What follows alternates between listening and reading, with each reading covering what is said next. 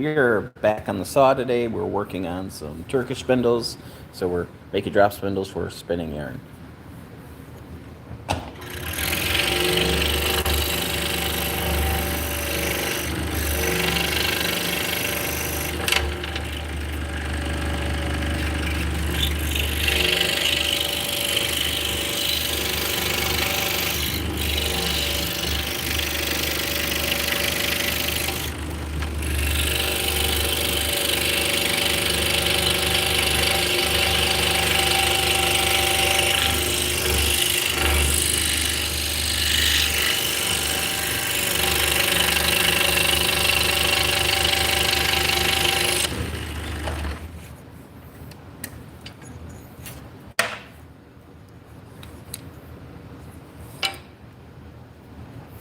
So we're cutting hard maple, 5/8 of an inch thick.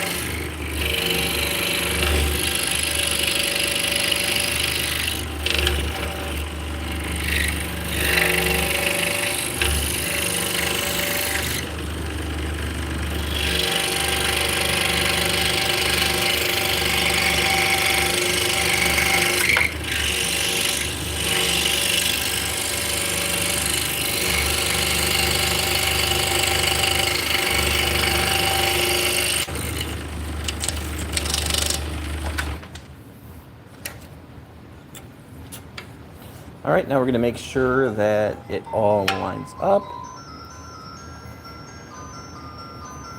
As my girlfriend runs away. Sorry.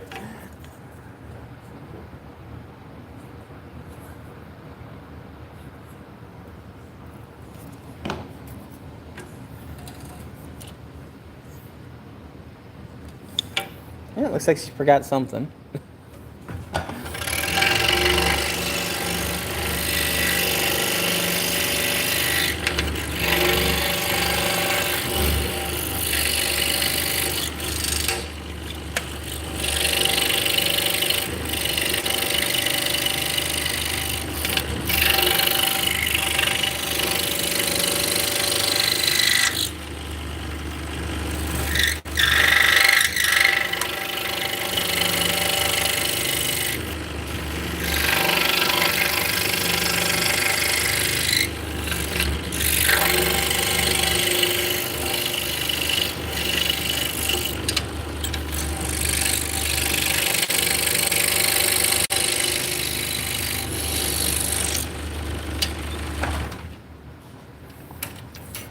So we'll see if it fits together, which it does.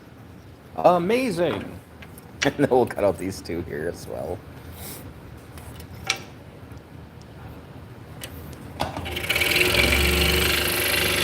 Hey guys, welcome in. If you need to chat in the stream, my name is Scott. The channel is Making It with Scott. I make woodworking projects.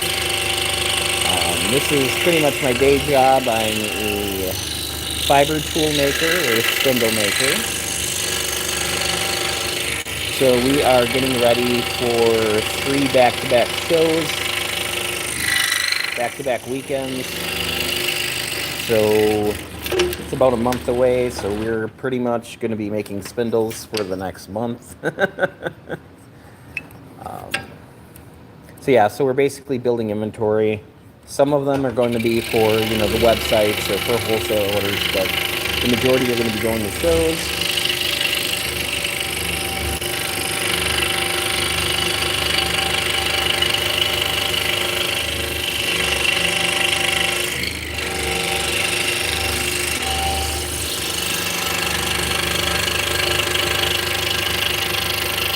So there's going to be a lot of live streaming and not a lot of long format videos in the near future. That's okay. All right, so we're going to take the pattern off. So we use blue painter's tape and then use spray adhesive to put the pattern on. That way I have a clean, fresh pattern on every single one. And by using the blue masking tape, if you miss a piece, you can see it. Normal masking tape is pretty much the same color as maple.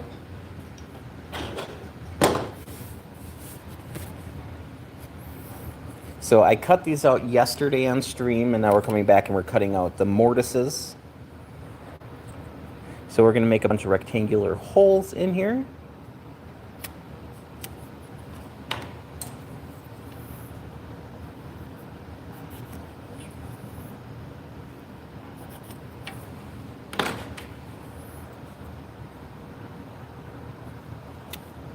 Sorry about that.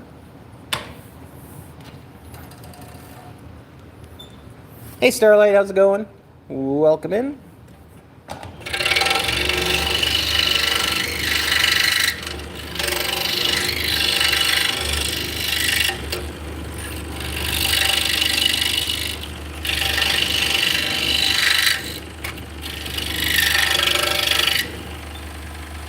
Good to hear.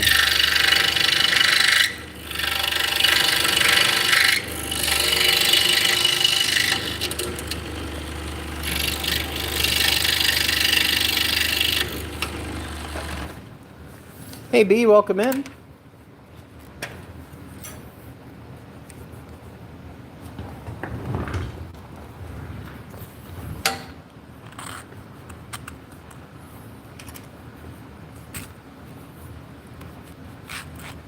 So what I'm doing now is I'm just verifying that these holes are centered to each other, which they are. And I got 4 little guys. These are the smallest minis I make. So these are for cobweb to lace weight. So really, really, really thin yarns. Let me grab some shafts.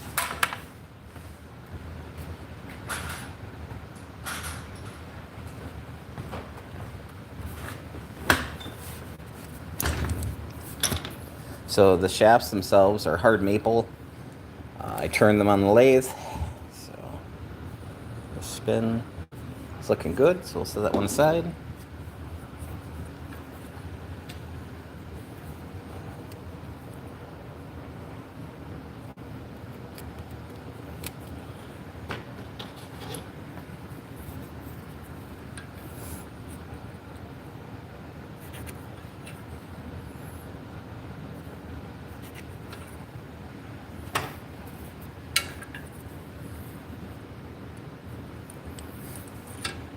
So, one nice thing about scroll saws is you could drill a hole and then make internal cuts.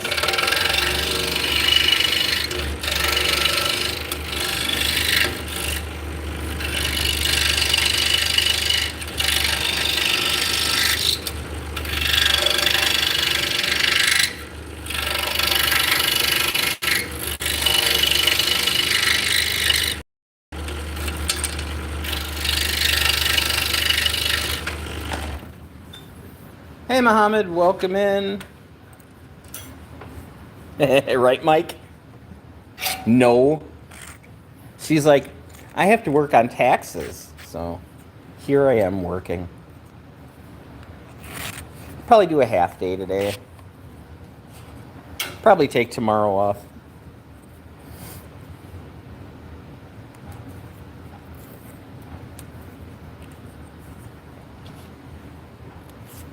Yeah, when we're done with these shows, I will be taking Saturdays and Sundays off for a while, if I can.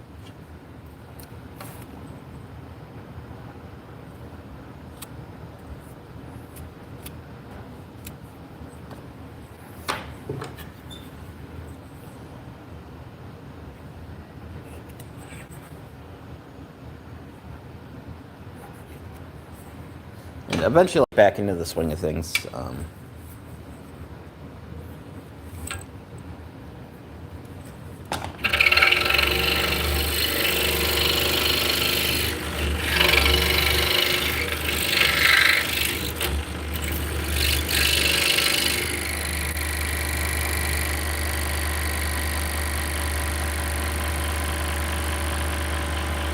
Hey Dee, welcome in.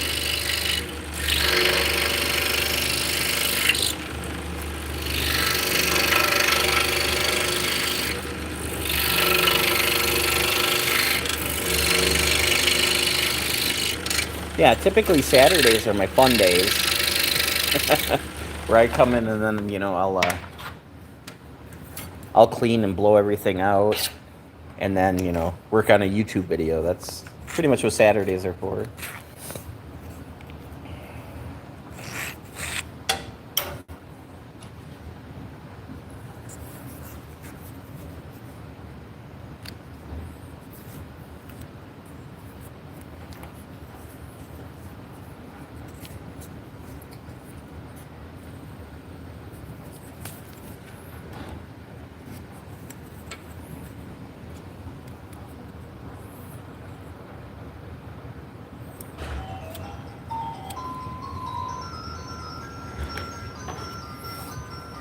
She's back.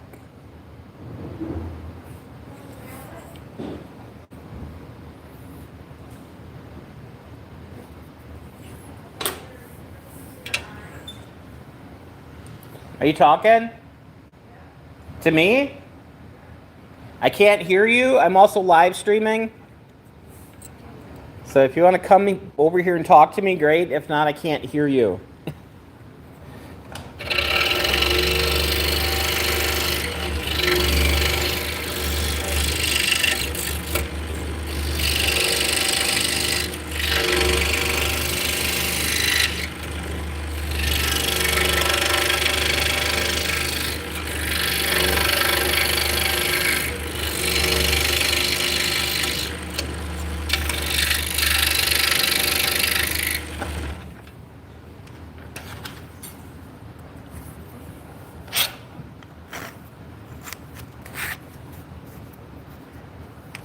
All right. Give me a minute. Oh, here she comes. So what's up?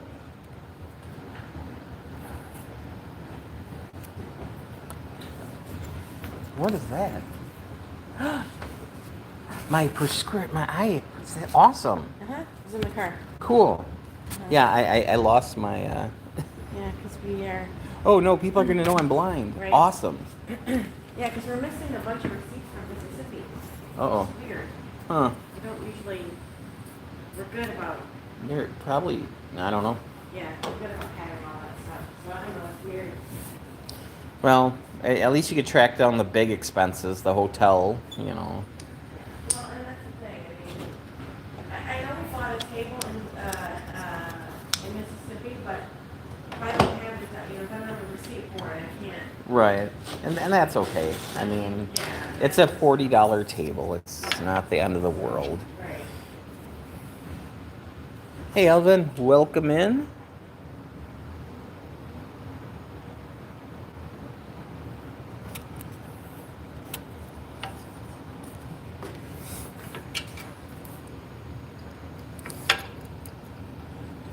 I'm usually pretty good about saving receipts, so I don't know what's going on.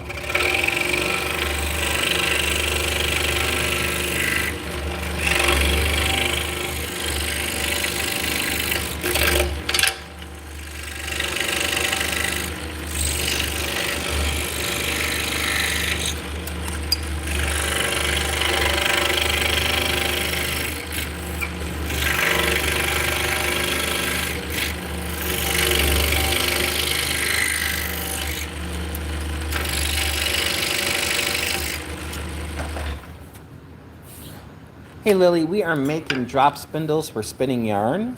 These are Turkish style. So they'll eventually have a shaft on them. Hey Rizzo, welcome in.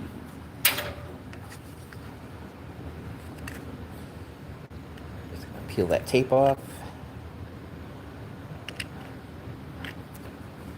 Easier said than done at times, apparently.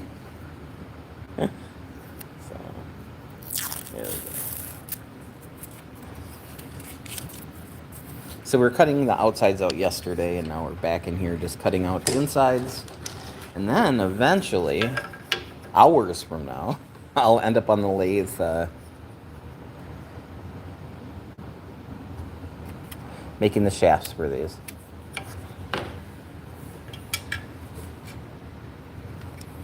So yeah, 5/8 inch hard maple.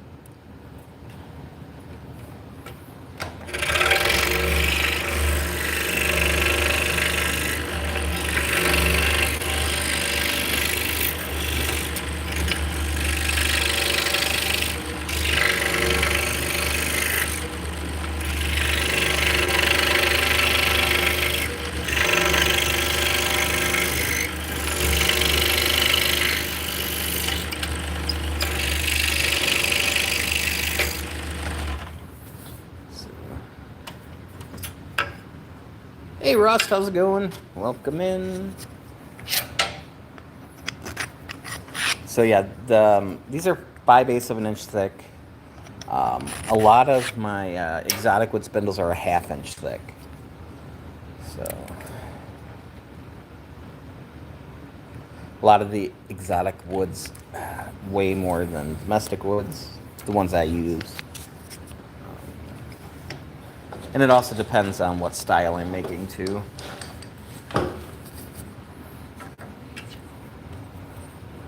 So these are my standards. These are the least expensive, spindles I make. So they're domestic woods.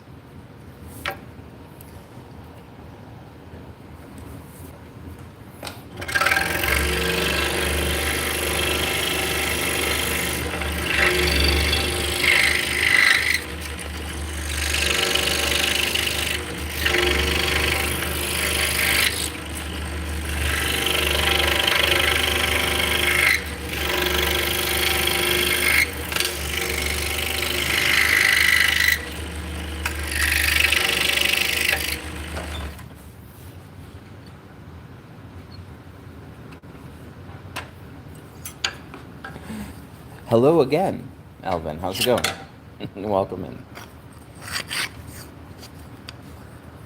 Yeah, so most of the time these are maple, cherry, or black walnut. And then sometimes, depending on what the mill has, I'll make a few that'll be a different type of wood as well. But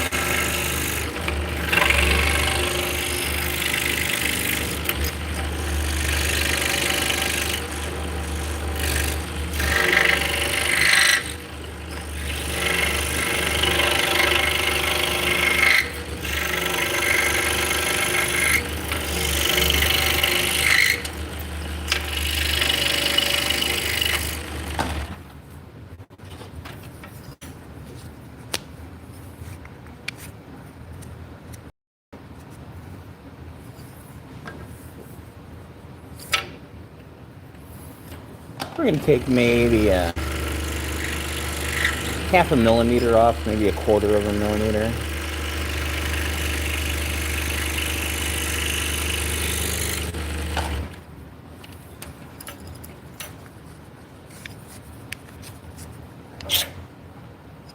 Much better.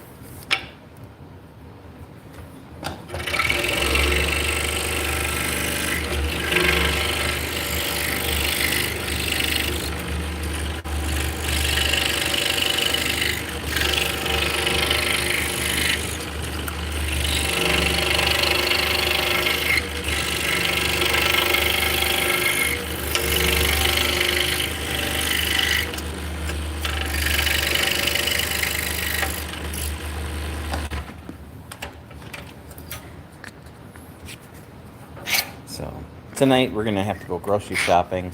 Although we did pick up a couple frozen pizzas, so probably make a pizza for lunch today. We got one of those old pizza pizzazzes here. It works. It is a workshop, so you know, there's nothing wrong with having a pizza pizzazz and a hot plate. Yeah.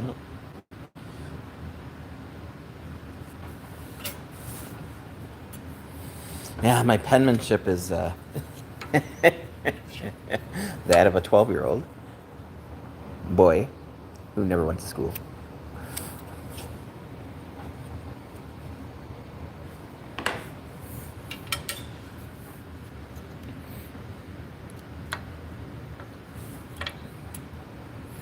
Hello, UN. Welcome in.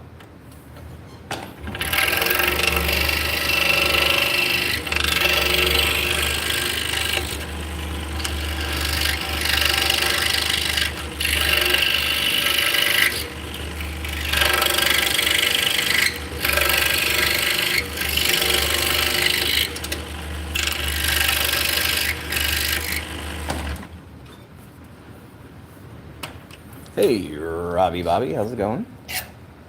So these are leopard wood.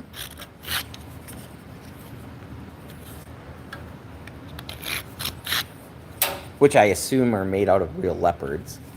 So, yeah, I got these little spots on them. Once that gets sanded and the finish gets put on, they really pop. Not explode. They just are very visible.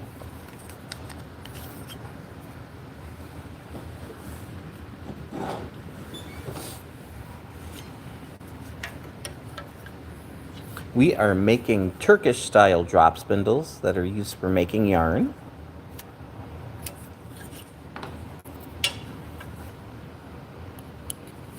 And we are cutting them out on the scroll saw.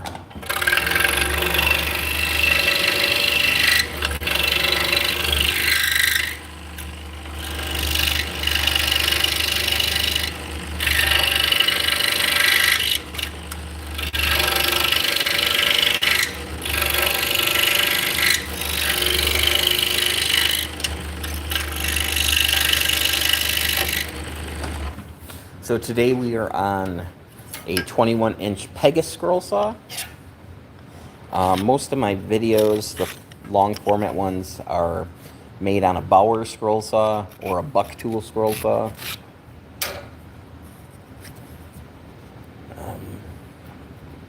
So this is what I do full time. I've been doing this full time for this is my 13th year.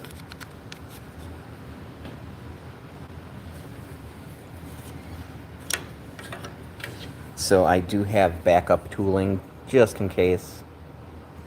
And the main reason for like the Bauer scroll saw was when I started making videos, I didn't want people to think that they had to have an expensive saw like this one in order to make projects.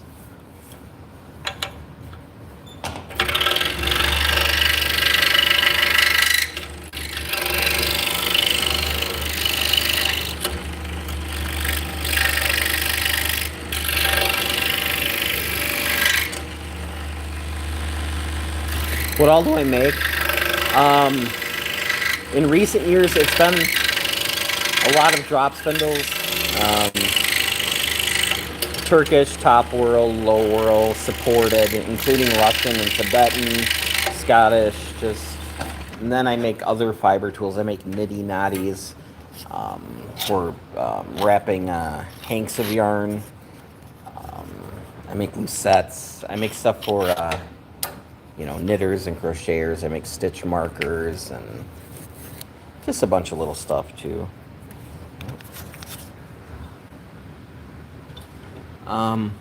But at the shows I do sublimation as well. So I make coffee cups that have fiber arts related things on them.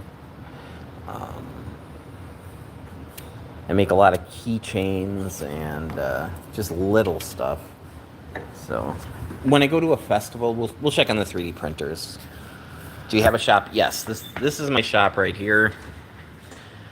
Turn around. So yeah, this is my main shop. Kind of lucked out. It's like 5 minutes away from my house, if that. So yeah, I do rent, but yeah. So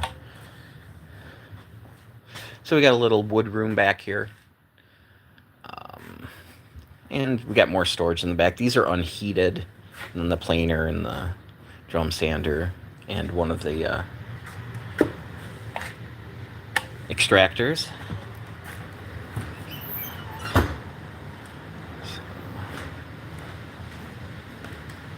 So got a CNC machine there, and this is kind of the little corner where I make YouTube videos over here. I don't do like a lot of stuff I do is not carpentry stuff. I'm not making tables or that kind of stuff. So I have a cheap table saw. It gets me to get the stock down to the right size. Eventually that'll go bye-bye, and I'll probably get a safer one, and a larger bandsaw. So yeah, so I'm printing out a nitty knotty here. That's half of one. Got about 6 minutes left. Um, Hopefully this is my last year making those little articulated dragons. But the last show I went to, I brought 40 of them and came home with 4. So I guess I'll keep making them until they stop selling. Over here we make little 3D printed sheep. I make earrings out of these and stitch markers. And then we also include them when people order things. So everybody gets a little sheep in their package. Hey Q, welcome in. So I got a striper bag going there. The yellow and black attack. Oh, I'm that old. See, Striper was this crappy Christian rock band. And they wore yellow and black tiger striped outfits. And a good time was had by all. Could be worse. I could have brought up, God. That one Christian band that was named after that place that Indiana Jones goes to. Oh yeah, Petra. And then we're doing more black sheep over here. So I went to a thrift store and they had this roll of E-Sun and it was still sealed and they wanted $6 for it. You know, E-Sun's not a super expensive brand. Yes, Striper. Ugh. But, you know, still, it was $6 for unsealed, which isn't bad. Normally, I do Hatchbox, which is more like $27 a roll. The reason for that is it's very consistent, it prints well, and the color stays the same. A lot of times when you order cheaper filament, one roll of red doesn't match another roll of red. These are all dichromatic filaments, so half is one color, half is another color. That's actually King Rune, so those are more like $15 a spool, which isn't horrible. So we're printing. These two printers are old, but they work. So they don't do a lot of heavy lifting, but if they sit here and they, are able to make some little stuff while these are busy doing other things, I think that's pretty good. Oh yeah, and then we have the mandatory piano, because why wouldn't you?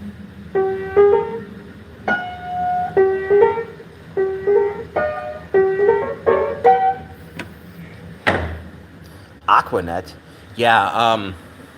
So I will spray these older beds with Aquanet.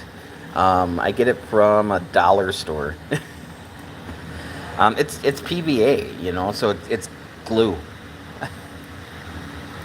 So, you know, the newer printers, not so much, but I found the Mississippi receipt. awesome. And I'm a big fan of B-52, so I want a big beehive haircut. Yeah. When I started 3D printing, I had Ultimaker 2s, and they had glass beds, and this, yeah, just a savior. So where were they?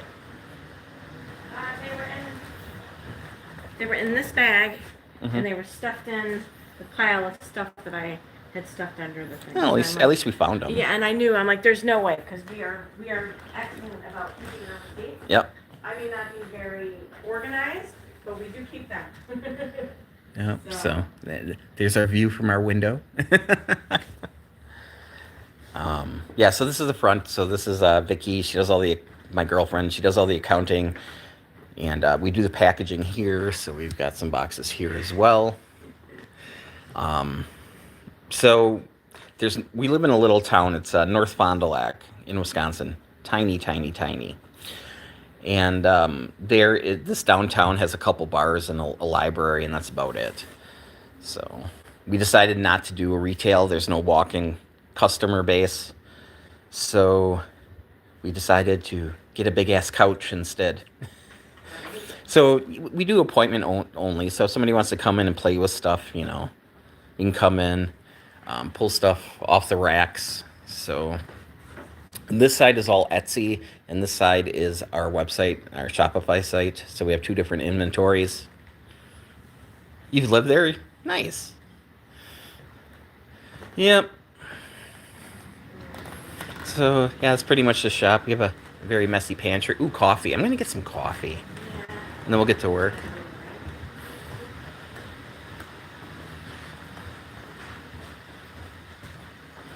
Do I know where Fremont is? I should. Honey, where's Fremont? North of us? Is it north of us? Yeah, is it around Appleton, or at least the turnoff is around, maybe? I've seen the sign for it. You seen the sign for Fremont?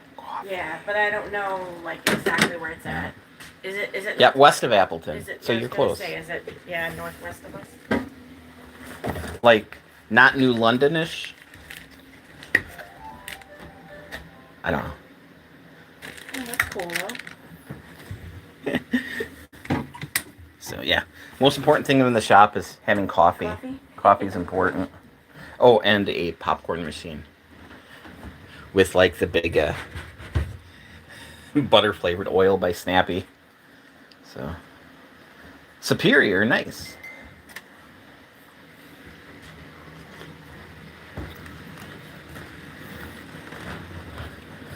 You know, if you want movie theater popcorn, use the same stuff they use in the movie theater. Oh, that being said,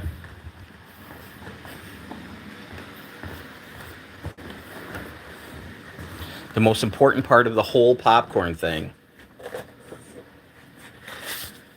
is this stuff. The butter flavored salt. If you want your popcorn to taste like it came from a high school basketball game, that's what you need. It's pretty inexpensive, and it's it's gonna last for 5 years, but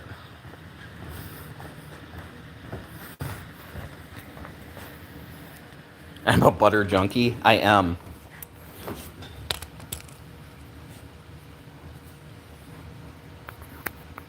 Yeah, if you're gonna do anything, go all in, right? All right, we're back at this. Oh, yeah. Another benefit of working from, having your own shop.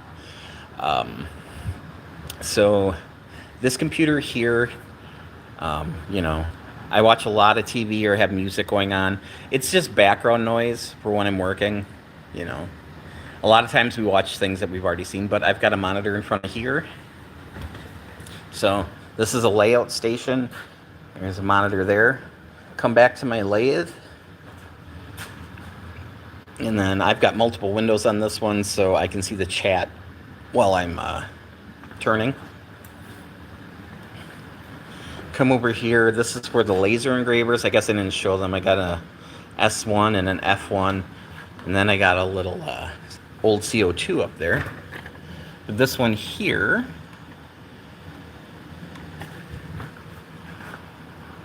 also has a television on. You go up there, also has a television on. I'm sorry, guys. I'm on a tangent. And then if you come in here, we've got a little old tablet we don't use, so we've got the video on that.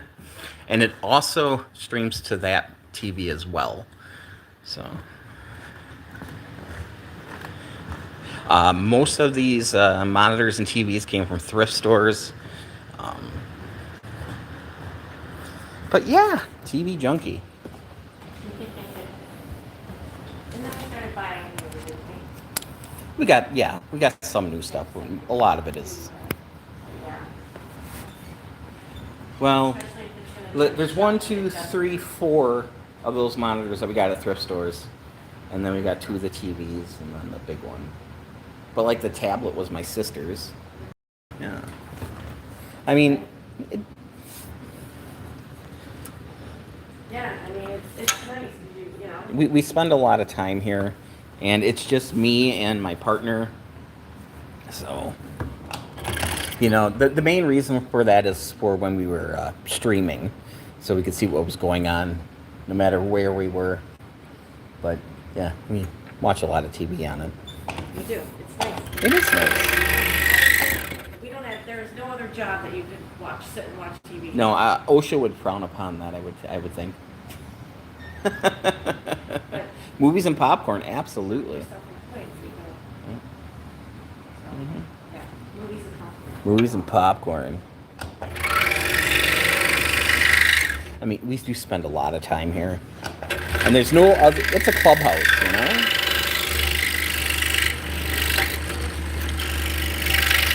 I worked out of a little gardening shed for many years, and then I was working out of a bedroom.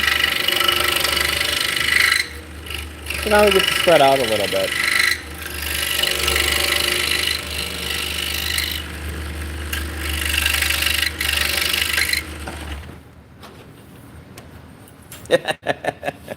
Well, because she is my girlfriend, there might be a little Netflix and chill. You don't think that's ever happened at the shop? There we go.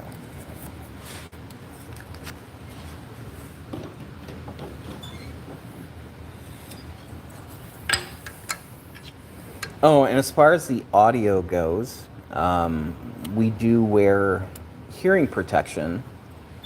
That's also here. So it's also Bluetooth.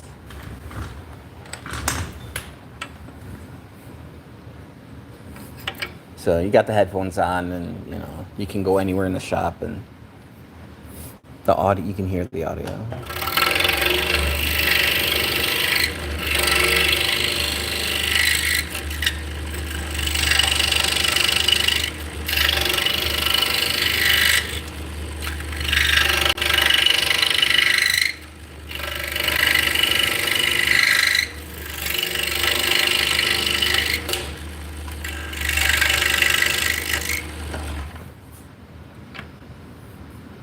Right? We are making Turkish drop spindles for spinning yarn. So.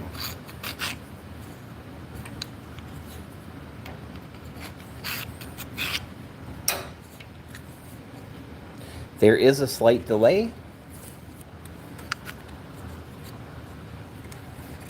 So, yeah, here's one I was spinning on. So, yeah, that's the yarn on there.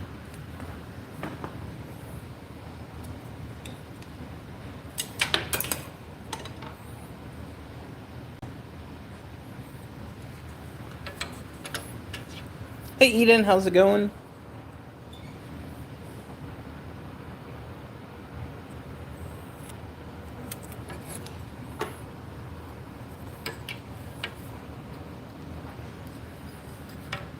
Oh yeah, I really enjoy spinning.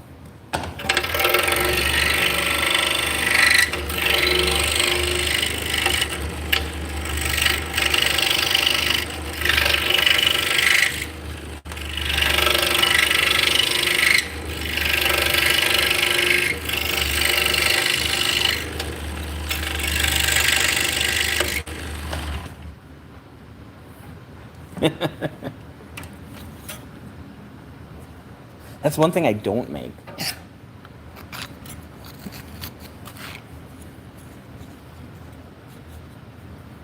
You just got a flax wheel and a rug loom? Nice. So is it a teeny tiny flax wheel? Is it a Saxony style wheel? More than likely.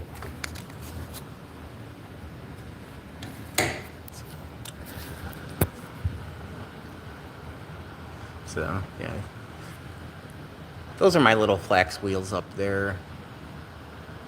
Well, that's a polywog. That's not a flax wheel, but yeah.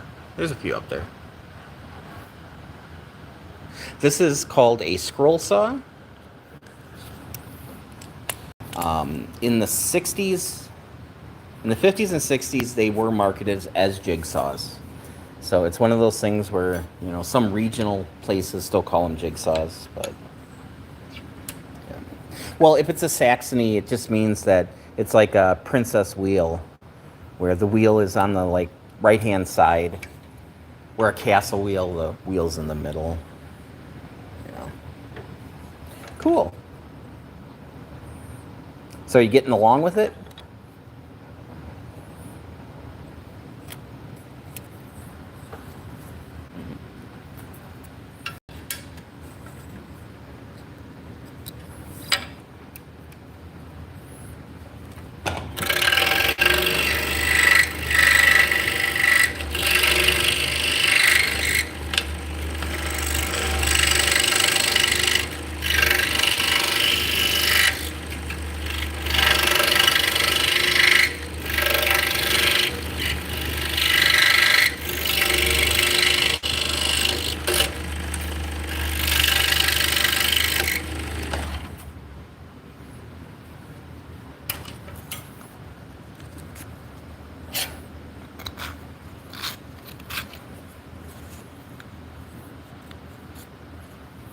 Your fiance to make you a new blacksmith? He made you a new part? I would assume it was probably the flyer, huh? The part that the bottom goes on. Those things are kind of notorious for breaking.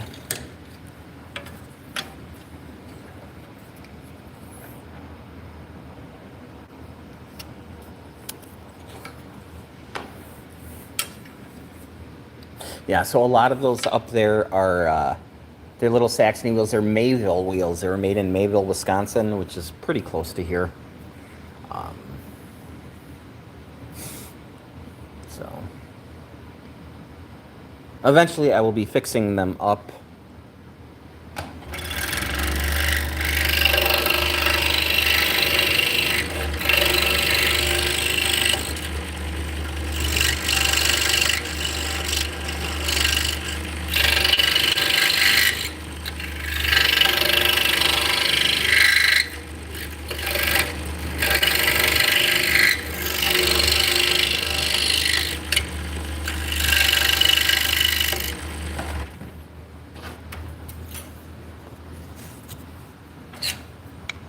Yours is made in Pennsylvania? Nice. Yeah, a lot of times, most of the wheels are not identifiable. Spinning wheels used to be like toasters. Everybody used to make them. So the Mayville wheels here, they started making spinning wheels during the Civil War. They were a furniture company, but they made a lot of caskets. And their casket business kind of plummeted during the Civil War. We're up north, so not plenty of people are dying, but nobody is buying caskets for them up here. So they started doing that.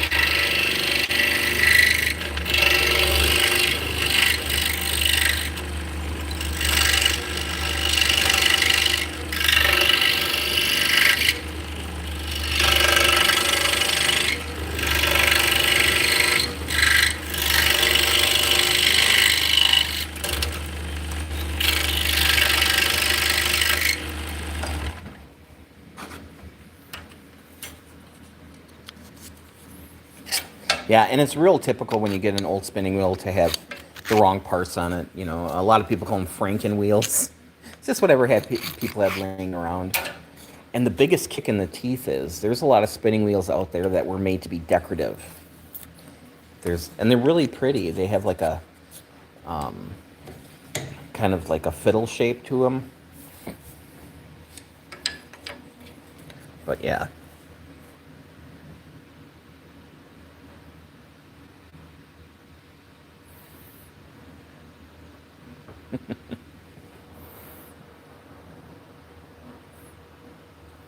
Well, you know. No.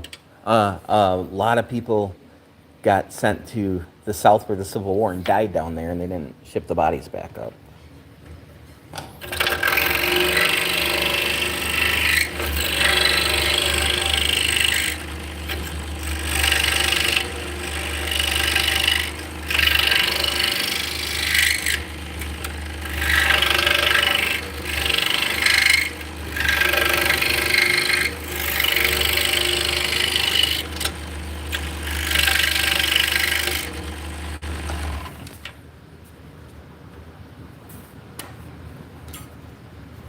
Nice.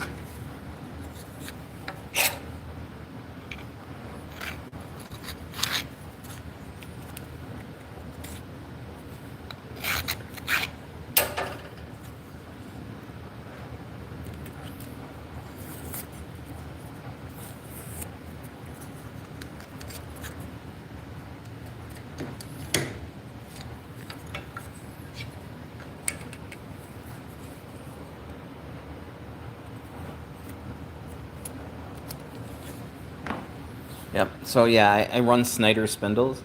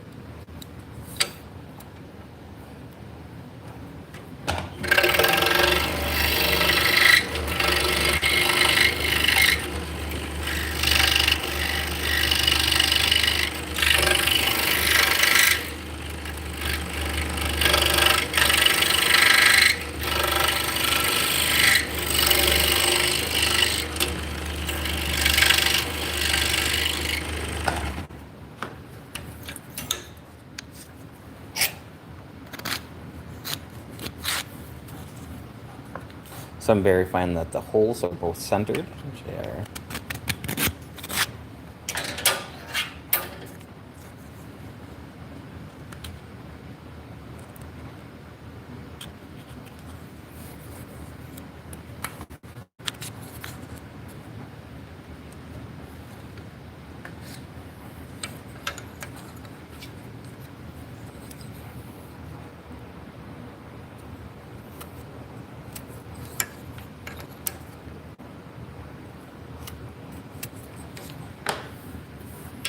Hello, welcome in, my friend.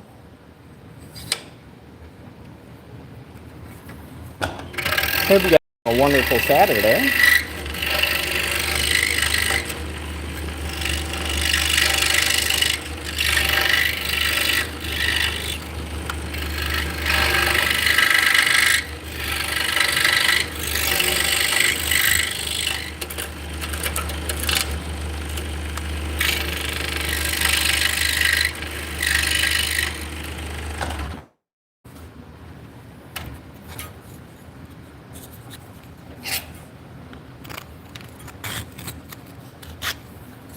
So now we're to black walnut.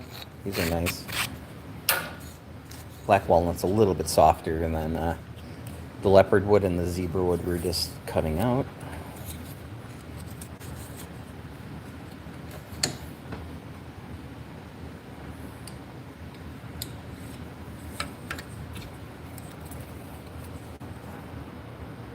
So yeah, so we're making inventory for 3 shows. Originally, we thought we only had 2 shows, and then realized that we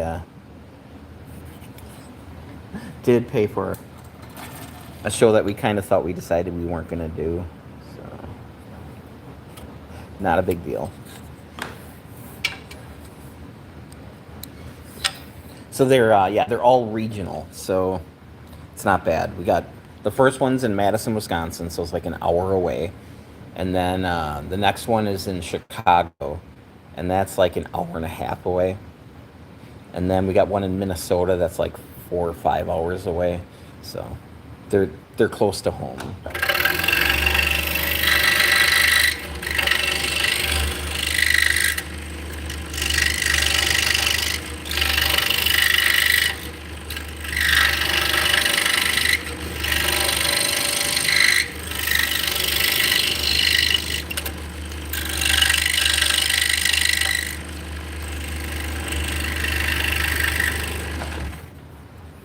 And the show in Minnesota has tent camping on site. It's on a fairgrounds, so we won't even leave the frickin' show.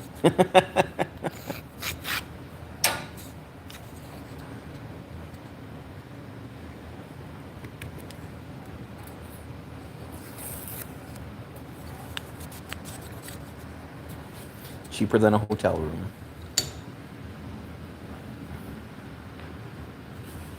There's a new fiber shop at Chicago. Nice.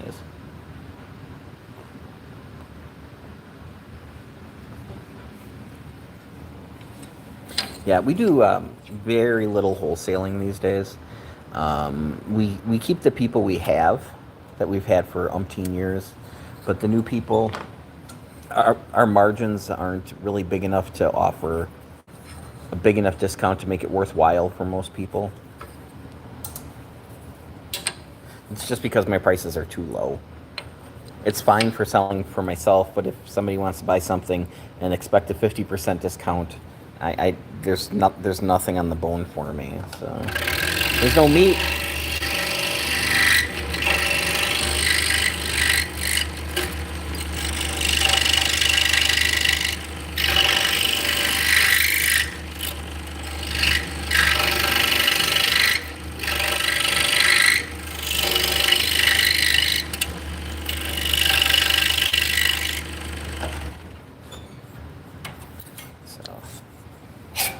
And then, a lot of times, different customers, different businesses will have a different selection as well.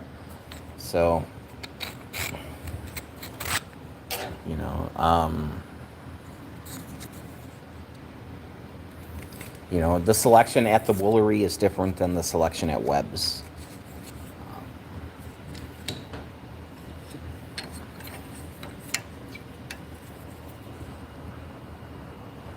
And then sometimes people just order one type. They just want one thing. And, yeah. I make 3D printed spindles out of TPU that are flexible. Nice. Free money. That is free money. When does it expire? I assume they don't expire. Okay. Oh, wait. Yeah. I'm assuming, quarter ending the 12/31/24. Okay, yeah, that's just a big So deal. it should be. Let's go spend that up.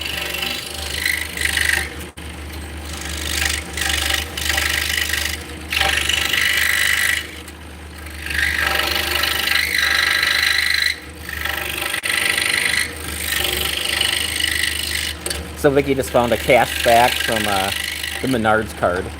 So we should spend that.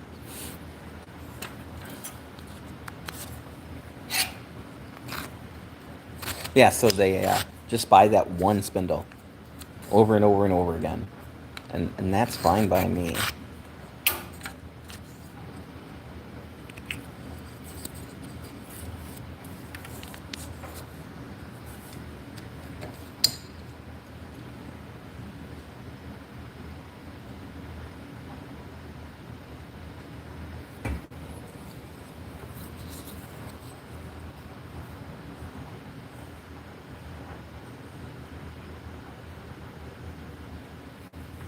Their medieval LARPing group. Yeah, so my kind of bread and butter are fiber shows. So,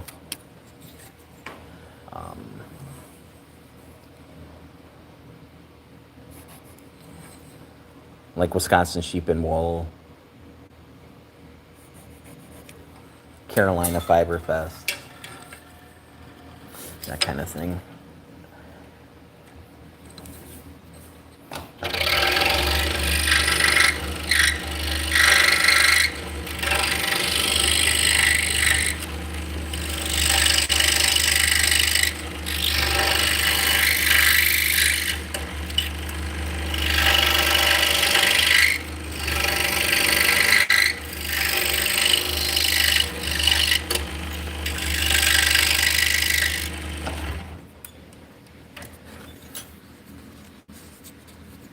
Nice.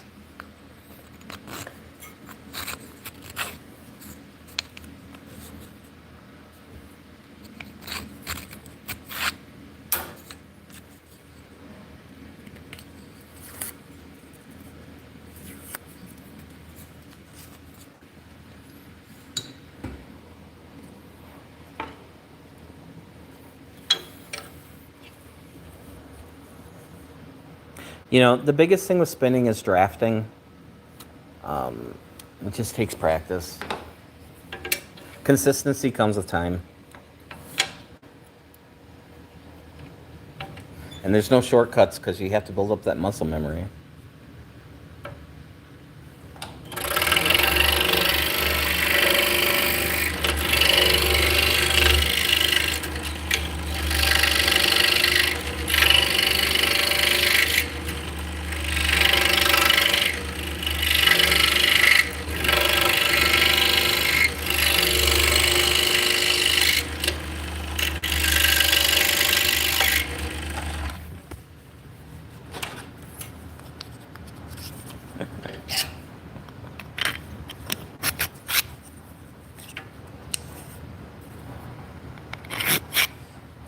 Well, this is like woodworking ASMR. A lurker's paradise.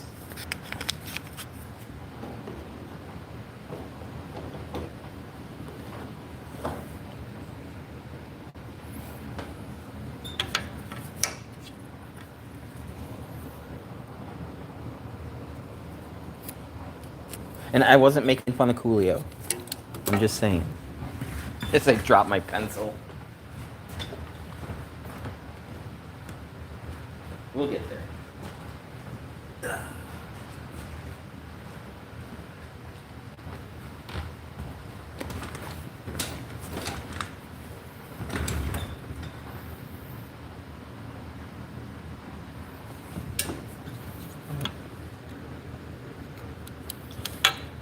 Yeah, I've been spinning probably around 14 years, something like that.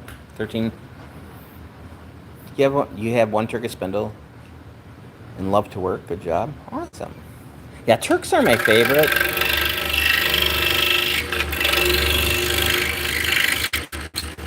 Something about them.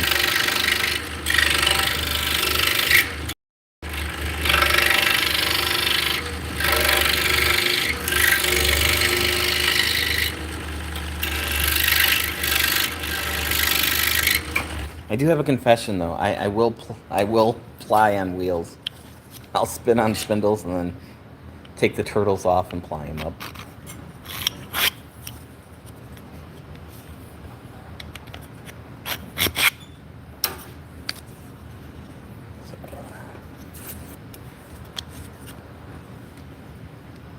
All right, we're getting there. Hey, 21 Good, how's it going? Welcome in.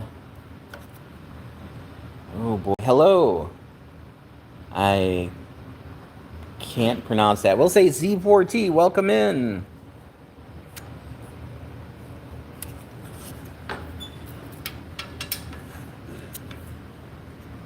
Ah, Mina, very nice. And where are you from, Mina?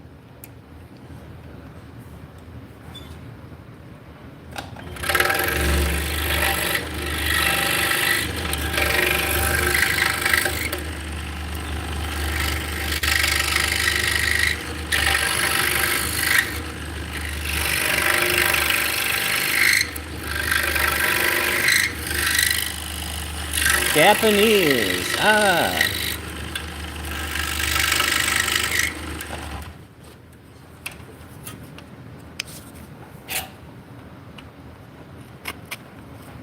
Very nice. Unfortunately, I had Japanese friends in college, but they only taught me naughty things. So that doesn't help me out in the long run. Oh, I could say Watashi wa anata no mega suki desu. That's not so bad.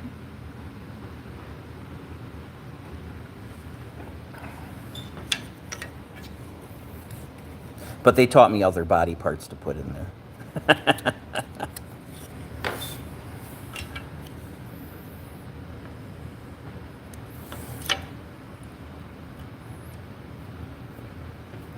Woohoo! But that's it.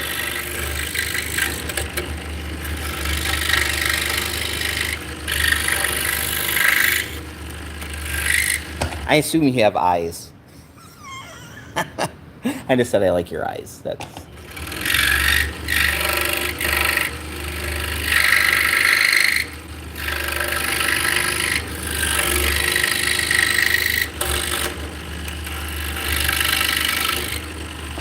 You really can't blame them. It was the 90s. What are you going to do?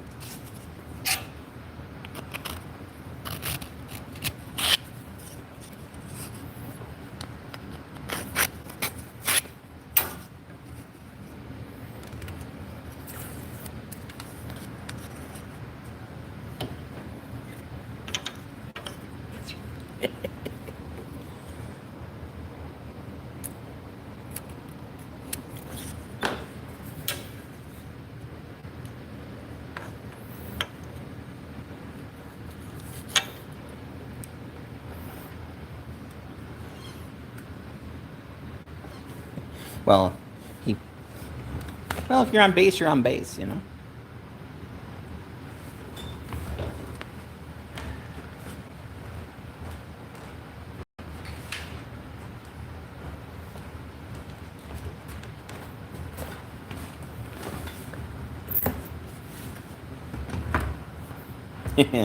Very cute.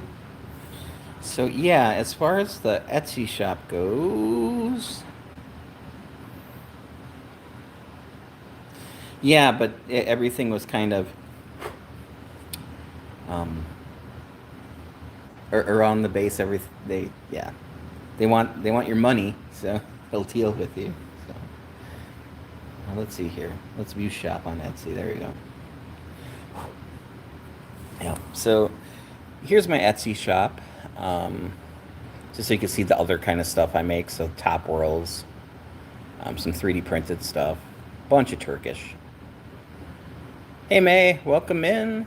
That's a Russian. That's a supported spindle. These are top whirls.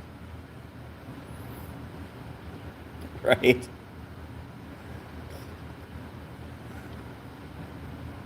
3D printed tray. I make wooden trays as well. Huh? I think there's a big wave.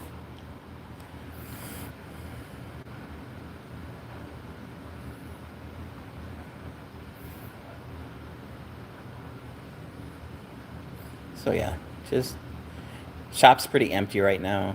Hey, a girl's pearl earring. So we have 98 things for sale right now. So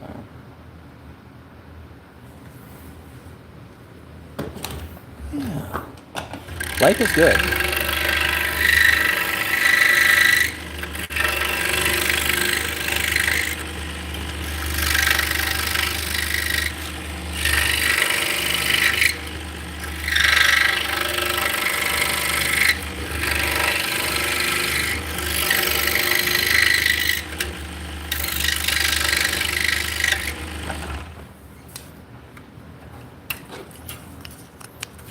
So this is zebra wood. This piece of zebra wood is very hard. Sometimes it's not so dense. This stuff is really nice. It's really hard and dense. So before making spindles, I've been using the scroll saw since 1987. My father brought one home when I was like 12, so you can do the math if you really want to know how old I am. And I spent a lot of time making like this kind of stuff, word signs, toys, that kind of thing. So my original Etsy shop back in 2008 was selling this kind of stuff, and that was just hobby. I kind of fell into making these right before I got laid off. So,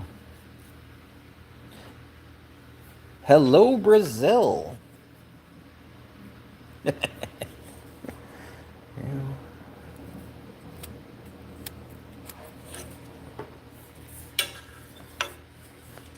I'm feeling it though.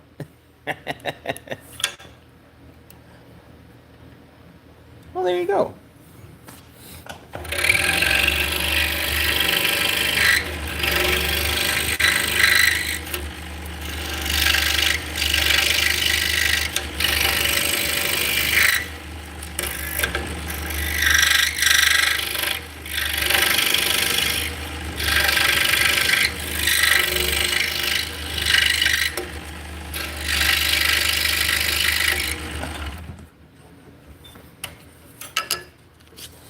Well, my girlfriend told me, oh, I can't believe no person told me how much I'm gonna hurt when I get older. And I'm like, honey, every old person told you that. You just didn't listen to them.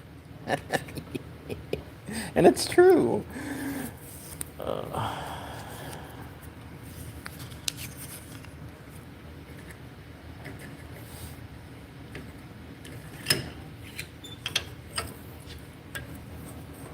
It's all downhill after 30. Actually, I was feeling pretty good in my early 40s. Yeah. That, and I don't want those damn kids in my lawn.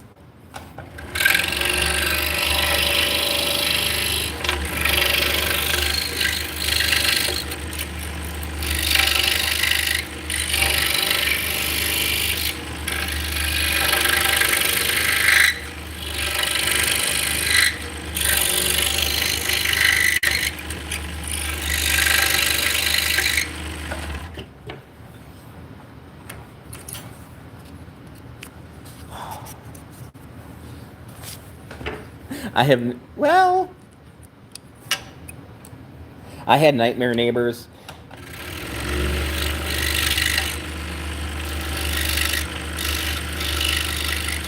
So I didn't directly tell the kids to get off my lawn, but yeah. Give them a lawnmower to push. Oh.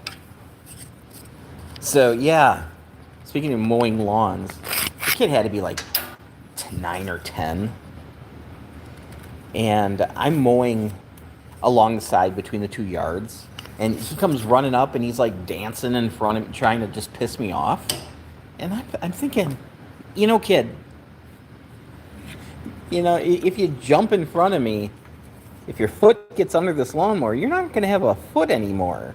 And I've got it on security cameras, so I don't think I'd be liable in this situation.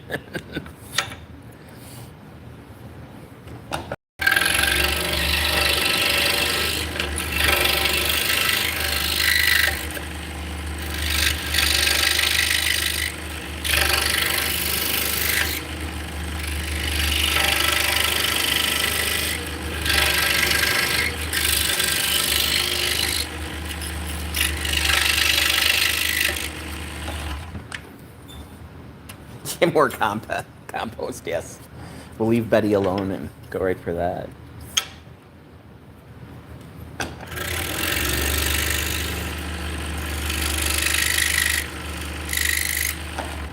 I'm going to plant some Jerusalem artichokes and you're going to be under them.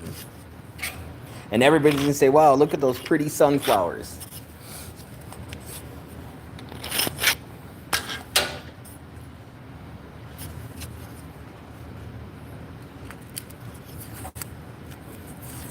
Actually, I would like to try Jerusalem artichokes. I've never had them.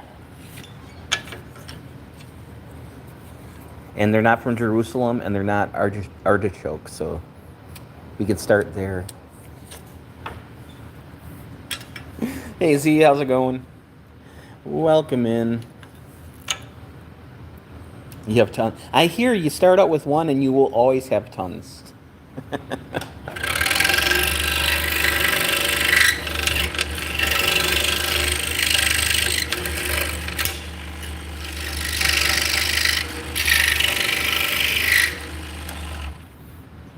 So, and I hear you have to keep them concealed. You have to have a very, they spread.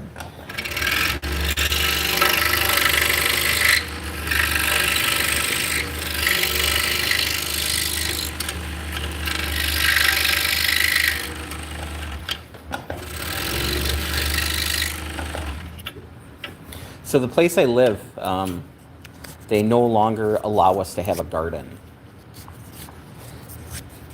So I'm thinking, if I get a big metal corrugated, like, water dish type thing for animals, if I fill it with dirt and put Jerusalem artichokes in, it's just going to look like big-ass sunflowers. And I'll probably get away with it. And if not, I'll eat some raw and I'll go fart on them. Either way.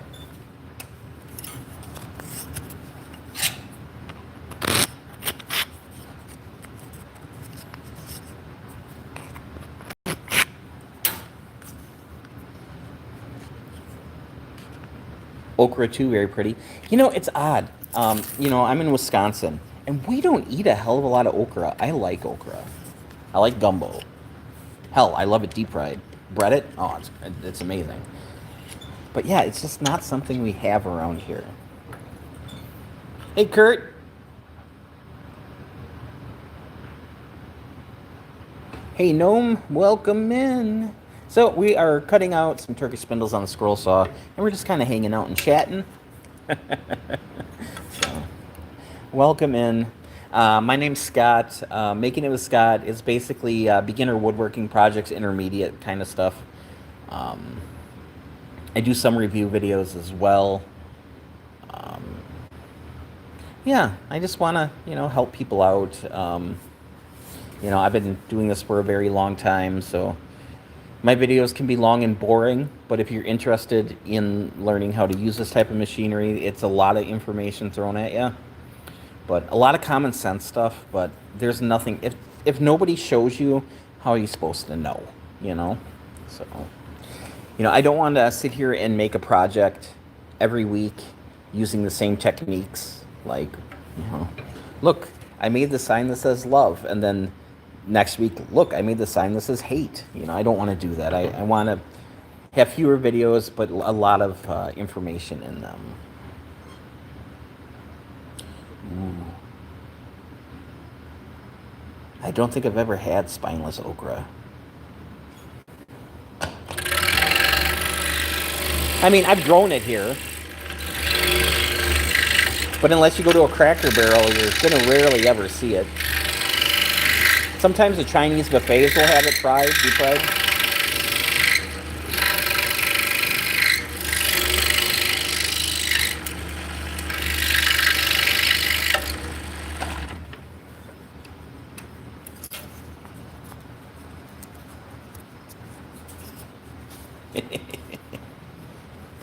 Jesus died? Man.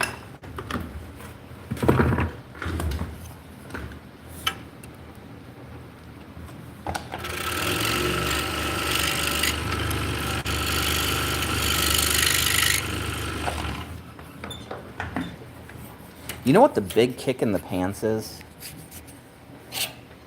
The Jewish God, the Christian God, and the Muslim God are all the same God. Bum, bum, bum, bum.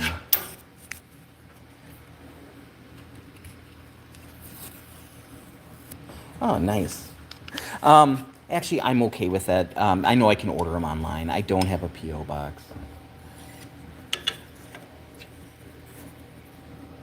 But yeah, roots are pretty readily available. I just got to get off my butt and do it. Or the okra, same kind of thing.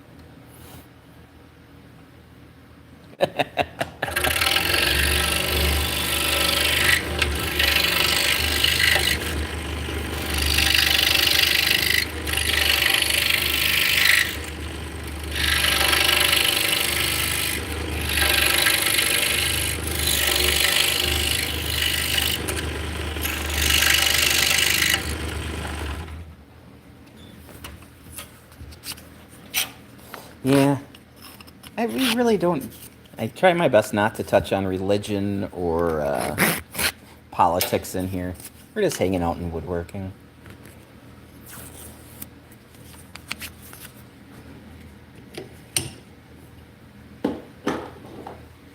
If you're wearing a cartoon wig and a clown wig and holding up a sign that says John 3:16, that's fine. But yeah, doesn't really affect me any. Oh, that'd be nice. I should. I should.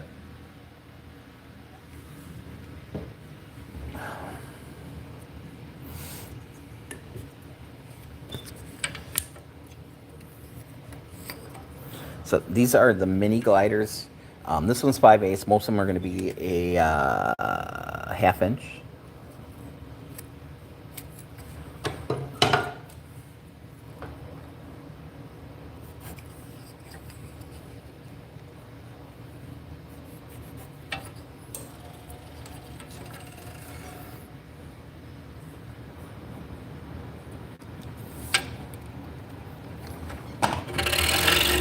So I'm running the saw off a foot pedal. So there's two different styles of foot pedals. There's a dead man switch, which is you step on it, it turns on. You take your foot off and it turns off. And I'm using a power maintain switch right now. So you click it once, it turns it on. You can take your foot off, you click it again, and it shuts it off. So I have both style pedals under my feet. Right now I have the Dead Man over here on the drill press. So that way I can start things up and hold down the product. Right. I should.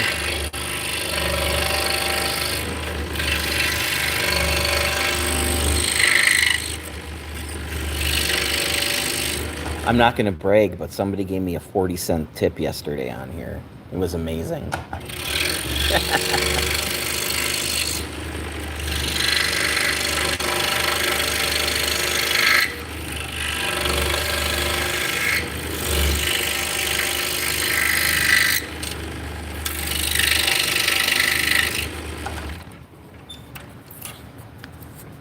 Yeah, when I'm in show mode, like getting ready for shows, I will stream more because you guys keep me motivated and keep me working. We are going to have to walk over to the 3D printers. I need to start another job over again. So, not a big deal.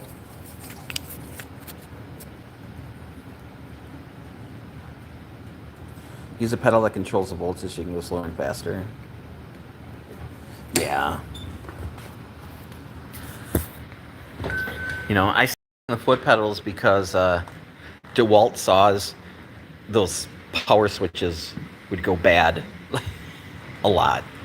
All right, we'll come over here to this good old Creality Ender 3 V2 S1. That's a mouthful. So we're making these little sheepies today. Yeah, and I said this earlier. I got 2 older printers that basically make me a bunch of little sheep that I give away and make stitch markers and earrings out of. They can make other things too, but you know, nothing too overly complicated.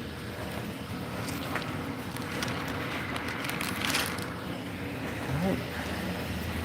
So this is a half of a 1-yard nitty knotty.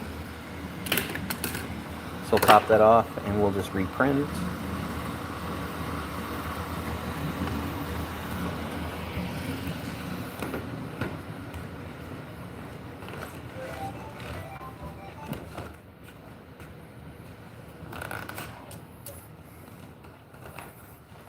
I suppose I really shouldn't have put the camera towards the monitor because you're doing taxes. But there's a sheep diz on Thingiverse. Nice. So it's a little wet outside. It's not too bad.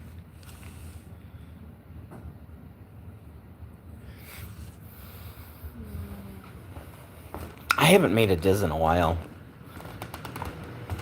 You know, very rarely people come up and ask if I have any. I tend to make them out of wood. Oh. So, yeah, I've been making these little sheep trays too. These were some of the original ones that I had to play with feed rates and stuff. So these are mine because they look like shit. But, you know, they're still cute.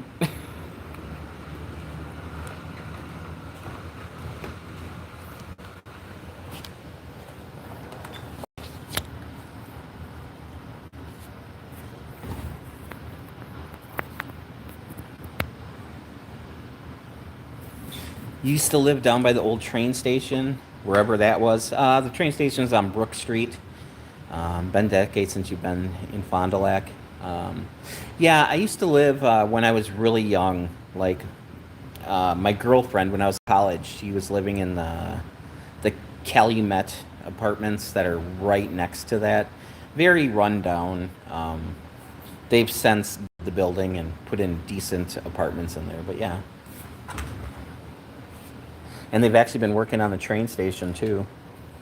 I don't know if they kicked the guy out that had the museum in there or what, but they were pouring. Last year they put in like picnic tables and cement slabs and stuff.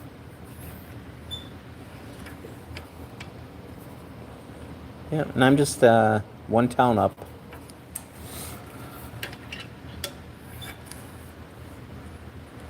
Yeah, it's still not the best part of town. But yeah, when I lived there, you know, it was pretty common that I would have to step over somebody passed out, on the stairwell. And that wasn't an odd. I was young. I was 19, so it wasn't the end of 1920. It wasn't the end of the world. But yeah, I don't think I'd be living there now.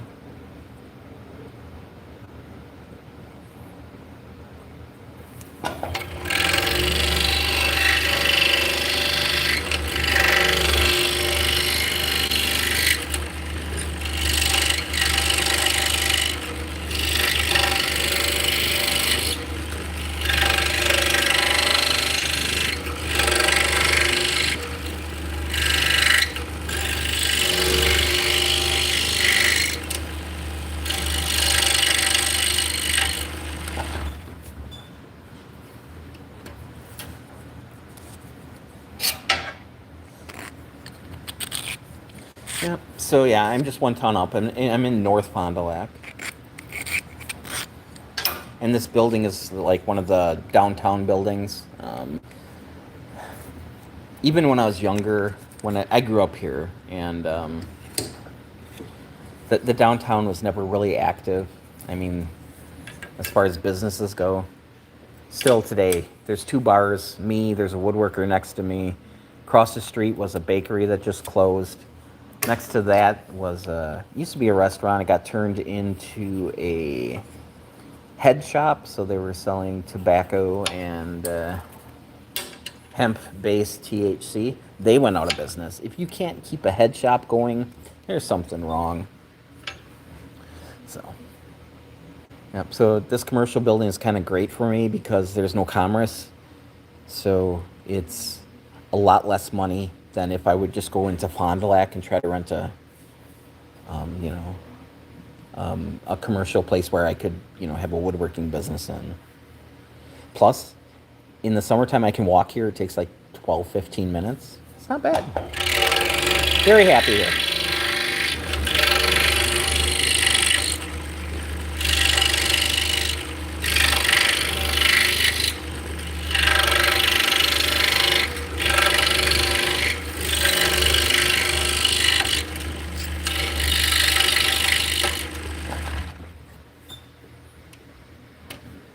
Oh yeah, Pier 51. Yeah, right off Main Street.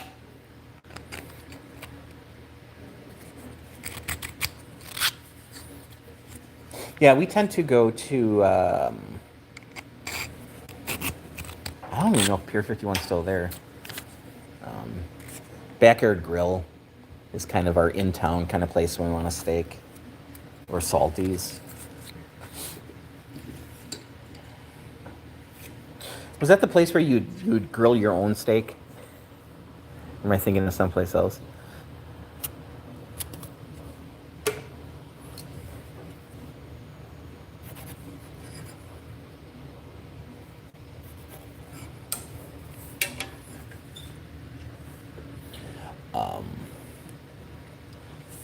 So this building here and the building next to us are connected.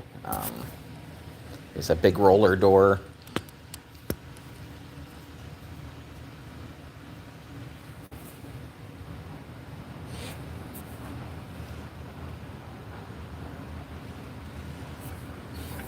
Well, see, with the engagement though, if I don't have anything on here, that's all I would do is I would have to tell you what I'm doing like every 3 minutes, and then people would leave.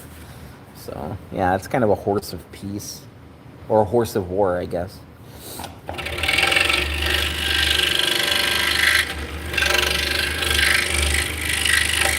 But yeah, originally this is where Hopper's silk screening started out. They're now in Fond du Lac on Main Street. They've been silk screening and making stuff for like 50 years.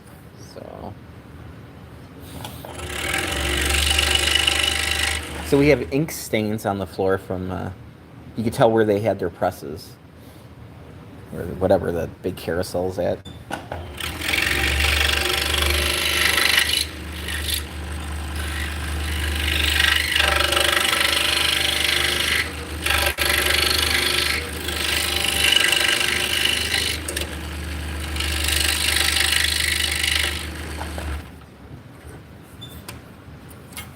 Hey, thank you.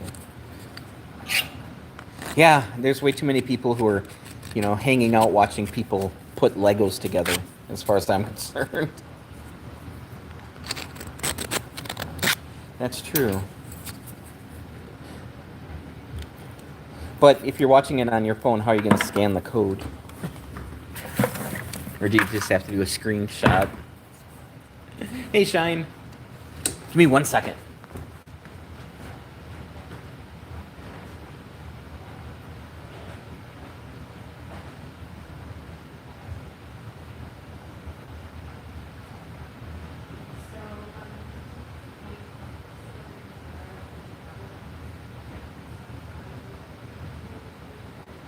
Okay.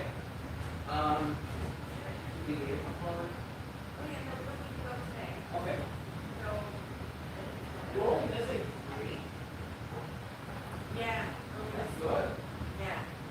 I mean, yeah, we are, missing other stuff, but I'm not, Walmart, I'm not, because those are kind of,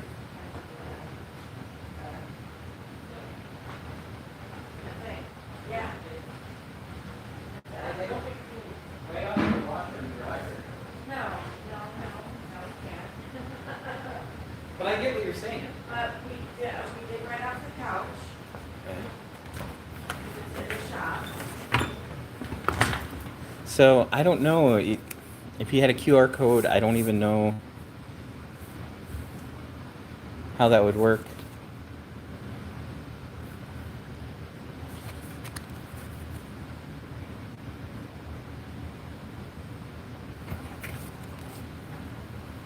Oh, okay. Yeah, I've never done that.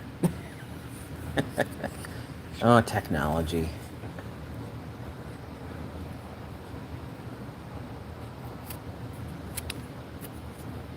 I'm so behind, I'm still looking for ribbon cables and PCI slots in computers. Where are the dip switches?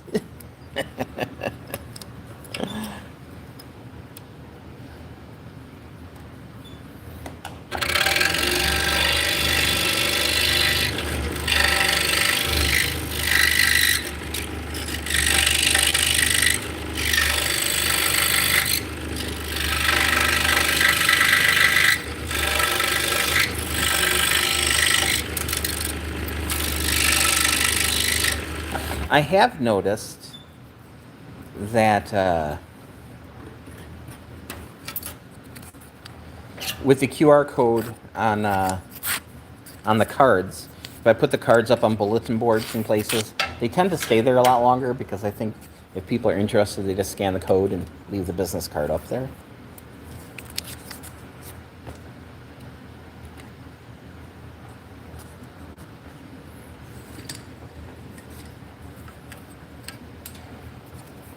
So we got 2 more left, and then I actually have to cut out the outsides too, so that'll be really exciting.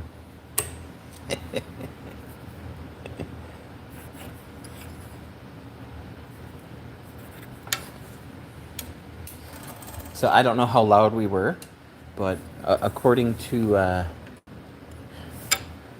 Vicky, we missed 3 receipts at Menards this year. So 3 receipts didn't end up in the receipt bin. So we have to go and reprint them. But honestly, for a year's worth of receipts, we go there a lot. I think I did okay.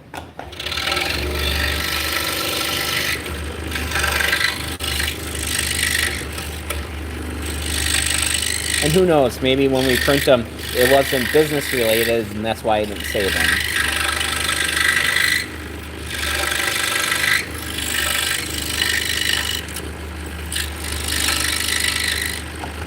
Yeah, that's very likely too, isn't it? But it's not business related. All right. Well, Eden, it was very nice talking with you. You have a great day, and I hope we'll see you again. Now, I don't really have a set schedule for live streaming, so the easiest way, if you want to find me again, is to follow me and then click the bell, and maybe once in a while they'll notify you. We'll see. Yeah. I gotta move to I gotta get the items done now, and then point, then I can start entering numbers. Woo! And they're like, what, less than 2 weeks away? Yeah, yeah. It's pretty amazing. You got 11 days to get those taxes done. You better hurry up. Pretty awesome. I do improve every year. Granted, I freak out every year Yeah. and say I need to do better. But Awesome. yeah, that's good. Cool. We'll see you again. Yeah, you're definitely getting better. Oh, by the way, she already has an accounting degree, so. Just because I have an accounting degree doesn't mean I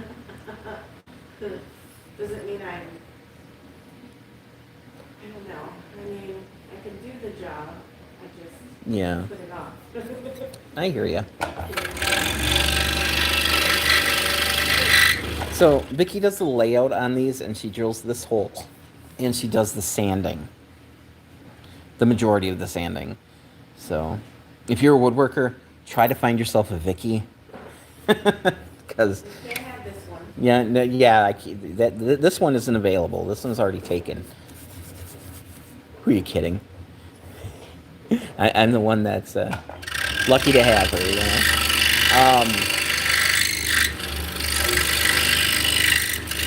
But yeah, finishing tends to be the worst part about making stuff.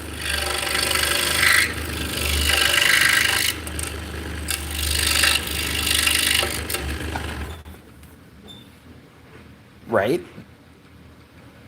Yeah. We've been together for lots and lots of years. Are you swearing? Yeah. You're swearing and singing at the same time. We are making Turkish style drop spindles. Right now this is a small one. This is a mini.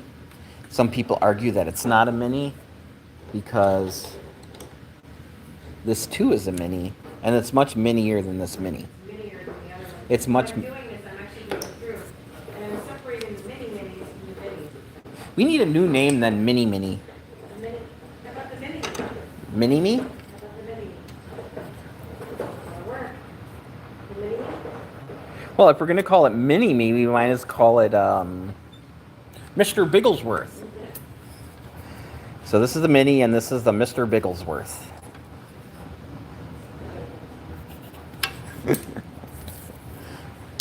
Micro would work. But I kind of like the redundancy of mini mini. Mini squared. Ooh, it's kind of like P3. Except for it's not a nightclub in a fictional world where witches own a club where Goo Goo Dolls play at.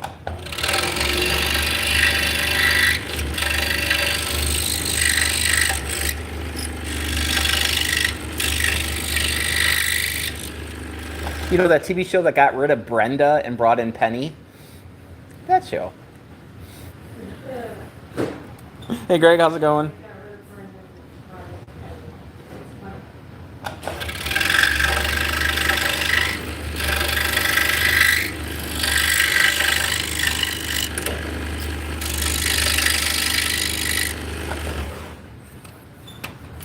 All right, so the minis are cut out. So I thought I was doing really good, and I was gonna just move on to the lathe, but I realized that I have a pile of cherry medium-sized gliders down here that will eventually have laser engraving on the top.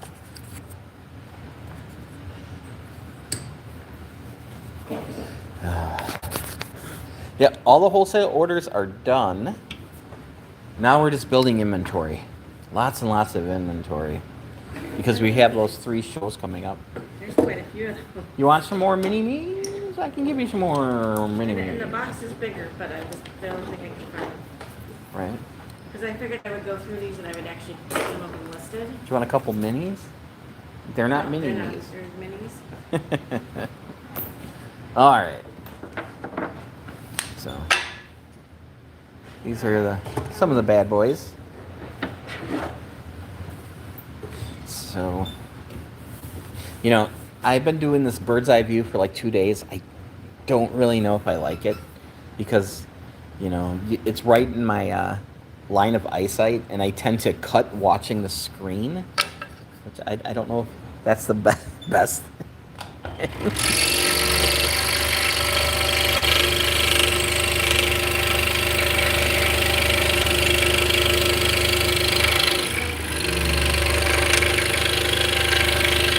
But we'll see.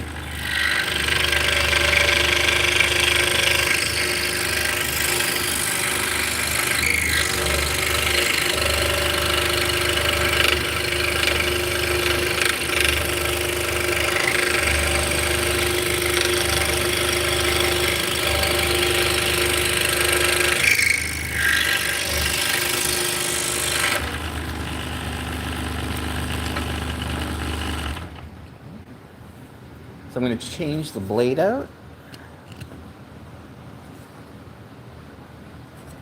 We'll finish cutting this one out and then we'll change the blade.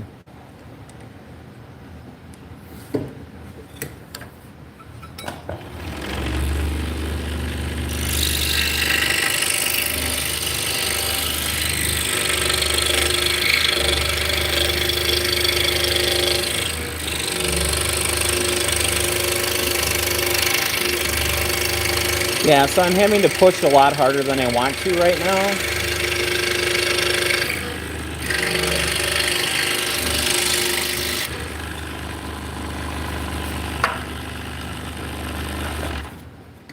Nah, the blade's just getting dull. I tend to run these blades for a long time, but some of the woods that we were cutting, the zebra wood and the leopard wood, are very, very hard.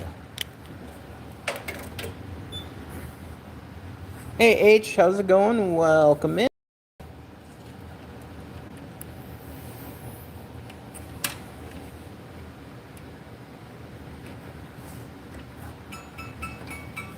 Try that again.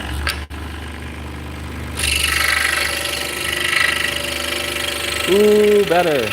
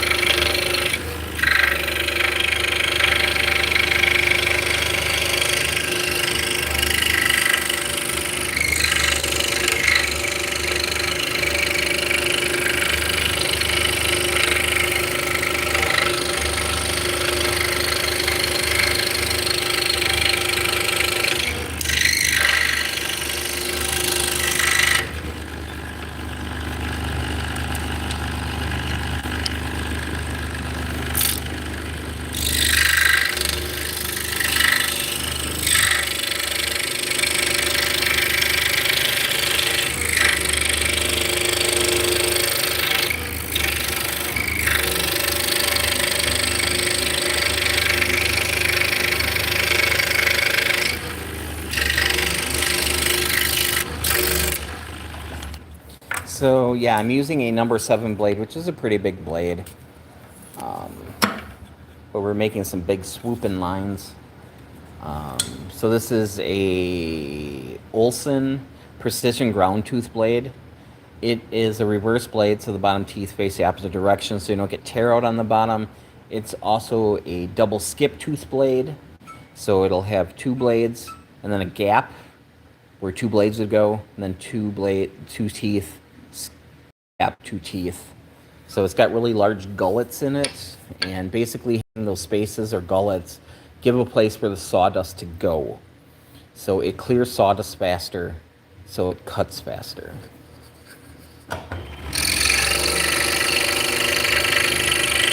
And it's also a modified geometry blade, so that the teeth aren't typical teeth either. So.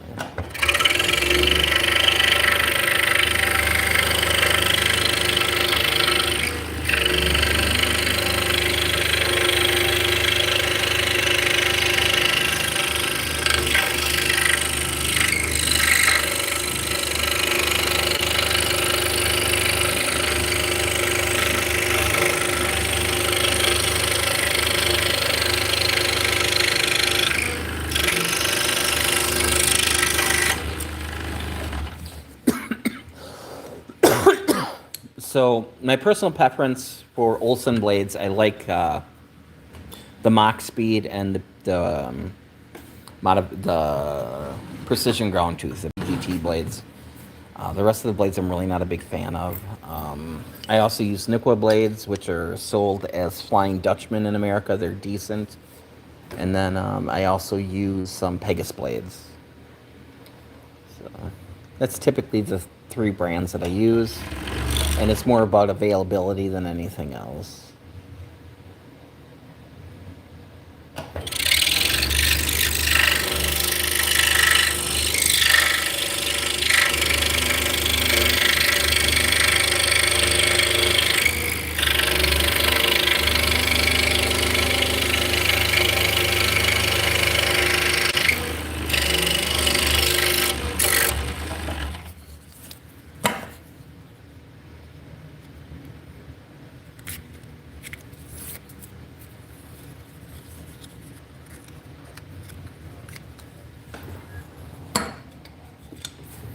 So yeah, if you're just tuning in, we are making Turkish drop spindles for spinning yarn.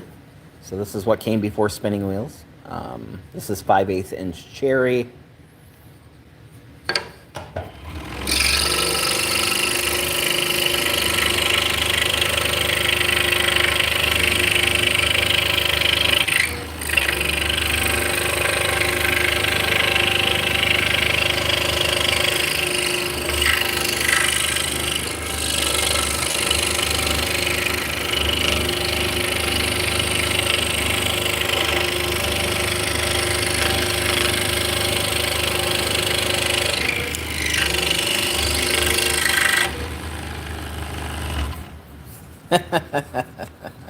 So let's see.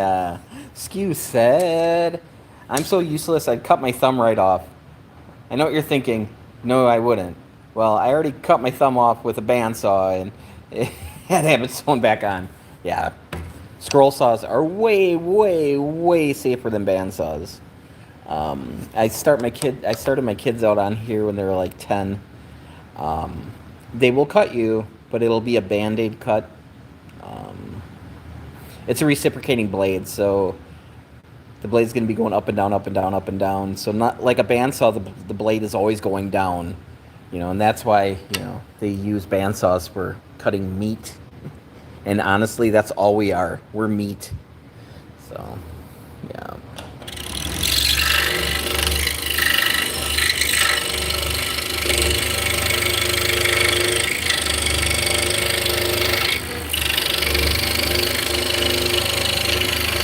So that's why I let my fingers get so close, because it's really not an issue. Yeah, I usually cut myself once or twice a year. Most of the time, if I'm cutting something, if the wood has a split in it that I can't see, my thumb will be back here, and all of a sudden this will break apart, and I'll run my thumb into it. More likely the blade will break, because scroll saw blades do break. When you first start out, you break a lot of blades. I don't break very many, but occasionally it'll break, and I'm more likely to have my hand here and have it break, and then more kind of tattoo me.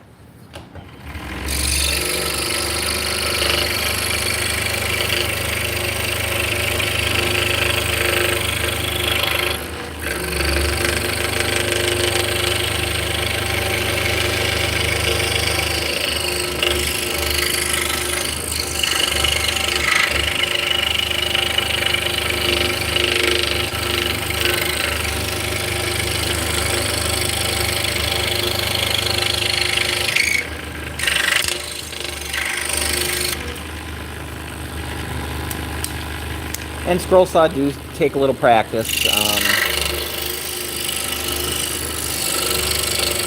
They look pretty straightforward, but they take some getting used to.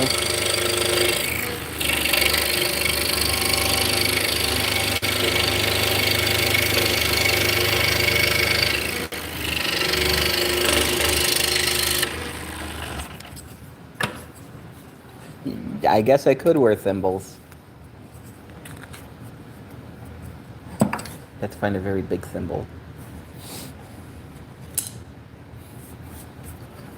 But like I said, it's usually once or twice a year, and I put a Band-Aid, I wash it, obviously, put a Band-Aid on it, and then I put a finger cut on and go right back to work. So.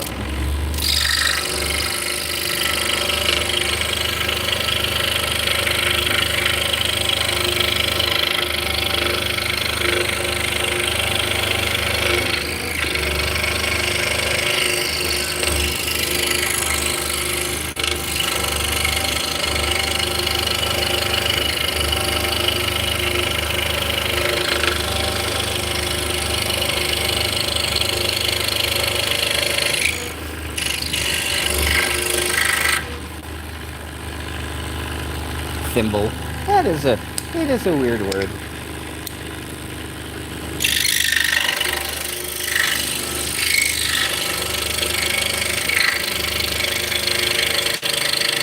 You can tell it's not a German word because if it was a German word, it would be translated to, I don't know, finger bucket or something.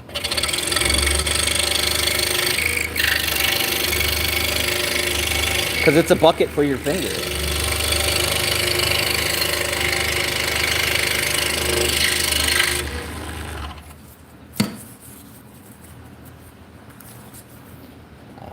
I think my favorite, I don't speak German, although I am part German.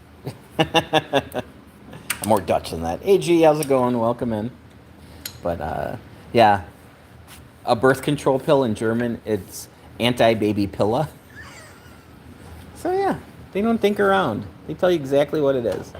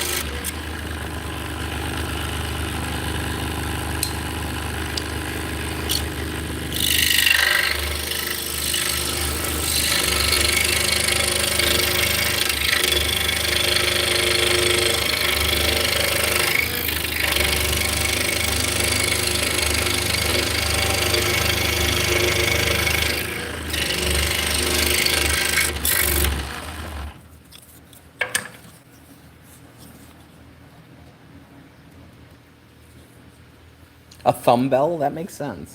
Because it's a bell for your thumb.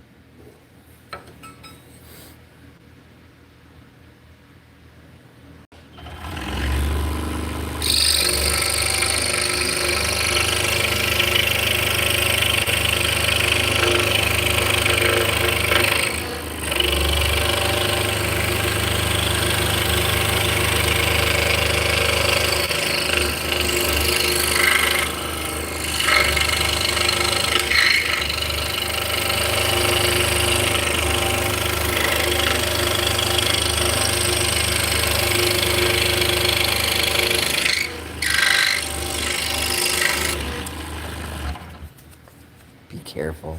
Yes.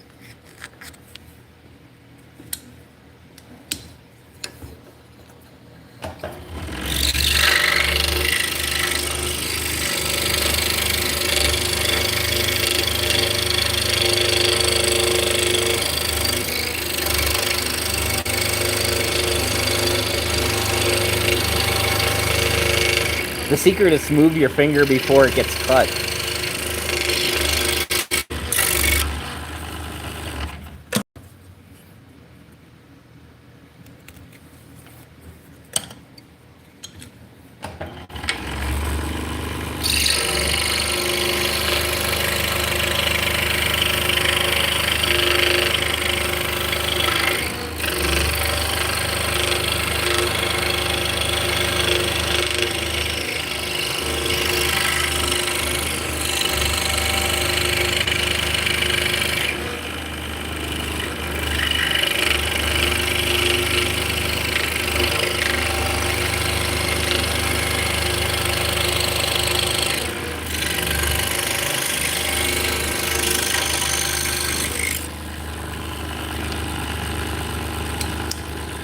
Yeah. This cherry's cutting really nice.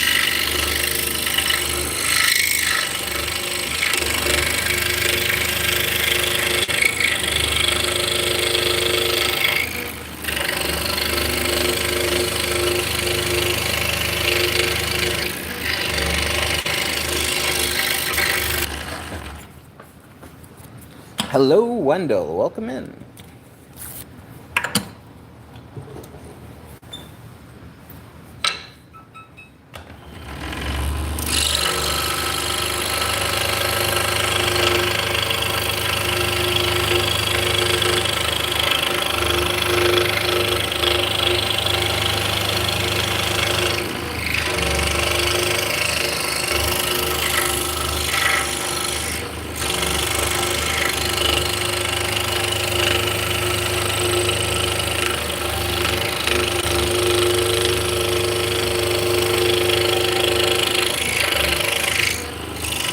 I can see there's stuff on the chat, but I have to finish cutting this out before I look.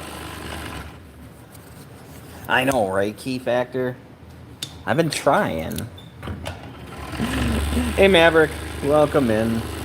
So yeah, if you just joined us, we are cutting out drop spindles on the scroll saw.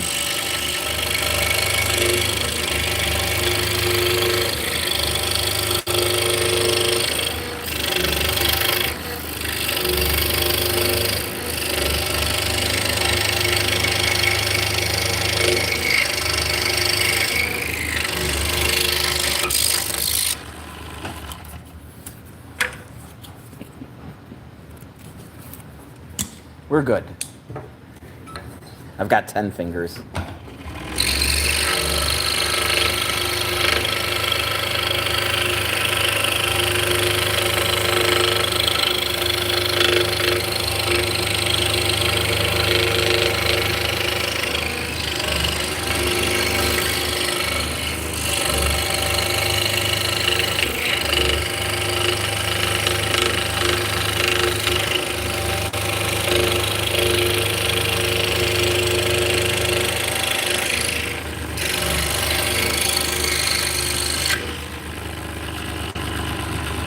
Hello, Bernard. Welcome in.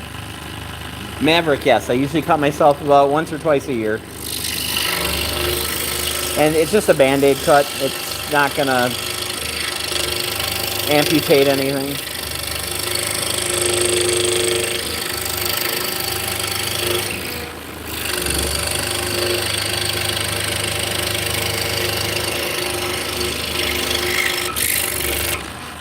So the first saw that I was using when I was 12 was a pin end only blade. These are plain blades.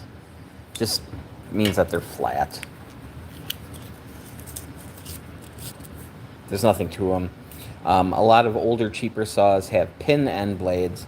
So there's a metal pin, and then it just kind of hooks into a groove on the top and the bottom, and then you tension it so it's not pinching. These, you got this bolt here and it just pinches it together. So the pin end blades have to be much wider because they solder a pin in there. So since they're wider, they tend to be, the blades, the teeth tend to be a lot bigger. Those hurt.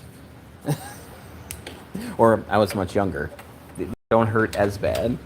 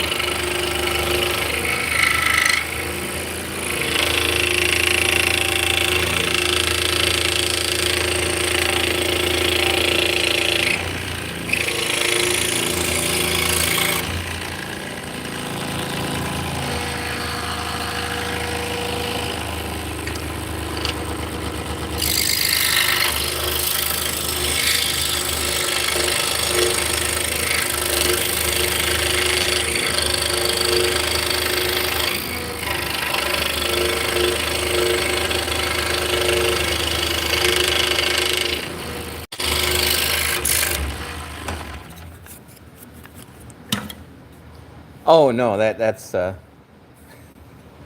stimming.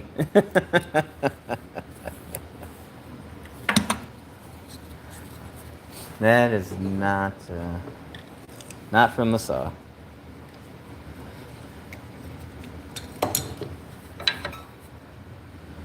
Do I know how old the machine is? This machine, this particular machine, I bought in 2022. They had pedal scroll saws since the early 1900s. So yeah, this one's like 4 years old. Hey Caleb, how's it going? Welcome in.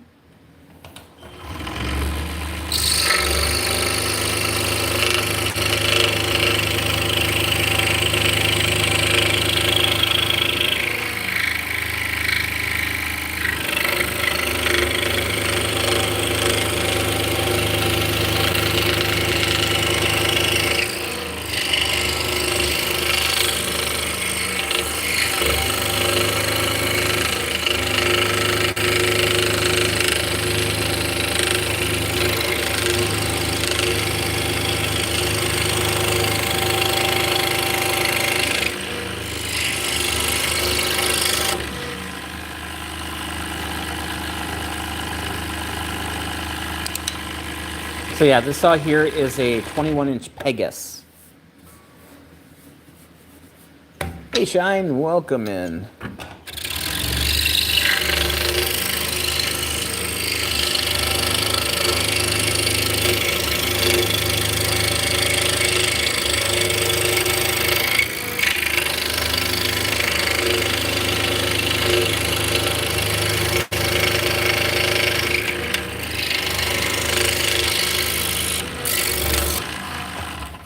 Yeah, so Pegasus is primarily they're a blade manufacturer. They're out, I believe they're out of Switzerland. The blades are made in Switzerland. This saw here is made in Taiwan. It's coming out of the same factory as a lot of other high-end saws.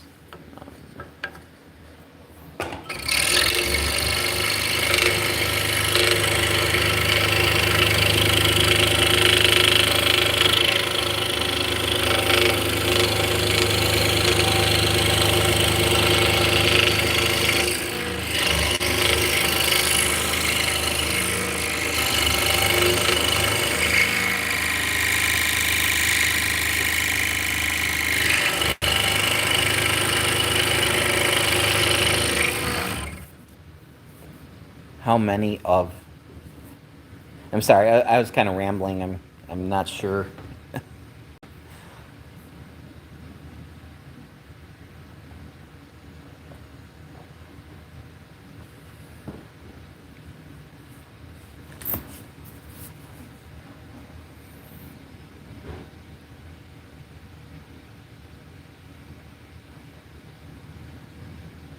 All right, so we are building inventory. We have 3 fiber shows coming up, and they're back-to-back weekends. So right now, I'm trying to knock out probably between 20 and 30 a day, if not more. So yeah, right now we're kind of unlimited, as many as we can get made. So the printer just went off, so we'll go change that over. So I don't know if you really hear it play that little song. The part that blows my mind is the little song it plays. It's there's no speaker in the thing. They're actually using the motors to make that sound.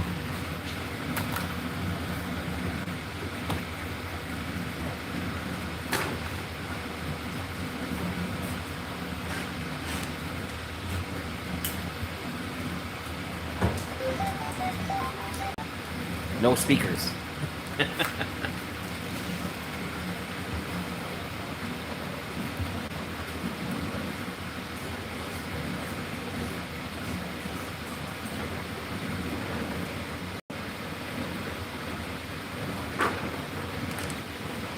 All right. So we are making articulated dragons, everybody's favorite. When in doubt, make an articulated dragon. There you go. Hopefully this is my last year making them, but they keep buying them.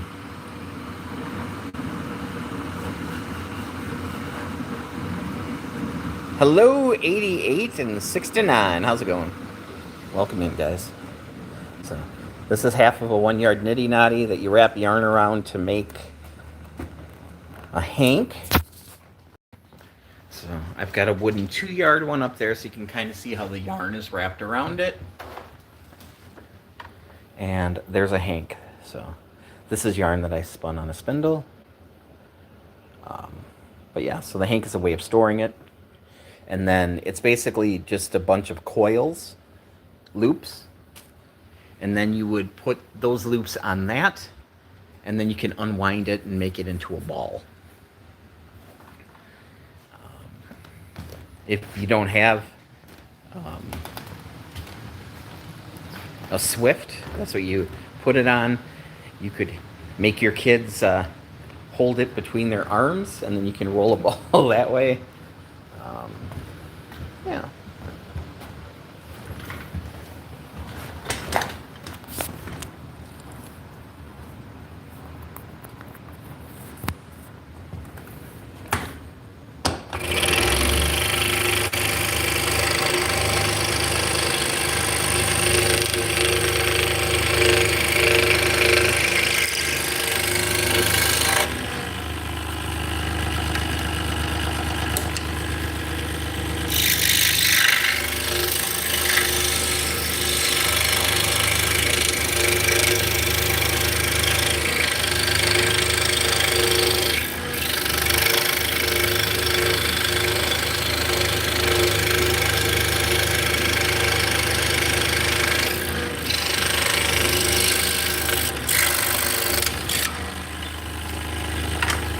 Alright, we'll peel the pattern off.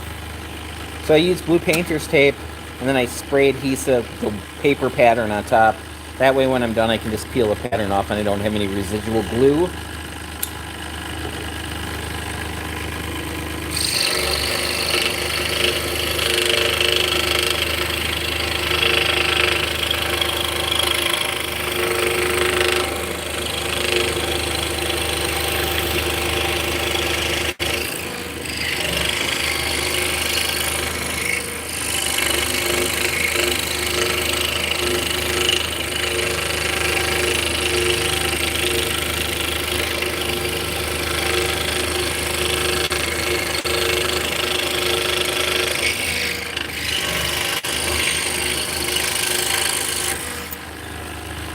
Hey, thank you. Is it Clavori? I try.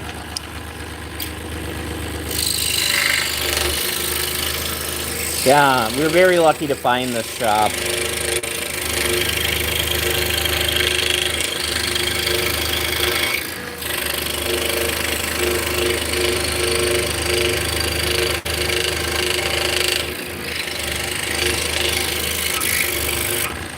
You know, it's an older building. It's run down, which is awesome because we're renting. So,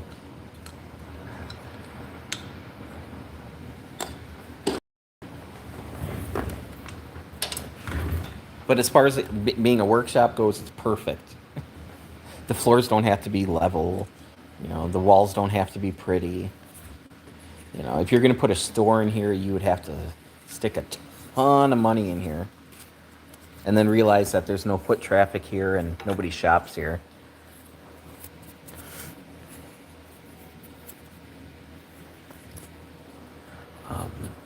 Yeah, it's just perfect.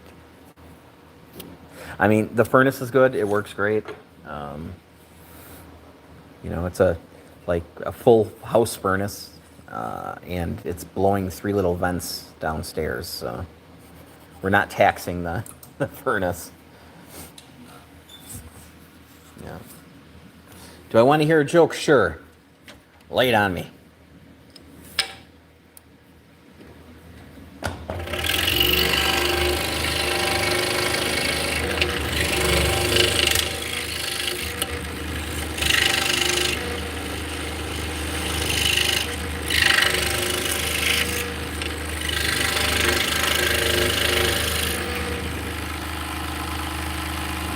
Why don't eggs tell jokes?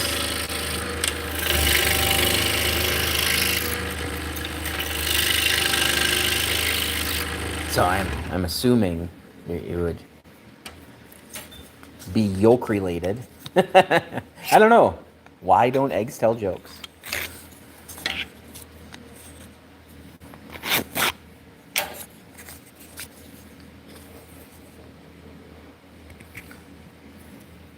Because they get cracked up. Oh. The yolk's on me. Always go for the pun. All right, I'm gonna see if we got any more coffee.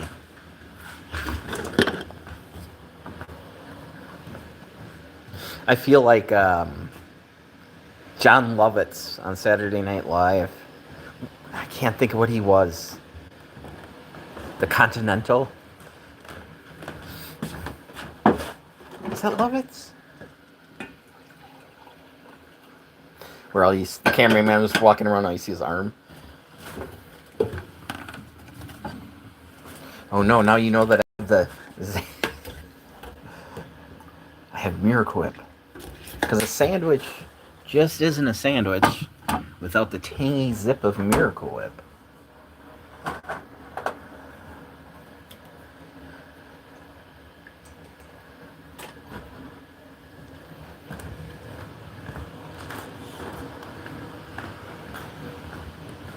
I know it's pretty obvious. I don't like coffee, but I like creamer.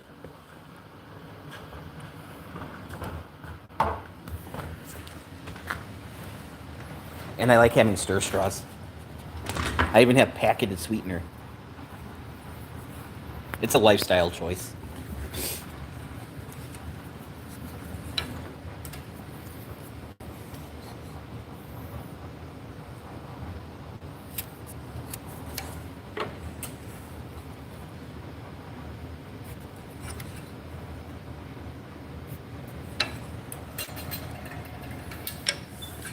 Back to the shop. Yeah. So we got another. We're gonna cut out the middles on these. I think there's about another dozen or so, and then we'll hop on the lathe and start turning shafts for them. The cafe shop, right? We spent a lot of time here.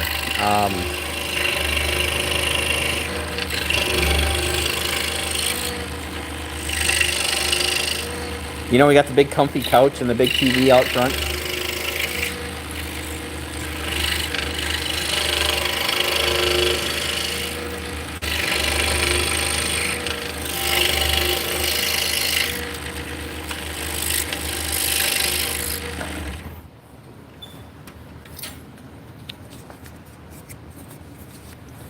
I mean, there's a full base. We have a full basement as well, and a couple other rooms in the back.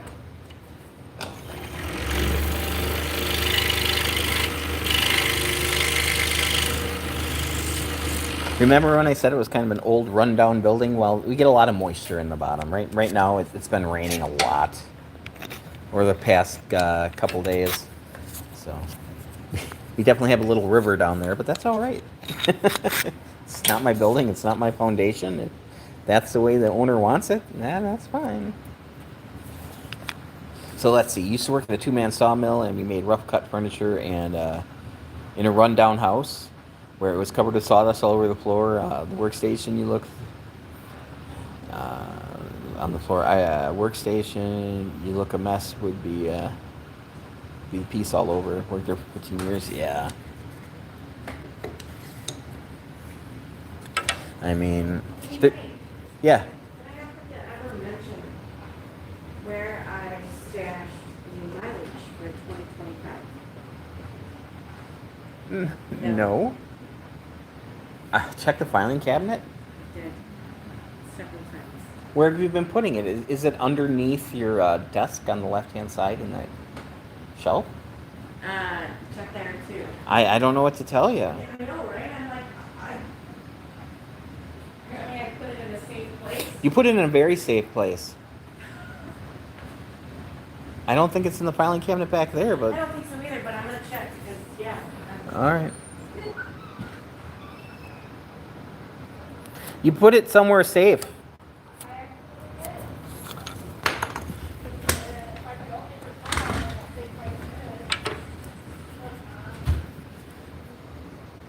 This is a fun time of tax season. You can't find the mileage. We do shows like we drive to North Carolina twice. 2025 we drove to Texas, so the mileage is kind of important.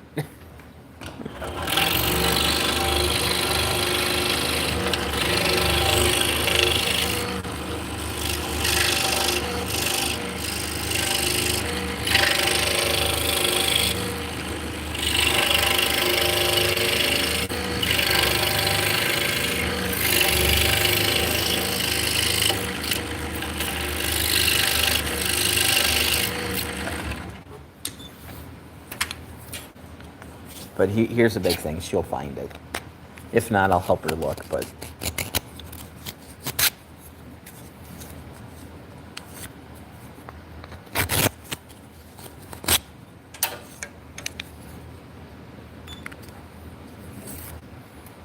you think you'd put that in the filing cabinet.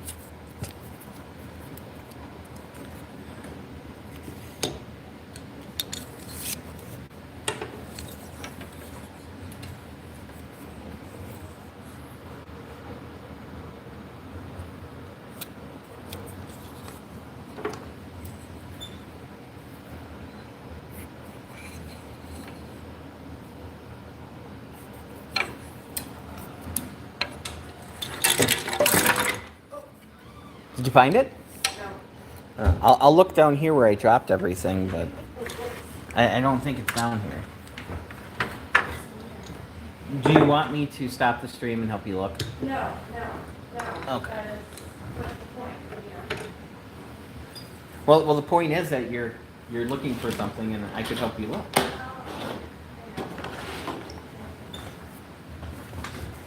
I mean, looking is half the fun, right?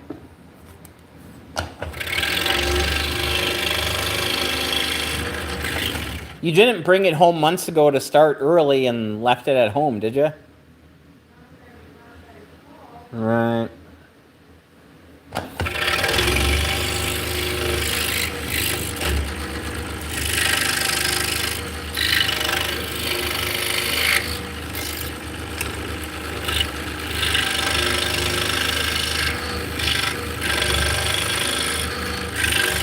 So this is why you don't wait till April 14th to start doing taxes.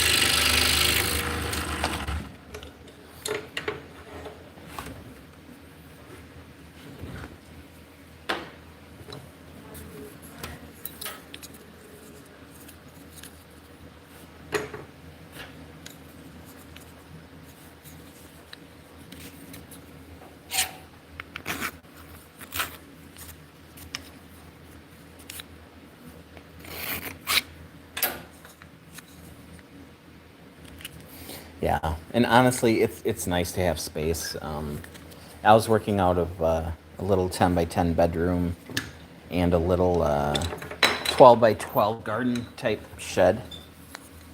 Where the garden shed, I broke down all the material to get it to the size I needed, and then I'd bring it into the house in order to finish it. But it's way more convenient when all your tools are in the same building.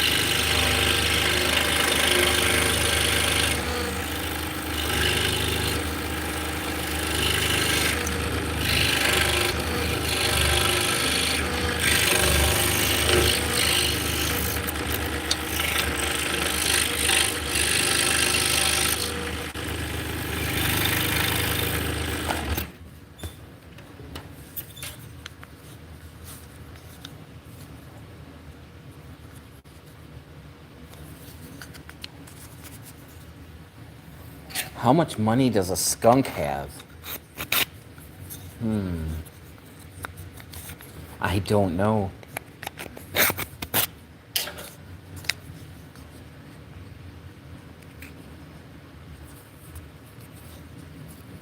So you're supposed to say having a rundown house covered in sawdust all over the floor and all over the workstation. It was a mess, but it was fun. Well, yeah. You know, I keep the mess under control here for the most part.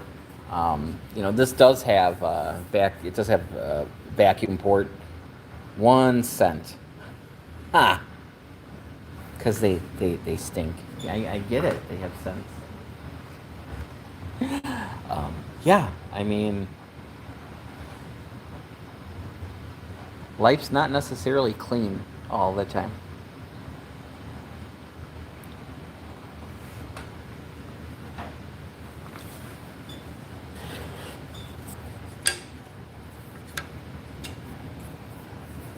So I'm a big fan.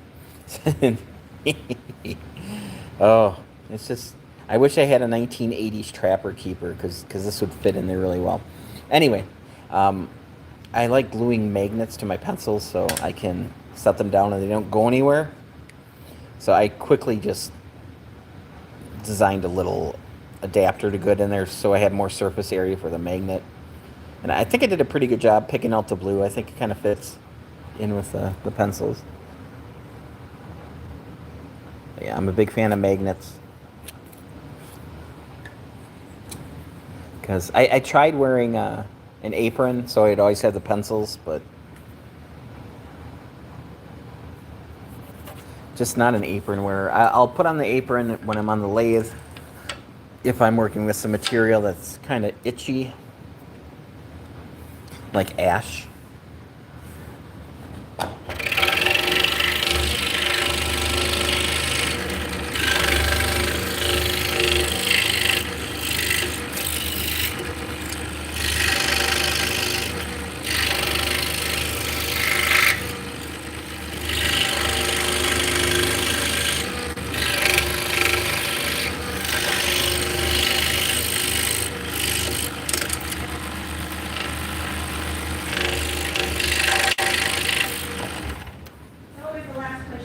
You find it? I did. Awesome. Yeah, I was like, one place I did it was in the 26 stuff that I need to file, and I'm like, that would make sense, because I finished it off and I stuffed it in there, and Can you do me a favor? Huh? Can you sit here and talk to these people so I can go use the restroom? Sure. Otherwise, they're all going to go away because if there's nobody talking, and put your hands in front too, maybe little bunny foo-foo or something. Right? I won't- Here, do you want me to act like I'm cutting something out? Sure. Actually, You know, give me a second. I did actually, I've actually tried to cut out, I think a little mini on the Bauer scroll saw over in the corner over there. It didn't turn out all that great. Thankfully, right, but thankfully Scott does all that cutting, because otherwise I would not be able to sell the spindles that I cut out. Am I going to cut out a duck? You're going to cut out a duck. Is this the pedal? You're going to want to tighten the blade. Shit. Okay. You got to clamp it in. I was cutting out the middles. Okay. Tight. All right. Okay, so do you actually look at the camera when you cut, or do No, you? I look Okay. above the camera. I'm like, dude. Let's see. It's kind of weird, right? Let's see if I can do. No. Yeah, it's really hard to stay within the lines. Yeah, this is why Scott does all the cutting. Ooh, hey, check that out, man. That's awesome. Well, that's a first for me.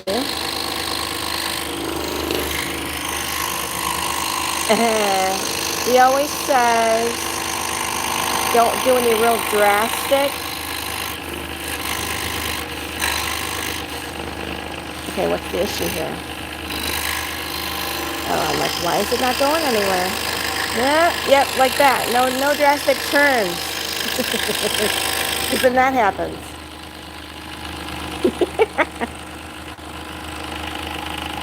Wow, that's bad. You have another joke. Africa's another joke. That's horrible. Alright, so let's try the other side. Let's go this way. Okay, so this duck is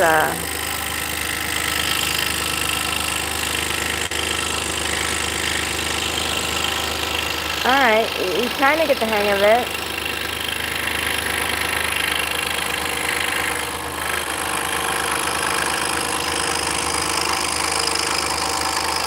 Alright, wow, I'm actually following the line. Turn. Woo.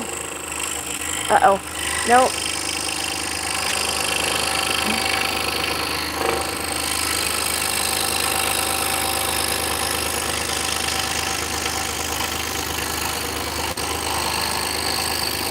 Okay, so it's no. Yep, and then of course then I do the sudden moves and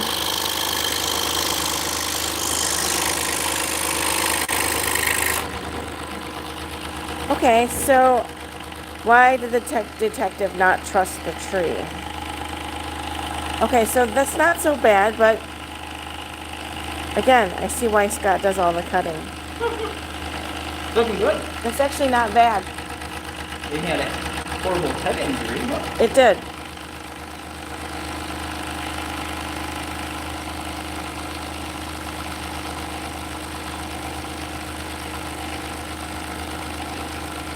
Because it was shady. Wow. Yeah, this is why I don't cut out the spindles. it just takes practice. It does, and we know that. Mm-hmm. Are you ready for some lunch? You want me to put a pizza in or on or whatever? Yeah, if you're willing to throw pizza on, that'd be great. Okay, we're gonna put that there. You can you can figure out what you want to do with it. What's up with all that duck? Yes. Awesome, because yeah, there's a lot of mileage that I haven't done. The majority of it.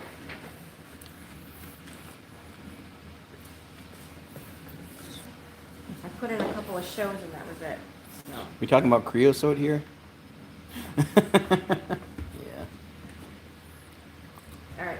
All right. Which pizza do you want? You want them? Let's do the pepperoni. Okay. If you want to do the 3 meat, that's fine.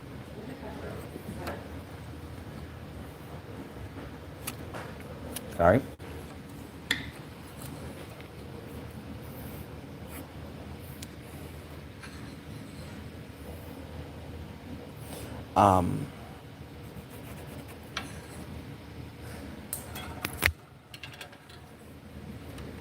So yeah, in Vicky's defense, I am sitting kind of far back, and the camera's like right in eye line with that. Yeah, so she's like peeking over. I can see.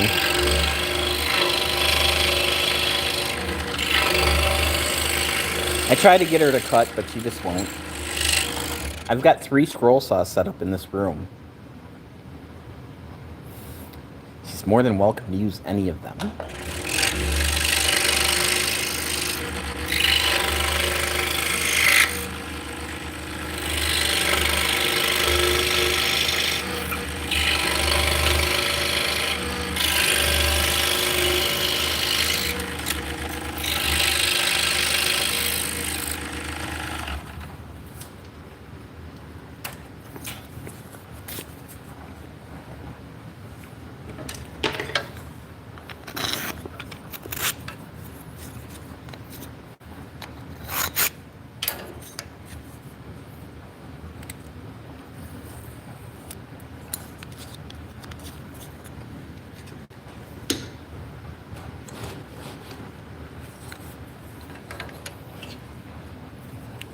All right.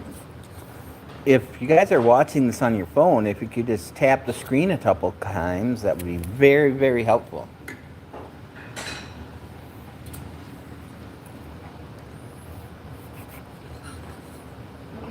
Or if you're on the computer, click the heart a couple times. It'll help bring people in here. What's that, babe? I do like the little table here. So do I. It's just easier. Yeah.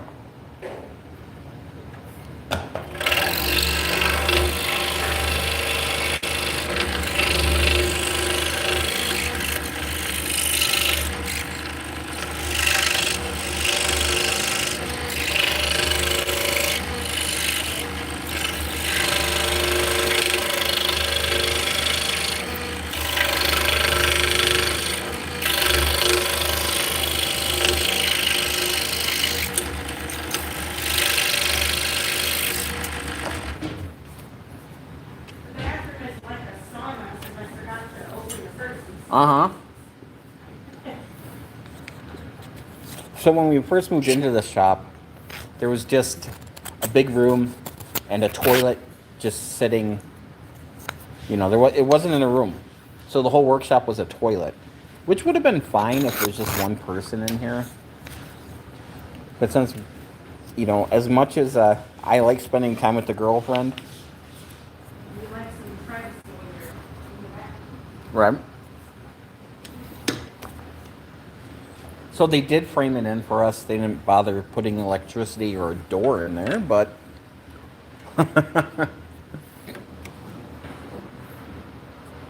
it has a heating vent in there, one of the 3 heating vents in the shop. So we have a curtain across the doorway. So if that curtain's closed, yeah, it gets really warm in there.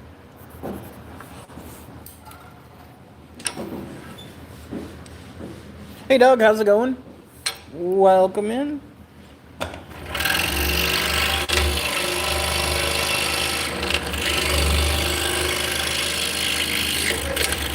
So we are currently cutting 5/8 inch thick cherry. We're making Turkish style drop spindles. And with all that beeping, it sounds like it just had a sale. I sold a Russian on Etsy. Well, there you go. Yeah. I'll take it.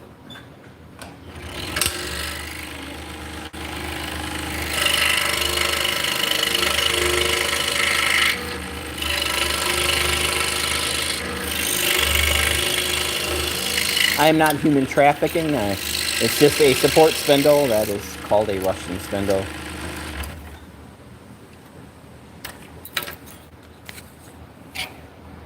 Because it originated in, I don't know, probably Russia. We like giving names to things, so who knows? French fries aren't from France.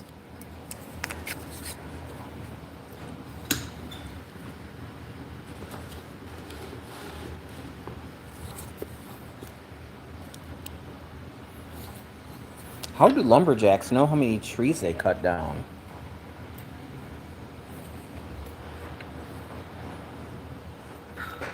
I am not sure. They keep a log. Very good.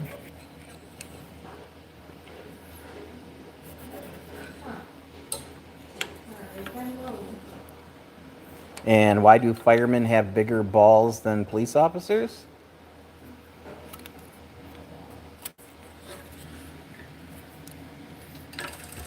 Because they sell more tickets.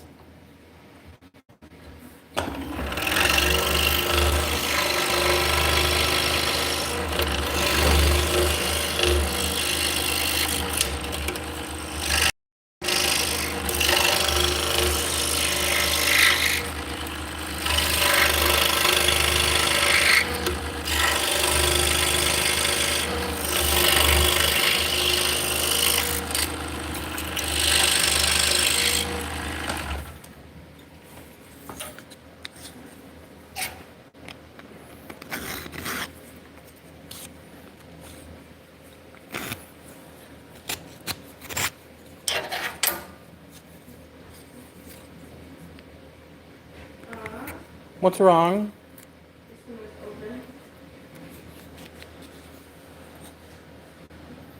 It should be fine. I think so. They just, yeah, I think they just had a very bad.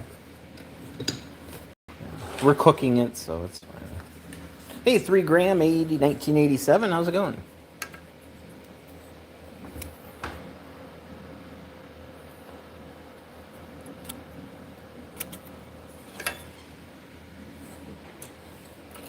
Oof. Is the hole that far off, or am I just drunk? Oh, apparently I'm just drunk. All right, let's get in here. Well, that looks about right. Here.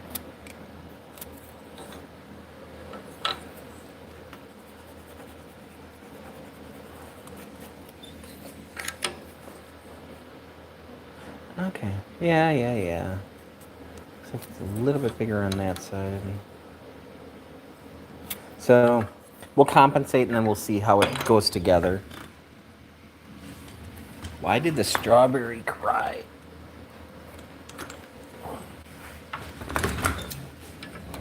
Did it jam its toe? Jam? Pull himself in a jam. Okay, that makes sense.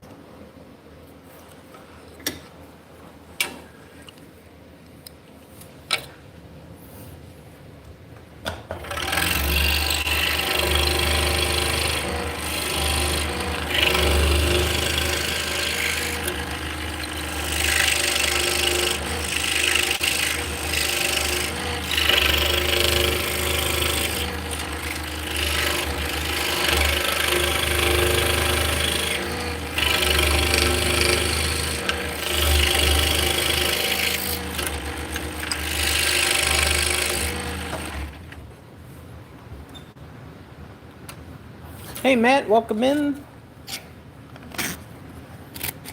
So we got 4 more of these to cut out. The center's on, and then I think we're gonna jump over to the lathe and start throwing some wood chips around.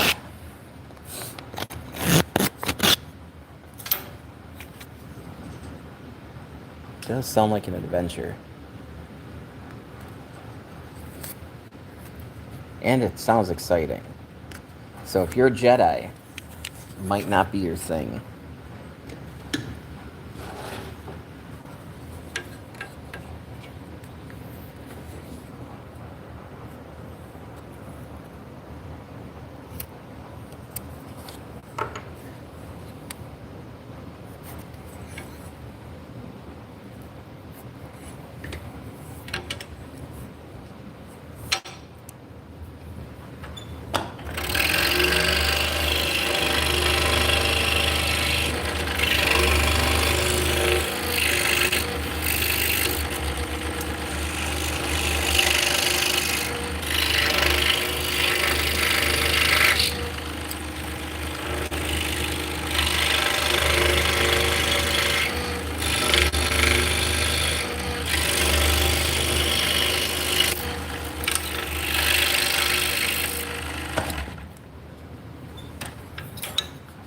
Hey Mary, welcome in. How's it going?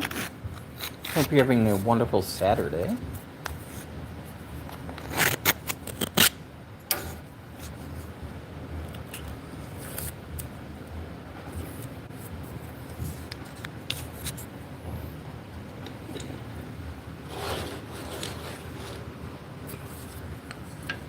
So if you're just tuning in, my name is Scott. I make stuff.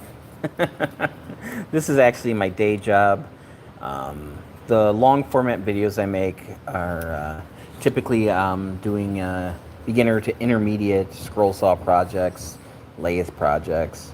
Eventually I'll add some 3D printing, CNC, and laser engraving in there, but right now this is what we're working on. Why is Cinderella? Oh, probably shoe related, right? I'm pretty sure Jesus is doing okay.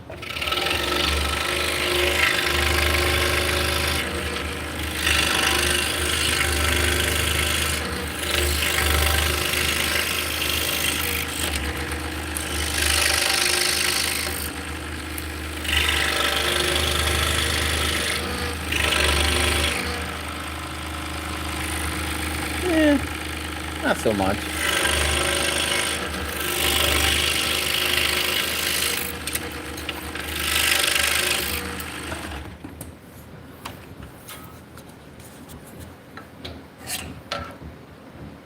I gotcha. Yeah. So yeah, the thumb has nothing to do with woodworking. I'm neurodivergent and it's stimming, so I unconsciously pick at it.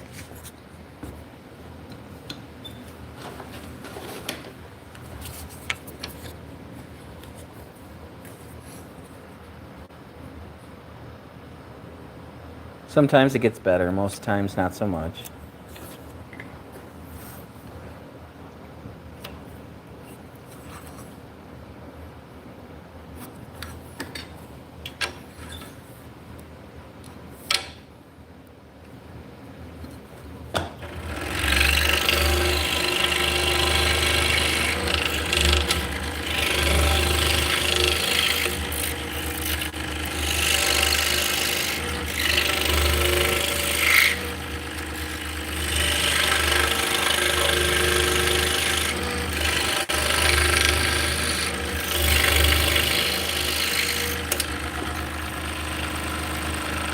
What do I charge for my drop spindles?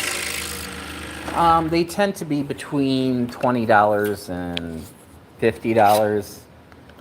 Unless you start getting really exotic woods like ebony and stuff, then they can easily go 100 or over, but yeah. So I'm very mid-range. When I first started making spindles, I noticed that either they were really cheap and, toy wheels glued to dowels, or they were really super expensive. There was really not a lot of middle ground out there. So that's kind of where I wanted to sit.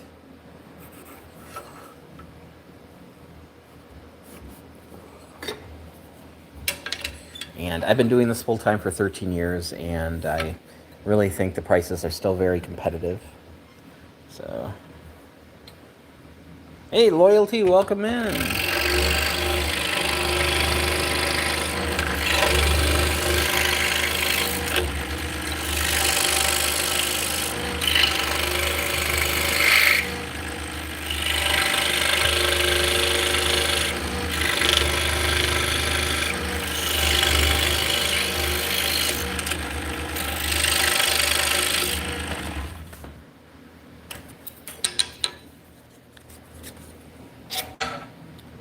So these right here will have laser engraving on the top of them.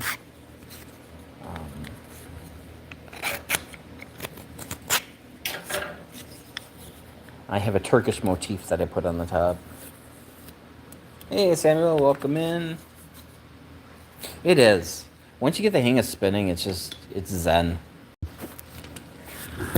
It really, really is.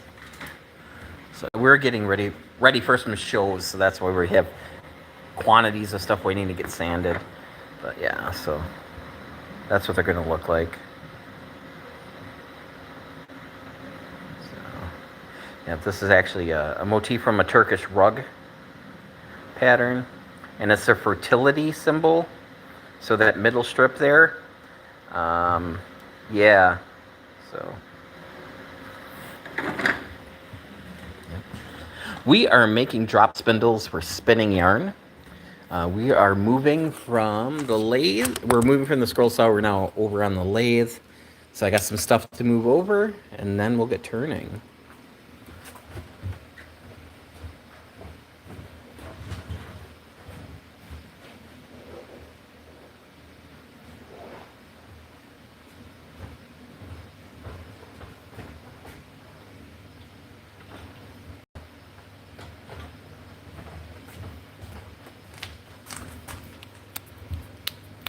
All right. So we'll turn on the extractor.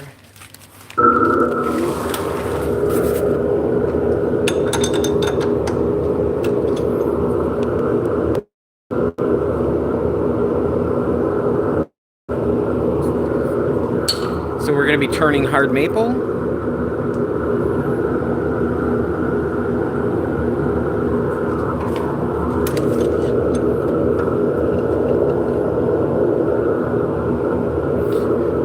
I'm currently doing lives every day, just because we're super busy right now. Normally I live stream usually a couple times a week. I really don't have a set schedule right now, just because we've got a lot going on. So the easiest way if you want to hang out with me would be to give me a follow and click the bell.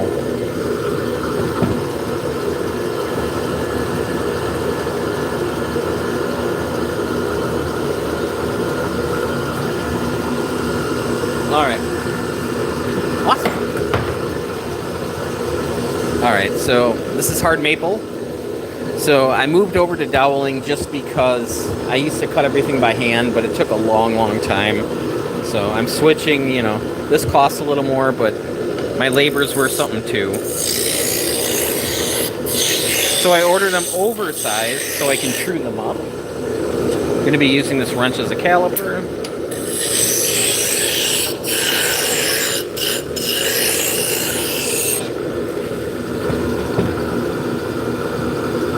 Nice.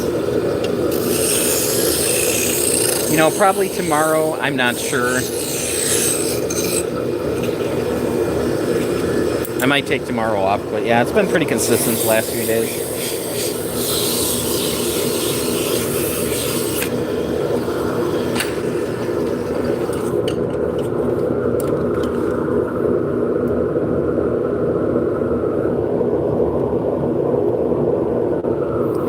So this is called a story stick. It just has a bunch of lines. You don't have to worry about the numbers. And basically, you set it against the wood and then you transfer those lines over. That way they'll all be the same. So I'm going to put 2 beads on the bottom. I'm going to use this beading tool. It's just pretty much a scraper that's V-shaped.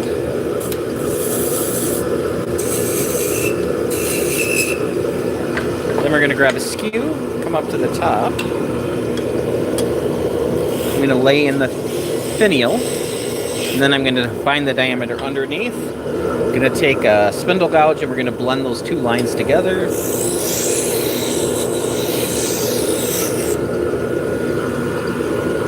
Now I have some wire on handles, so I made a little garrote. And we're going to set that on the wood, and it's going to burn in lines. So now we're just going to sand it out. We're starting with a medium grit, moving to a fine grit.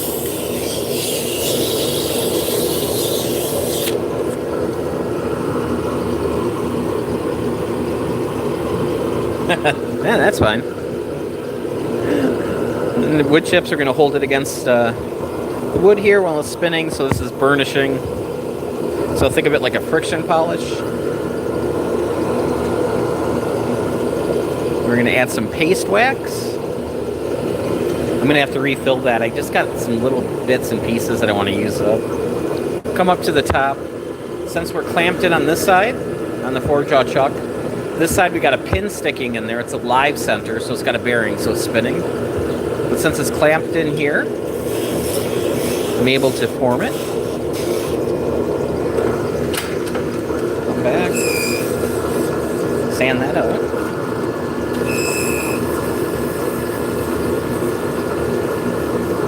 Yeah. You know, I'm a spinner myself, and yeah, balance is so important. You know, I go to shows and, you know, I'll find people selling spindles that are $100. I'll pick them up and they're not balanced. I'm like, what are you doing?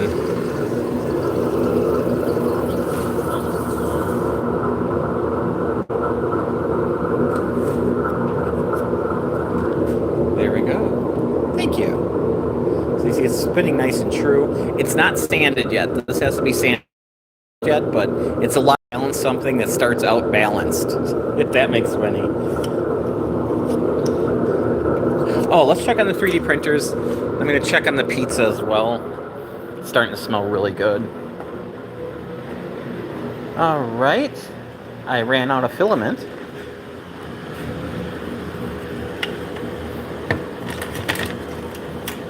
So we'll just pull that roll out. Normally it goes to the end, but it's clamped in there. So we'll grab some red filament here. If I have red filament.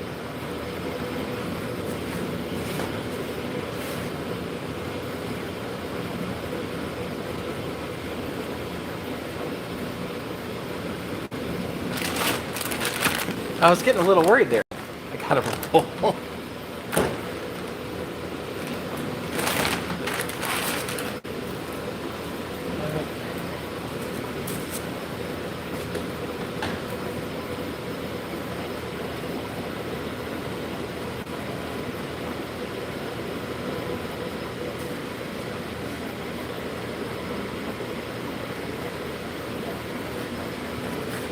All right, let's see.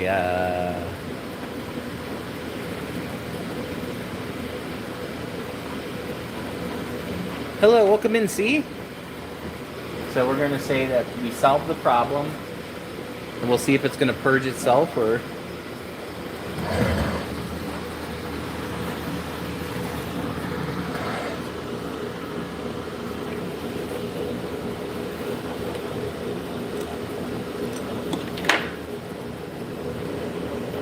So what happened was it got plugged because it couldn't pull it in. So it cooled itself off. So now we're just waiting for the temperature to get up there, and then it's going to try to purge again.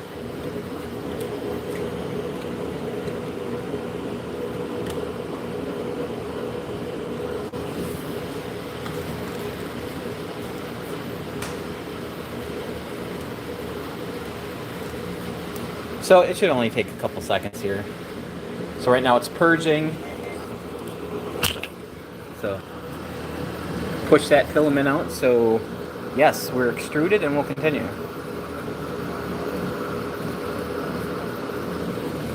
So that should start back up.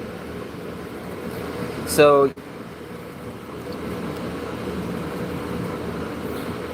not all fleeces are the same.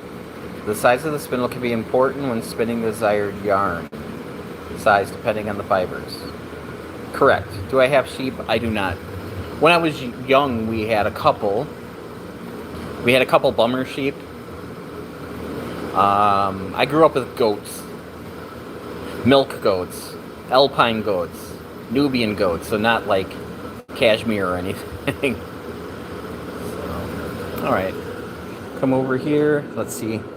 The pizzazz is doing its thing. So I shut off the top. I got the bottom going to make the crust a little crispier. So I'll set a timer on my watch and we'll come back and check on the pizza. Yeah, you know, typically the smaller the spindle, the thinner the yarn. Yes, you can spin thin on a big, heavy spindle, but the weight of the spindle is going to affect it eventually.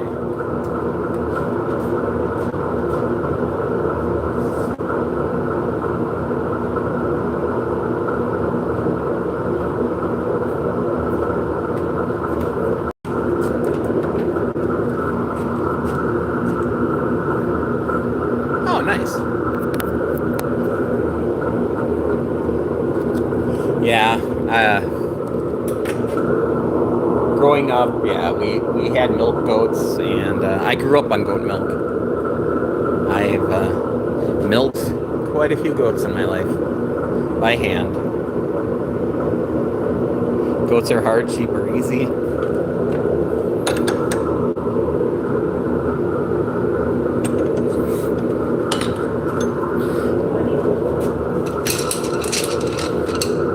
Yeah, goats really don't have that flock mentality.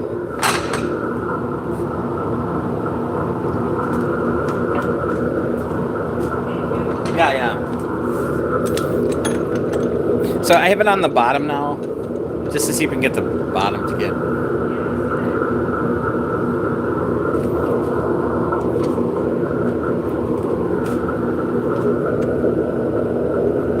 I don't know. I'm pretty good at being the straight man. I'm the Laurel to your Hardy.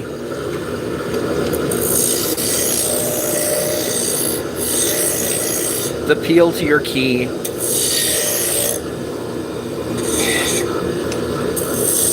The Costello to your Abbott. A garbage truck.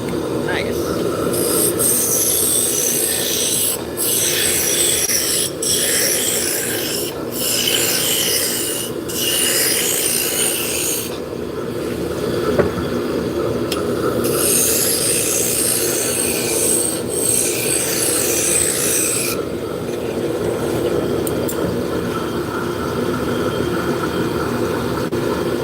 Alright, so yeah, hard maple.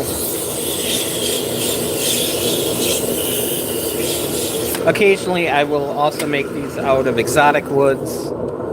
I avoid and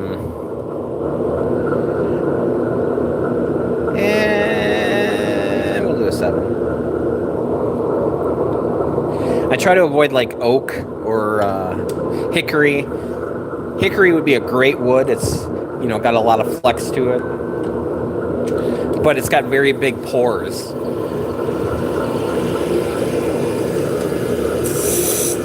So it wouldn't be smooth. It'd have a whole bunch of lines on it, and the ends would have dots on it. I mean, I think most of us have seen like end grain on oak. Now it's all full of dots.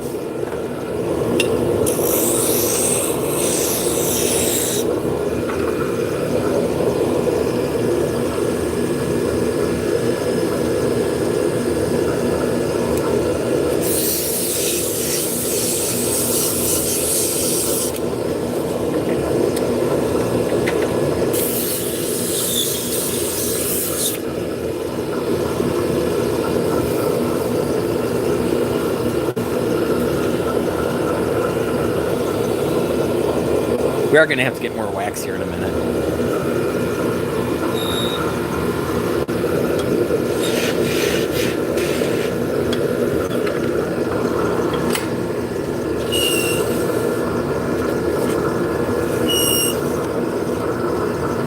So I don't know if it's obvious or not, but I do a lot of production work, so like everything's kind of set up to do this one thing over and over and over again.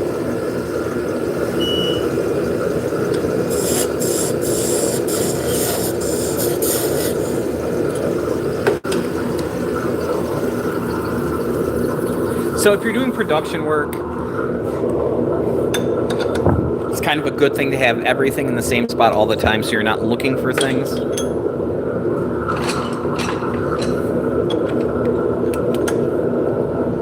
Because the spinning is going to take X amount of time. The turning is going to take an X amount of time no matter what. So it's kind of like a pit stop. You want to compress the time that you're not turning. Not a cherry, but a lot of knots.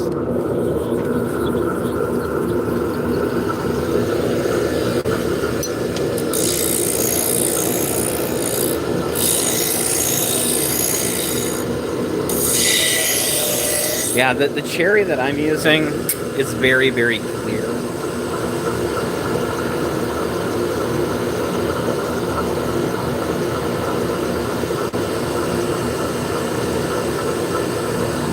Yeah, as far as the arms go.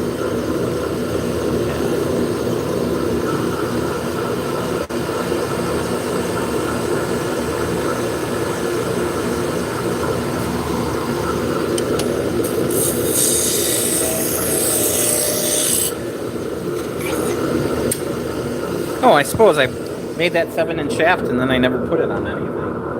So, there you go. So this one has this coloration. This is canary wood. Once it gets sanded, the grain will pop a little more. Yeah. And so this is ready for sanding and balancing.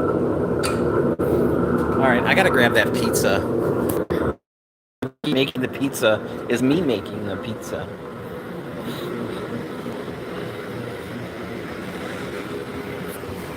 Alright. So we'll just stare at the 3D printer for a minute while I grab the pizza.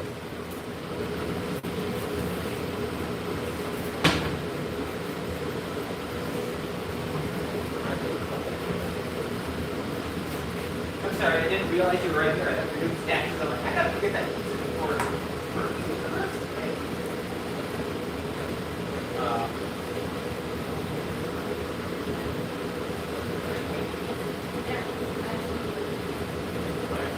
You probably need a plate.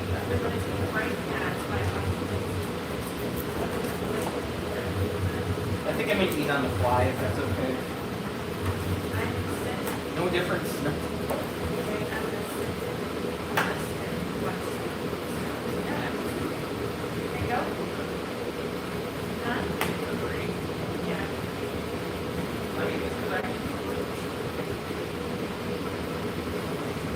Thank you for the plate.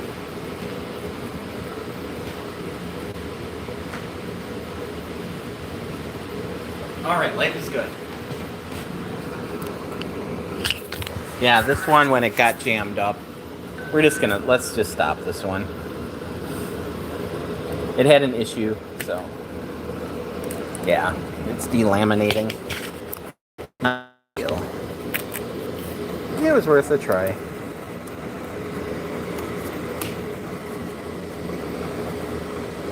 So yeah, definitely not what you want to see. That's alright. That's the first failure I've had in probably a month on there. And it was all my fault for not checking the filament.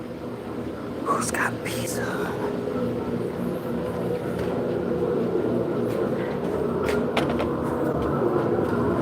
Alright.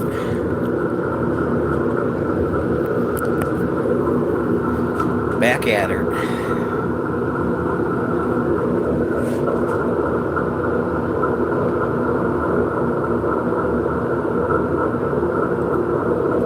I think I'm going to move the chat over to the monitor so I can see it a little better.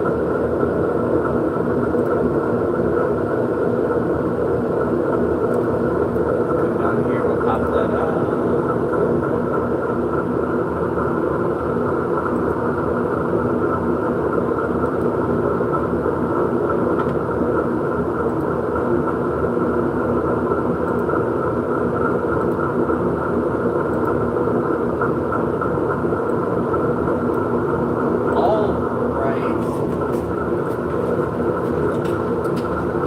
I'll just keep talking so you know I'm here.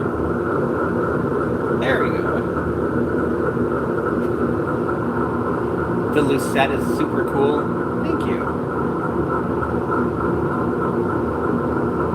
Yep, I'm in North Fond du Lac, Wisconsin.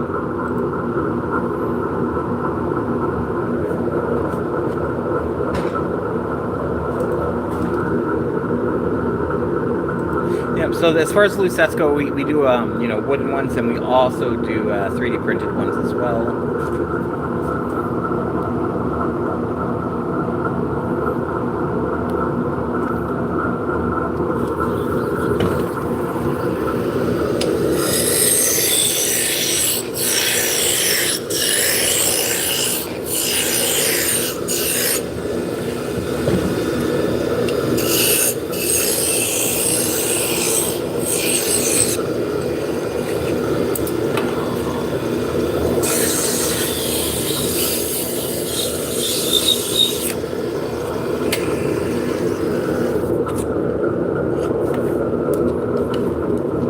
Do I do local farmers markets? I do not.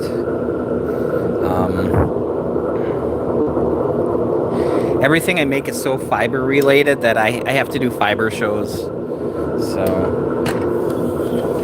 I do Wisconsin sheep and wool.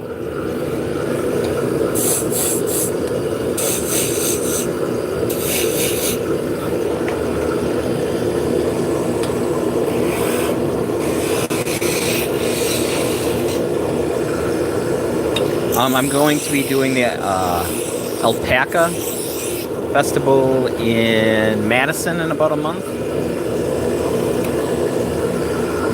So right now I'm getting ready for 3 shows.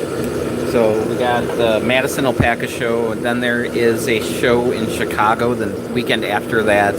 And then the weekend after that is going to be Mother's Day weekend, and I'm going to be in Minnesota at a show.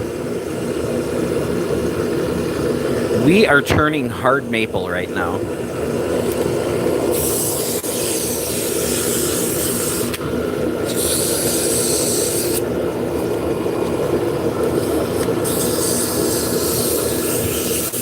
Why don't cats play poker in the jungle? I don't know.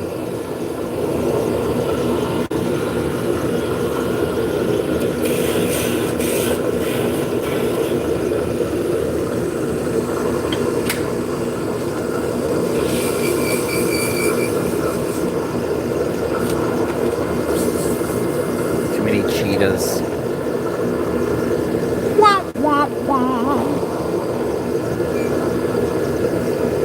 Hey Robert, how's it going?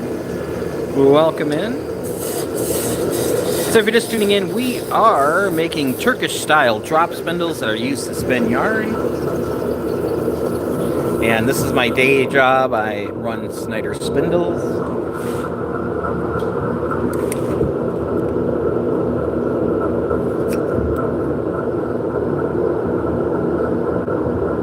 So yeah, this channel I do a lot of tutorial videos. I do some machinery review videos as well. Lots of beginner to intermediate scroll saw lathe stuff. Just trying to give back a little bit.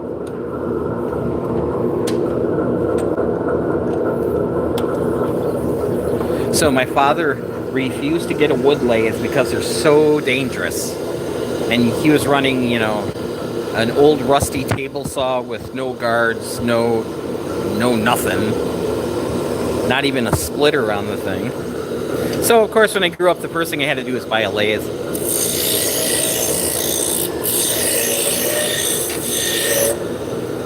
They trusted me to use one in high school in the wood shop, just not at home.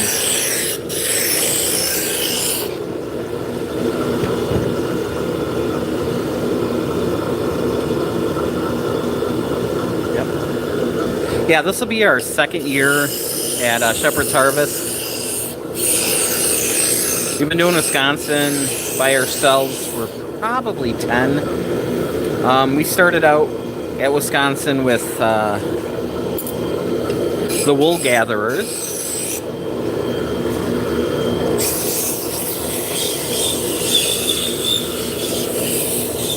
For a couple of years, then we got our own booth. Yeah, I'm looking forward to Shepherd's Harvest because just like Wisconsin Sheep and Wool, you know, you can camp there. So we just pitch a tent. That way we don't have to drive to the hotel.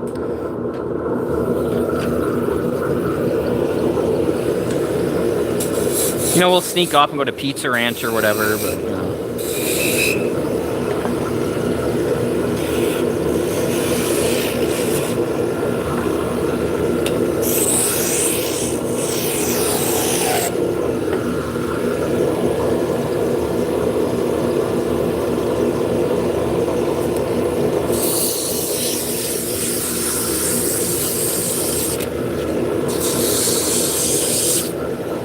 Yep, so we are celebrating our 13th year making spindles.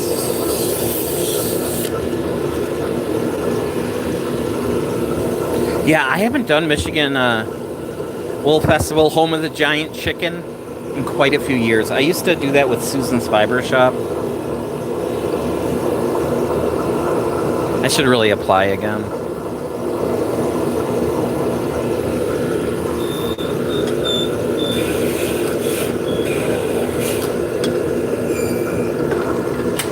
And that's another show that lets you camp on site.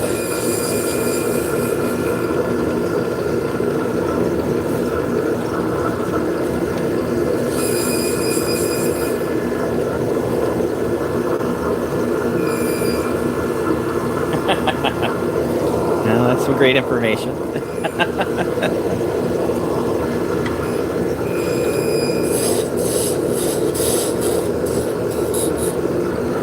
I remember it snowed one time at Rhinebeck, which was like, really? I guess. It is October. Oh, yeah. Good old Miss McFarland. Actually, Mrs. McFarland, yeah.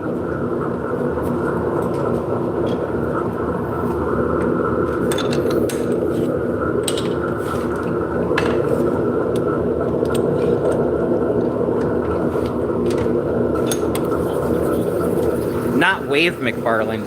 That's the dude who owns the Woolery.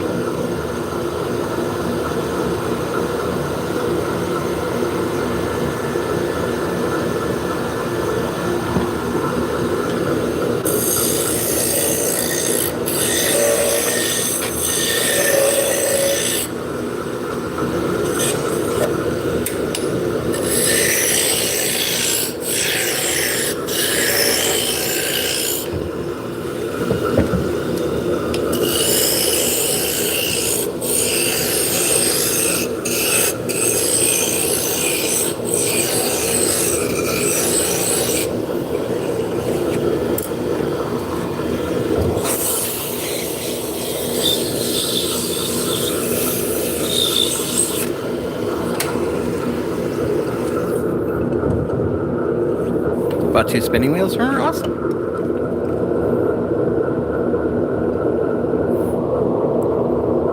Yeah, she carries my stuff as well.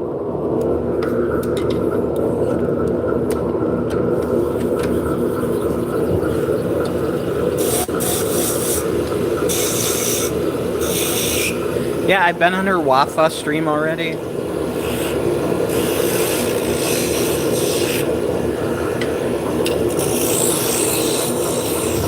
I made a bunch of shark nitty natties for her. Not nitty natties, lazy cakes.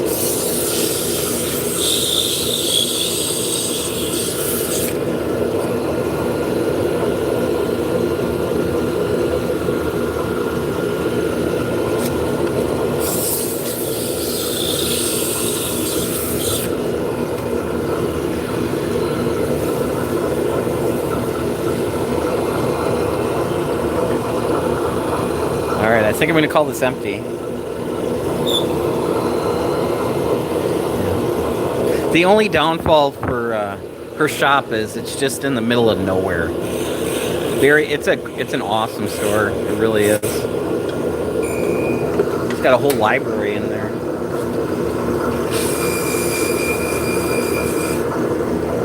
I'm guessing 10. Hey Connie, welcome in.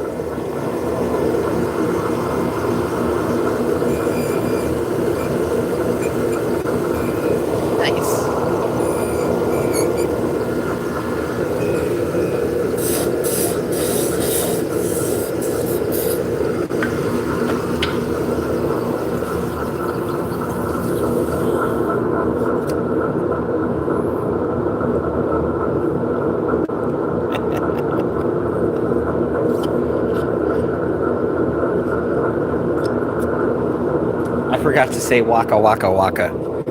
I'll try to remember that for next time.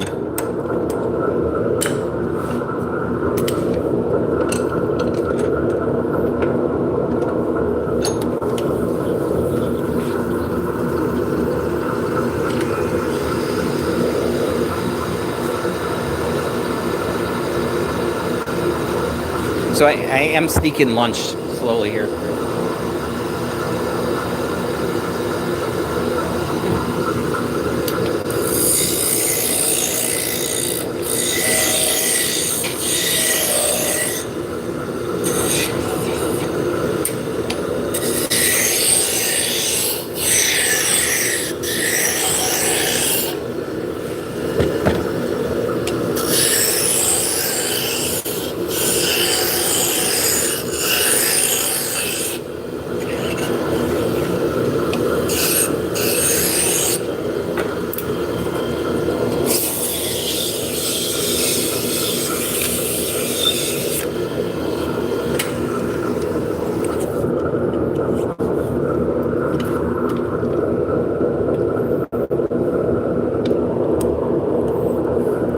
Yeah, and to be quite honest, I have not been to Susan's barber shop probably in the last, I don't know, 5-6 months.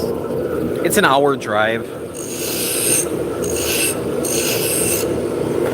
You know, I'll drop off orders if she calls, but it's just too busy.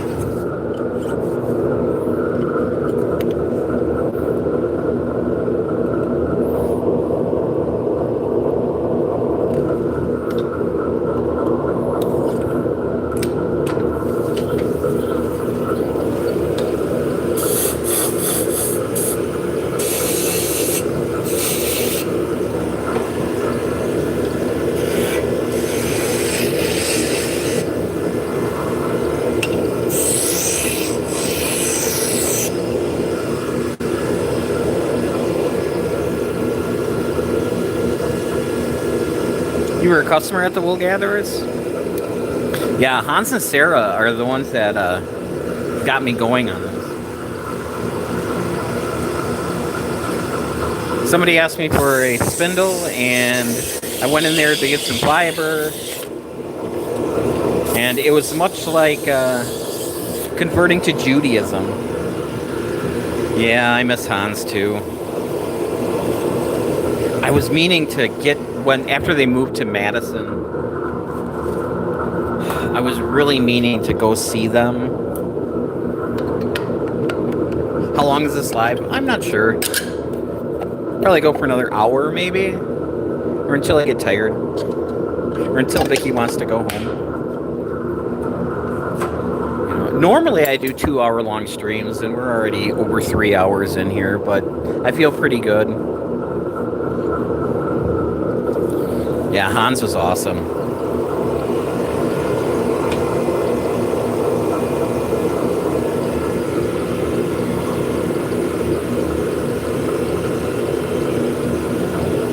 Yep, Sarah's still in Madison. I do plan on visiting her when we're down there for that show. Yeah, this is Paste Wax.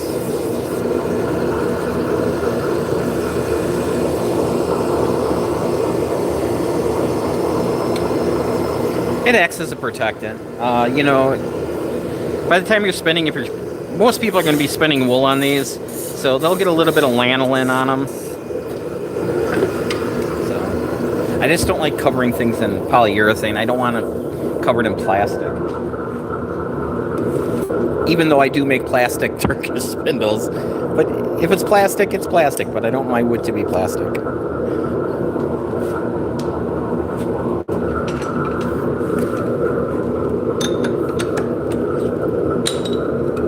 Yeah, when Hans and Sarah sold their house, they gave me a bunch of wood because Hans was hanging it up.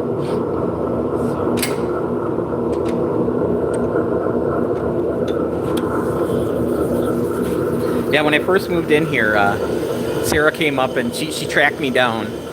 I didn't have any signs on the windows or anything, but she used context clues by some Facebook posts. All right, have a good one.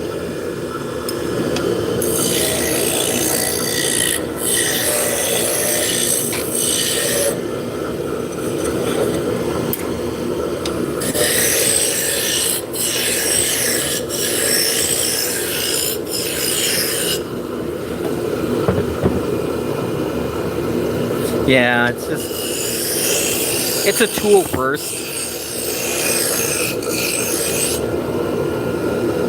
So the arms will get a mineral oil and wax finish. And I do that.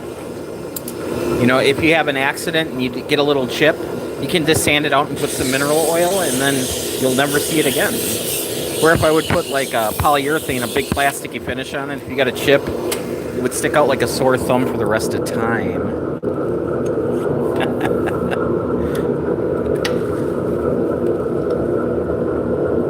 Yeah, it's perfectly fine if you want to go somewhere else. I'm kind of repetitive. Why did the leaf go to the doctor?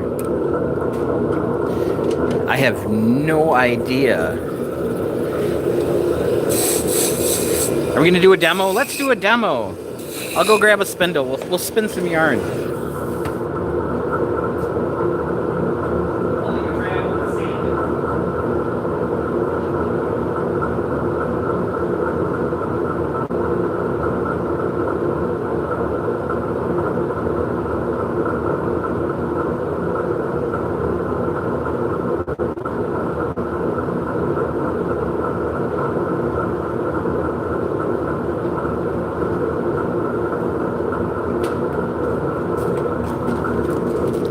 Because it had a bad fall. Oh, so many puns, so little time. All right, so I grabbed one of my spindles. This one is actually ebony, and it's old. It's old. So we'll grab some fiber. So this is blackface meat sheep.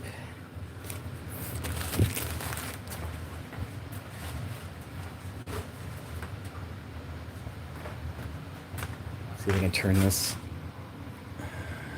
All right, so here I am. So this is a Turkish drop spindle. Now, to get to the top, I need a leader. There's a bunch of different ways to do it. I'm just going to take a few hairs, set it over, stab it through, and that will anchor it enough, hopefully, for me to spin a leader. Now I'm just making enough yarn just to get to the top of the spindle. We'll come up, put a half hitch in. So I'll spin the spindle. Now with my hands, I'm drafting. So I'm defining the thickness of the yarn and how much twist is going into it. So I'm doing a short draw, or inchworming. Like so. So I have a length there. I'm going to wrap it around my thumb and my pinky. It's called butterflying. I'm just keeping it under tension so it doesn't coil up on itself. Now we're going to store the yarn we just spun on the spindle. So I'm going to go over 2 arms, under 1, and repeat that. So we're putting 2/3 on the top of the spindle, 1/3 on the bottom of the spindle. The nice thing about Turkish spindles are, since you're storing the yarn around the arms, you don't need a super long shaft. A lot of other spindles, you store the yarn on the shaft, so you need something relatively large. So this type of spindle, we're actually spinning a center pull ball.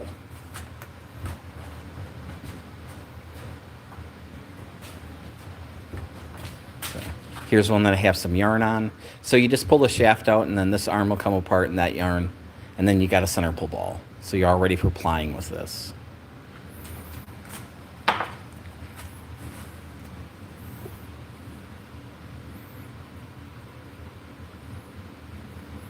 Now I like to barber pull, so I like to wrap it around the shaft. Right now it doesn't really matter, but once it starts getting larger, if you go straight up and put your half hitch in, you'll have this piece here that's just going to get caught on everything. It's going to want to catch on your fiber, your hair.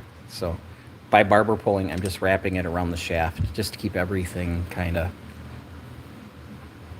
in the center. So what I'm doing with my hands is called drafting. Now, if I was on a spinning wheel, it'd be the exact same thing, except for my hands would be this way.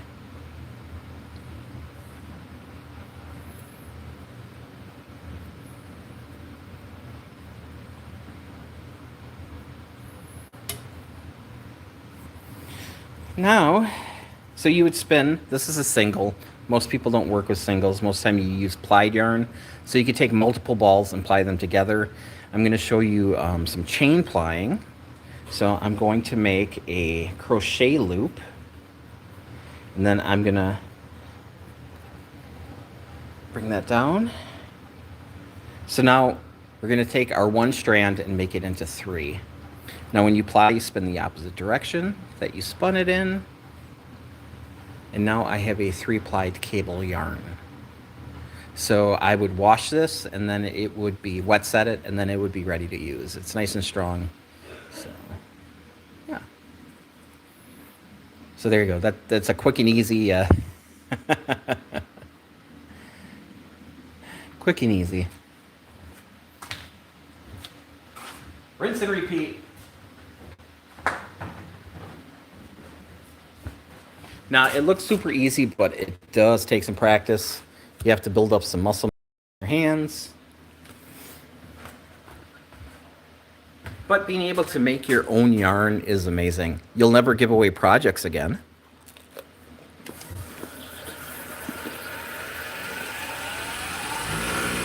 My kids get acrylic.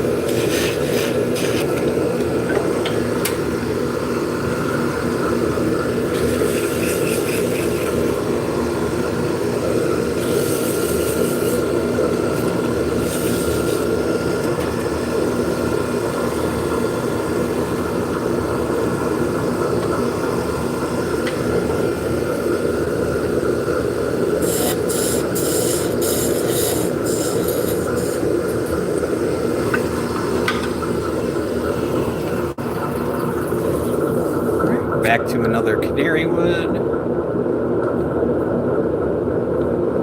This is going to need some balancing.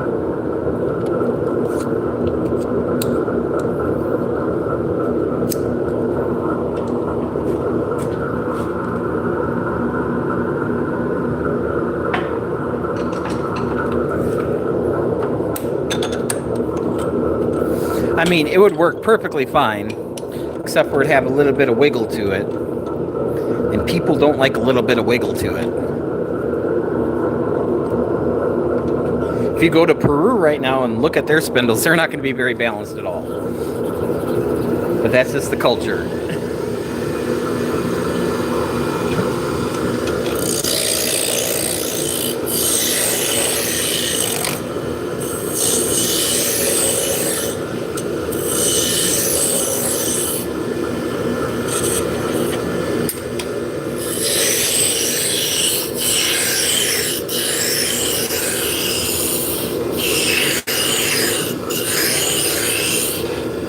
How do fish pay their bills? I don't know. Probably something they learn in school, I'd imagine.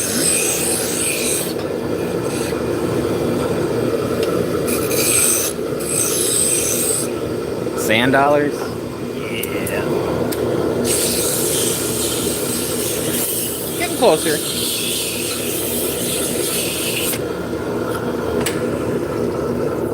A little bit of vibration on the end there, so instead of making a 7 or 8 inch, we're going to make it into a 6.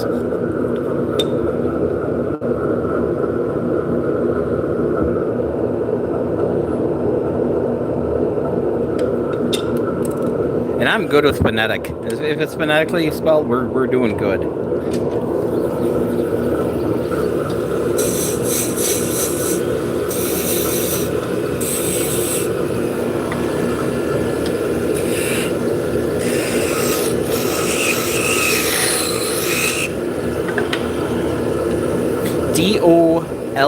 Dollars.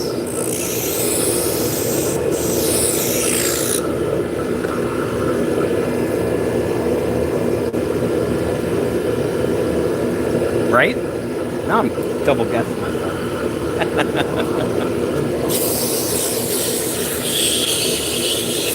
I don't know. Don't ask the dyslexic guy.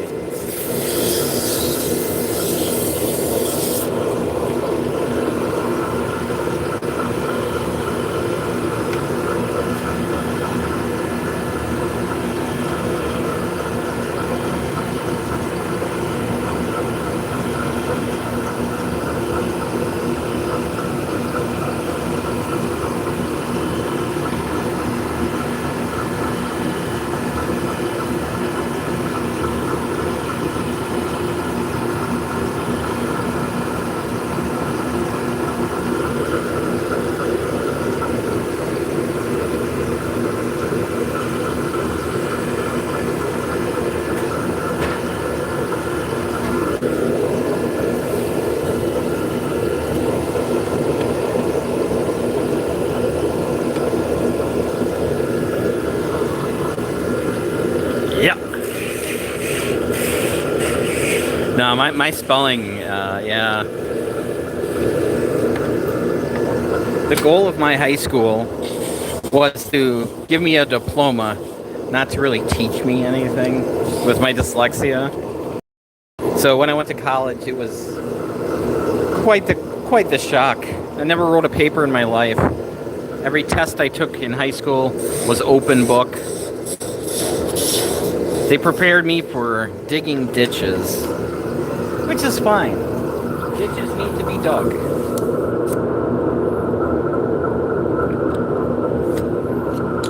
They've gotten a lot better over the years.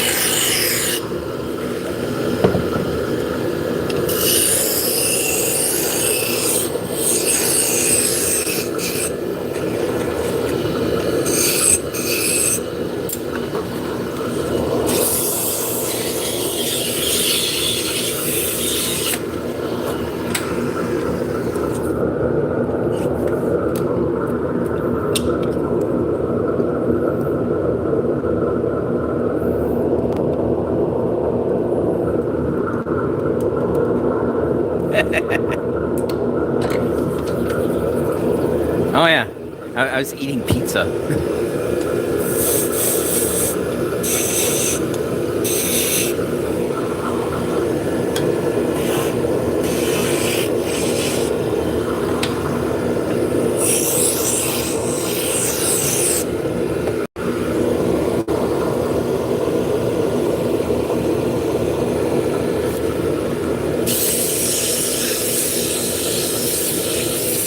So it's Saturday, so we're kind of phoning it in.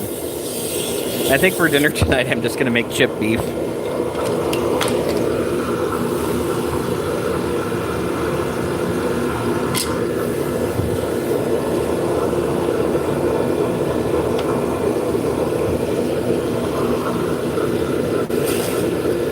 Although we're supposed to be going grocery shopping when I'm done here, so maybe I won't make chip beef.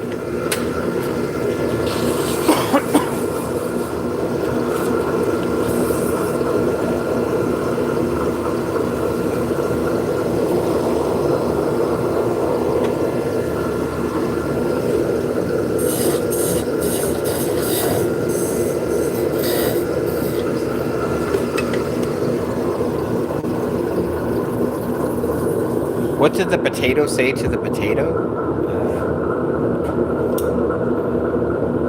Hi.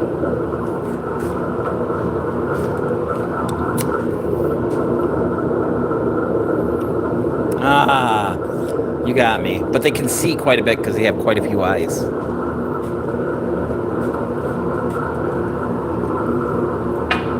I've heard a potato talk. He sounds a lot like the guy from Cheers.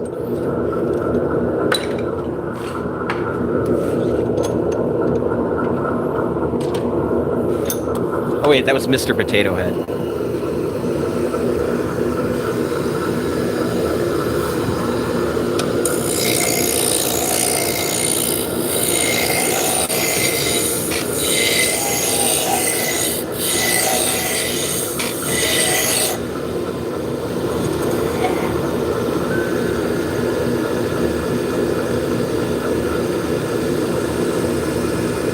Before you win, everyone will ask why you're working so hard. After you win, everyone reminds you how lucky you got from your journey.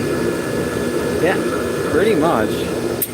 Yeah, I'm blessed. I've been doing this for this is my 13th year doing this.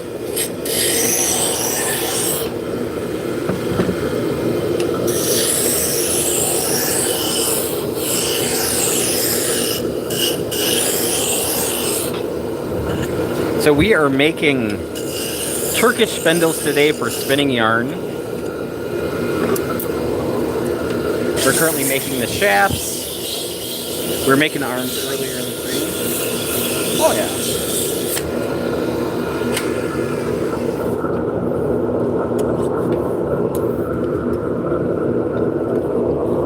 So we're getting ready for a couple 3 festivals, in fact.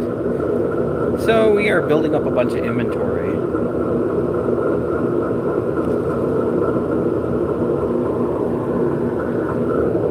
Like lizards say lizard, lizard, lizard. But would they say potato or potato? Because I say potato.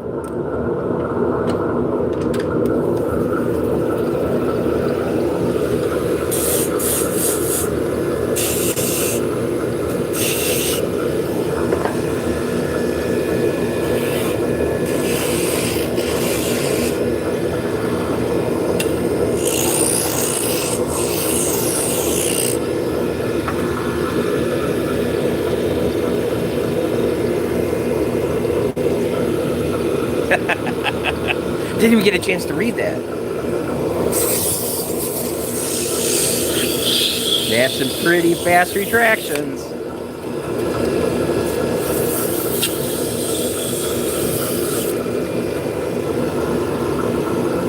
Hello, Brazil! Welcome in.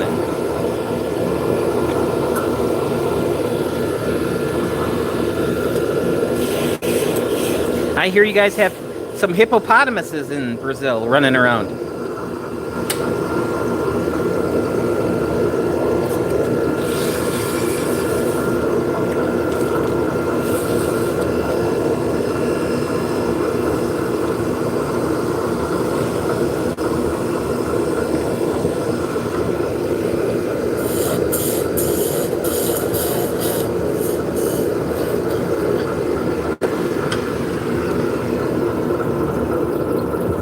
Oh, they absolutely have a family of hippopotamuses living in Brazil.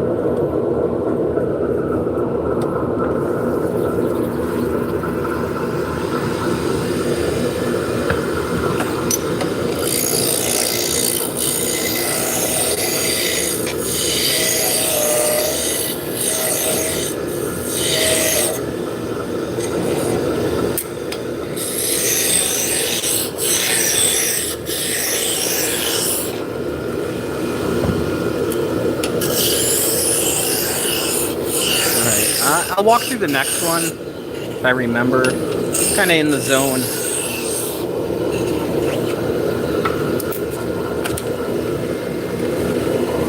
So I totally understand that production work is not for everyone. And I get that.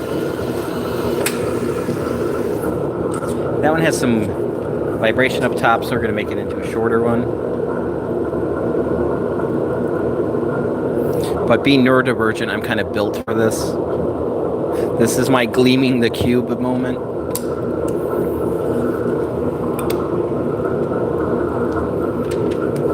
So I'll make 1980s movie references, primarily from Christian Slater. There we go.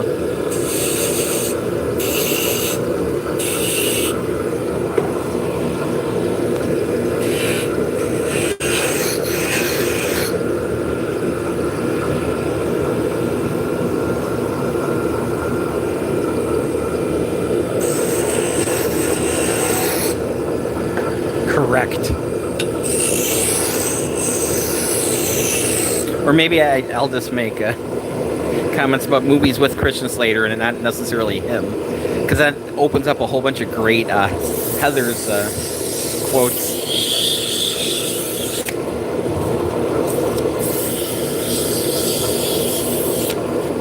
Talk about spiking your mom's tab with Drano.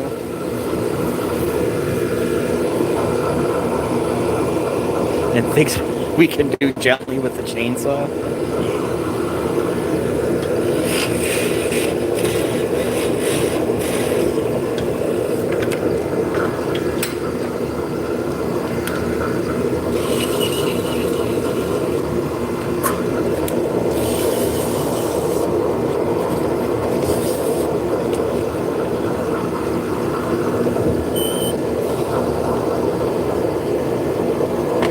Can't think of any pump up the volume references other than pump up the volume.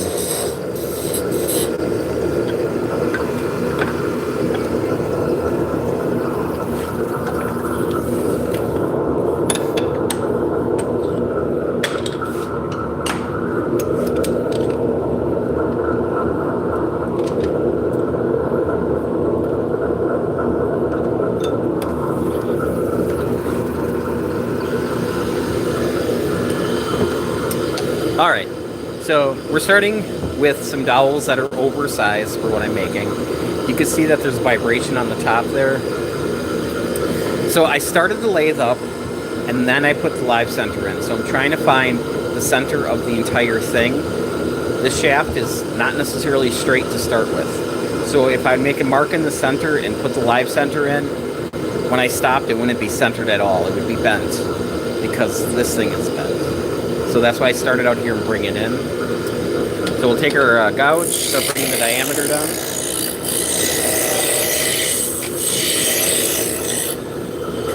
I'm using a wrench as a caliper, so if it fits over, I'm on size. I've got a line here.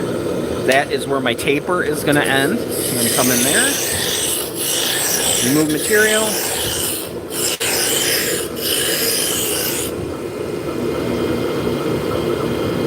What do you call a potato with arms and legs? Mr. Potato Head? Now I'm going to switch from my roughing gouge to my spindle gouge. And bring it down to the final size. So the roughing gouge takes a lot of material off, but doesn't leave a very good finish. Spindle gouge takes less material off. A menace to potatoes. There you go.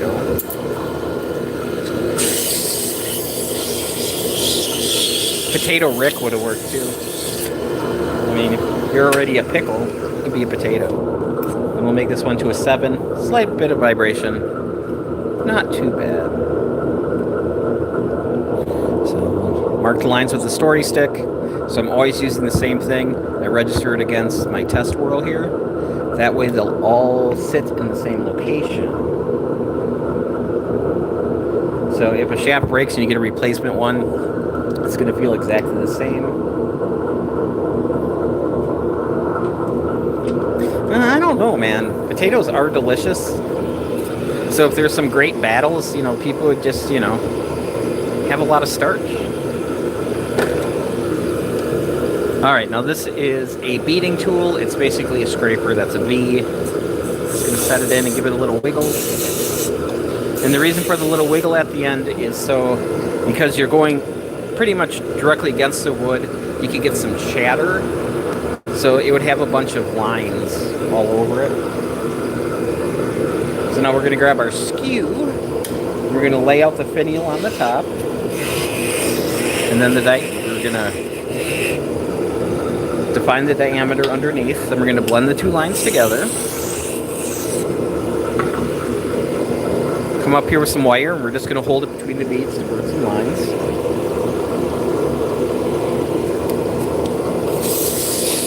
You're starting to sound like a hobbit.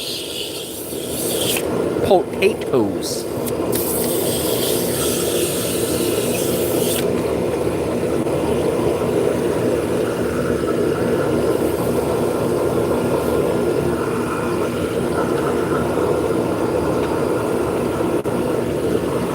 Alright, we're going to come up with our skew. We're clamped in over on this side, so I am going to form the finial. Let that fall away. Yet the potato suggests otherwise.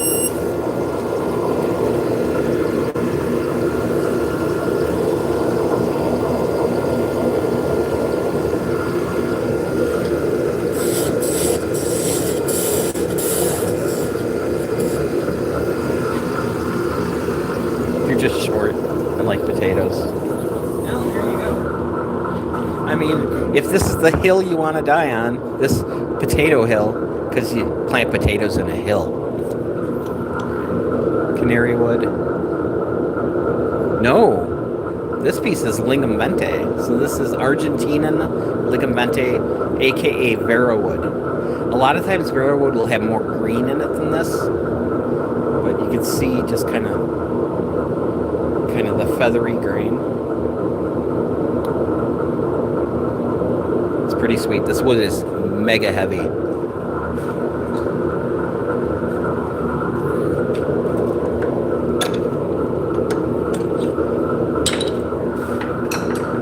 It's clearly not a witch because it doesn't float.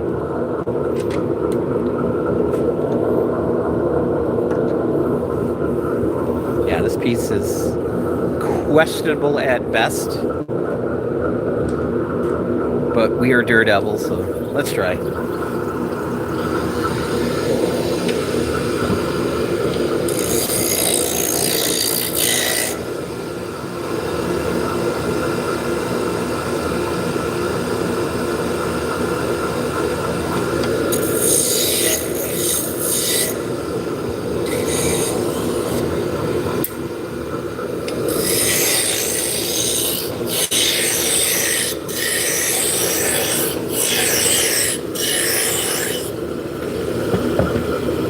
I don't know, that seems a little fishy.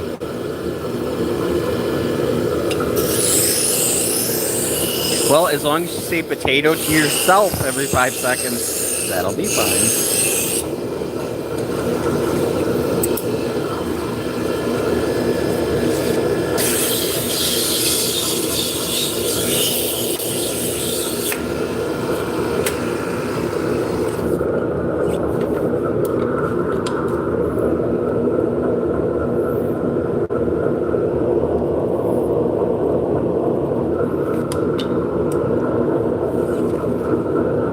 You tell him, Double J.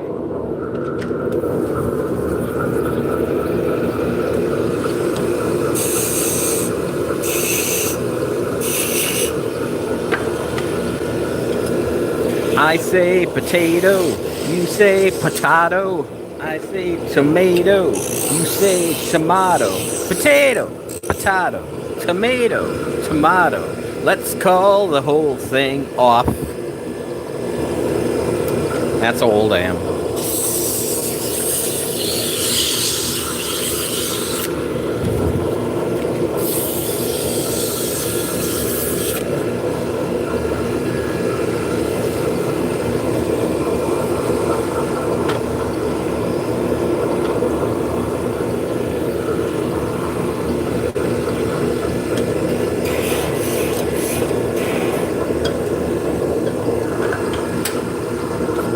That one's got quite a bit of vibration on it. So this one's going in my fireplace.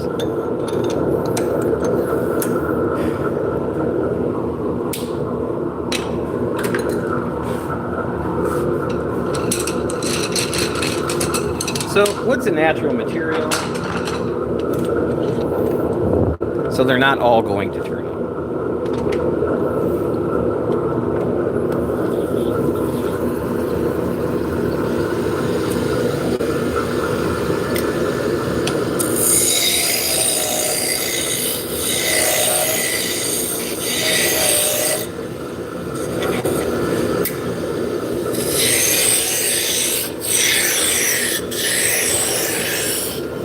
And they're high in potassium.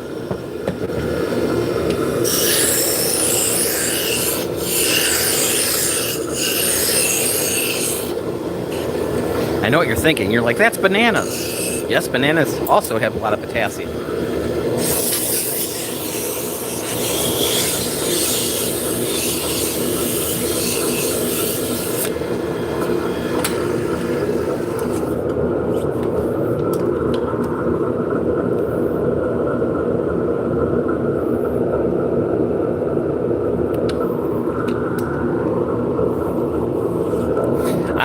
I got paid to make a wooden pickle one time.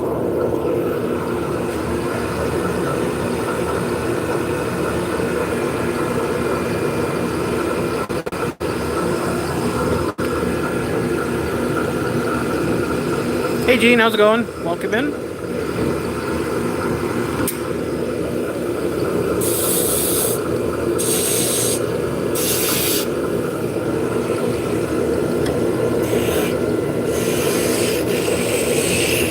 It was a gag gift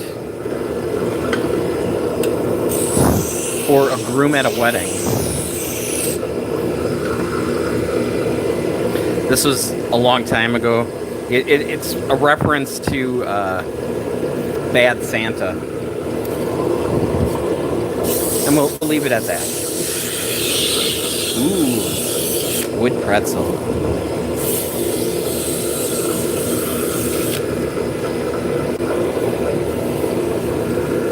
Now, I've got a lot of wall space here in the shop yet. Now, I was thinking about making a very large circle with the NASA logo in, and then add an S to the front so it says SNASA, because that would be hilarious for me. I don't know how many How I Met Your Mother fans are still out there, but for me, I think I would enjoy that. So Barney was picking up girls pretending to be an astronaut. But because they couldn't find any information on him, it's because he worked for SNASA, or Secret NASA. The girl asked him if he's ever been to the moon. He's like, no, but I've been to the smoon, the secret moon.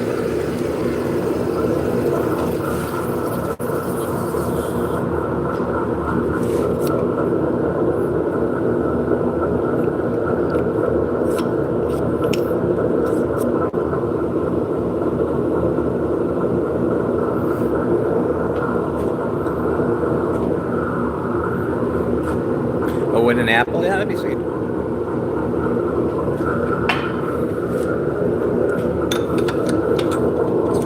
I used to make wooden eggs.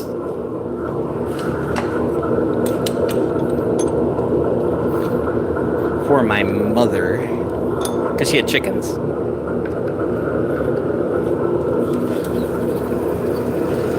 And chickens prefer to lay eggs where there's already an egg. Human.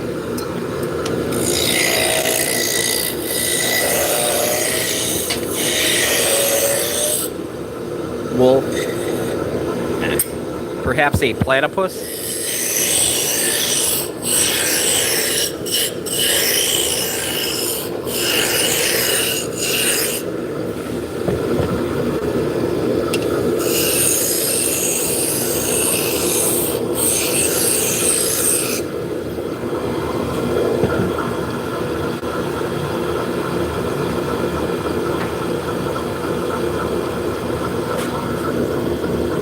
Huh?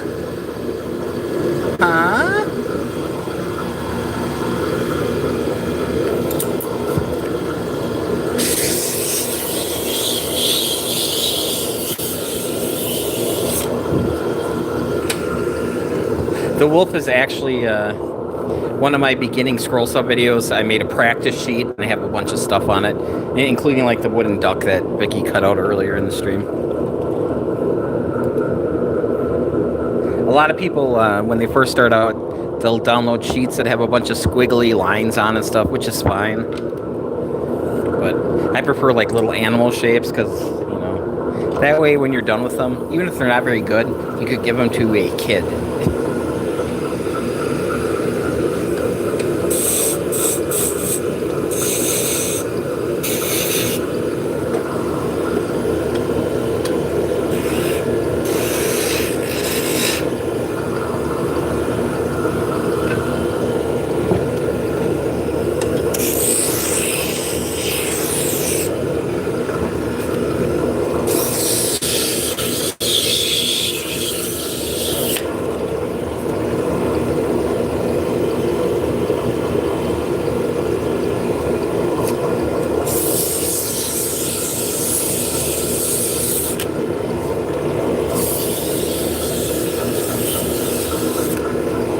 I think we're going to go for another 9 minutes to get 4 hours in.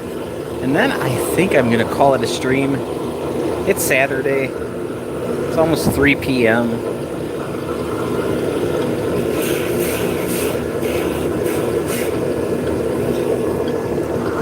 Yeah, making a potato out of wood would be a lot of power carving.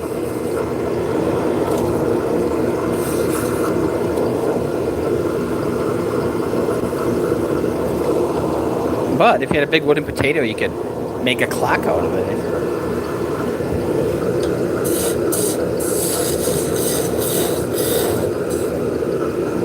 And you could use that potato to fuel your portal gun.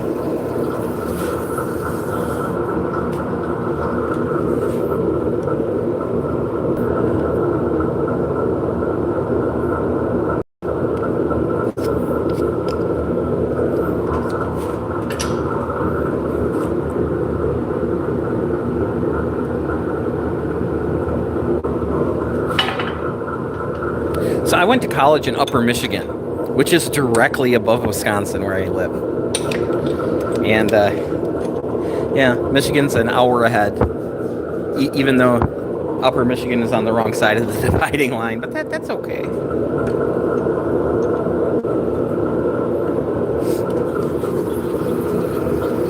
So I'd have to keep that in mind, you know, when I drove up there, I'm going to be an hour early or an hour late, you know.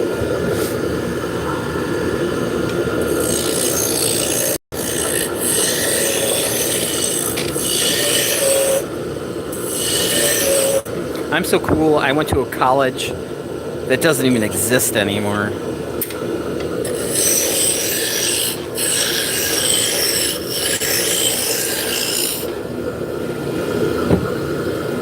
Like Central?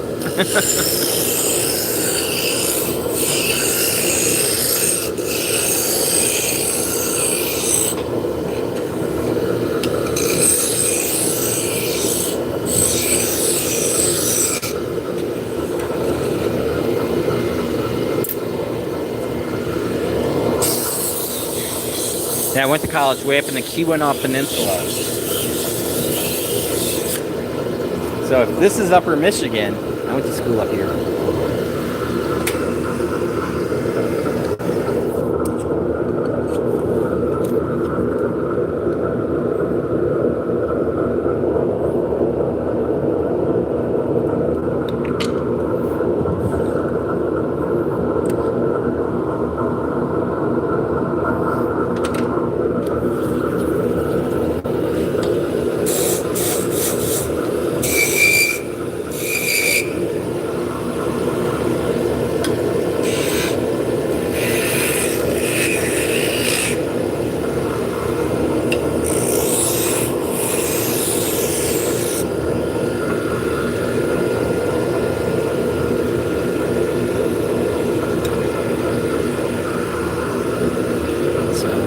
The wire that I use does tend to break quite a bit, but I have a lot of it. I have a lifetime supply of this wire, so I'm just going to keep using it. A lot of people use guitar strings. For this application, It would work just fine. You'd have to use a smaller string.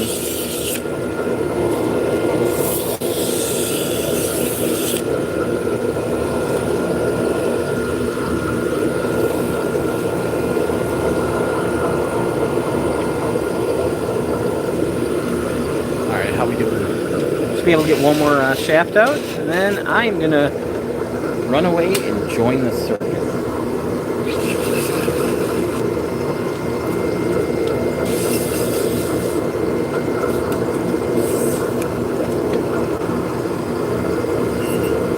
All good things must come to an end.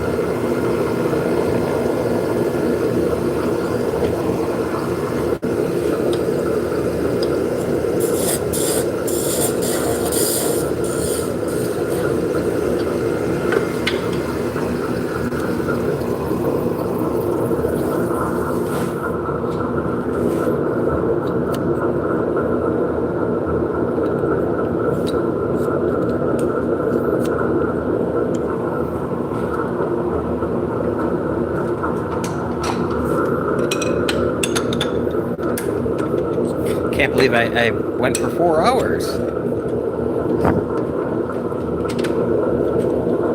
I was only planning on working, half day today. I guess I succeeded in that.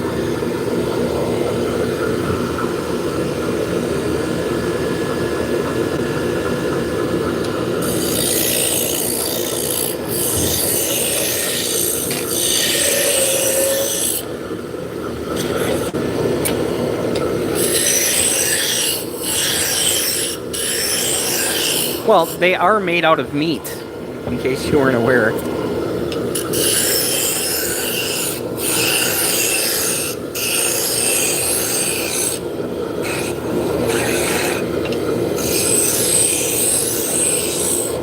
Just ask Rockefeller's kid about eating things that normal people don't eat.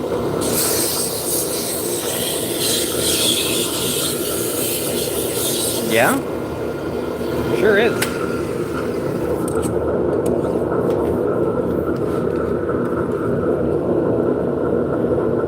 People keep pigs as pets too.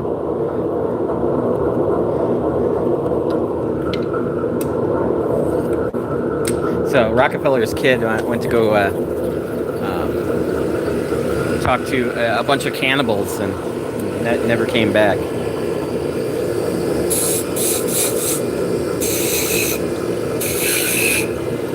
believe it was Rockefeller.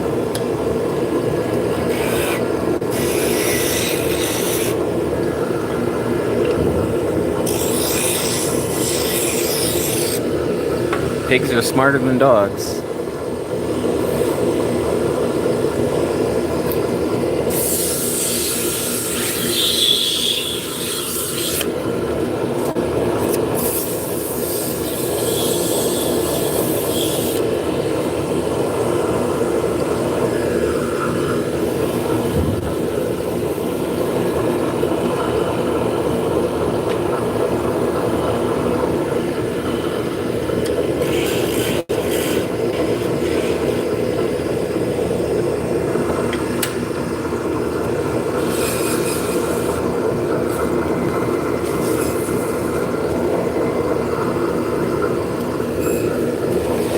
You can't poo-poo on another culture because they do things differently than you do.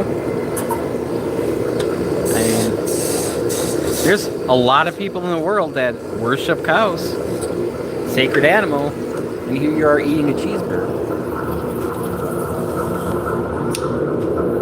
Life's an adventure. Hello. I do not have any moderators. I'm okay with moderating myself at the time. I never get more than a couple hundred people in here, and if somebody needs to be dispatched, I can do that. I am running the stream off my phone, so it's right there. So, ni hao? All right, guys. Well, I have to run. Thank you guys so much for hanging out with me. I really appreciate it, and I hope to catch you guys next time. So have a great weekend, and I might be back tomorrow. If not, I'll see you guys on Monday. Have a good one. Remember to be nice to people, because they're going through the same crap you are.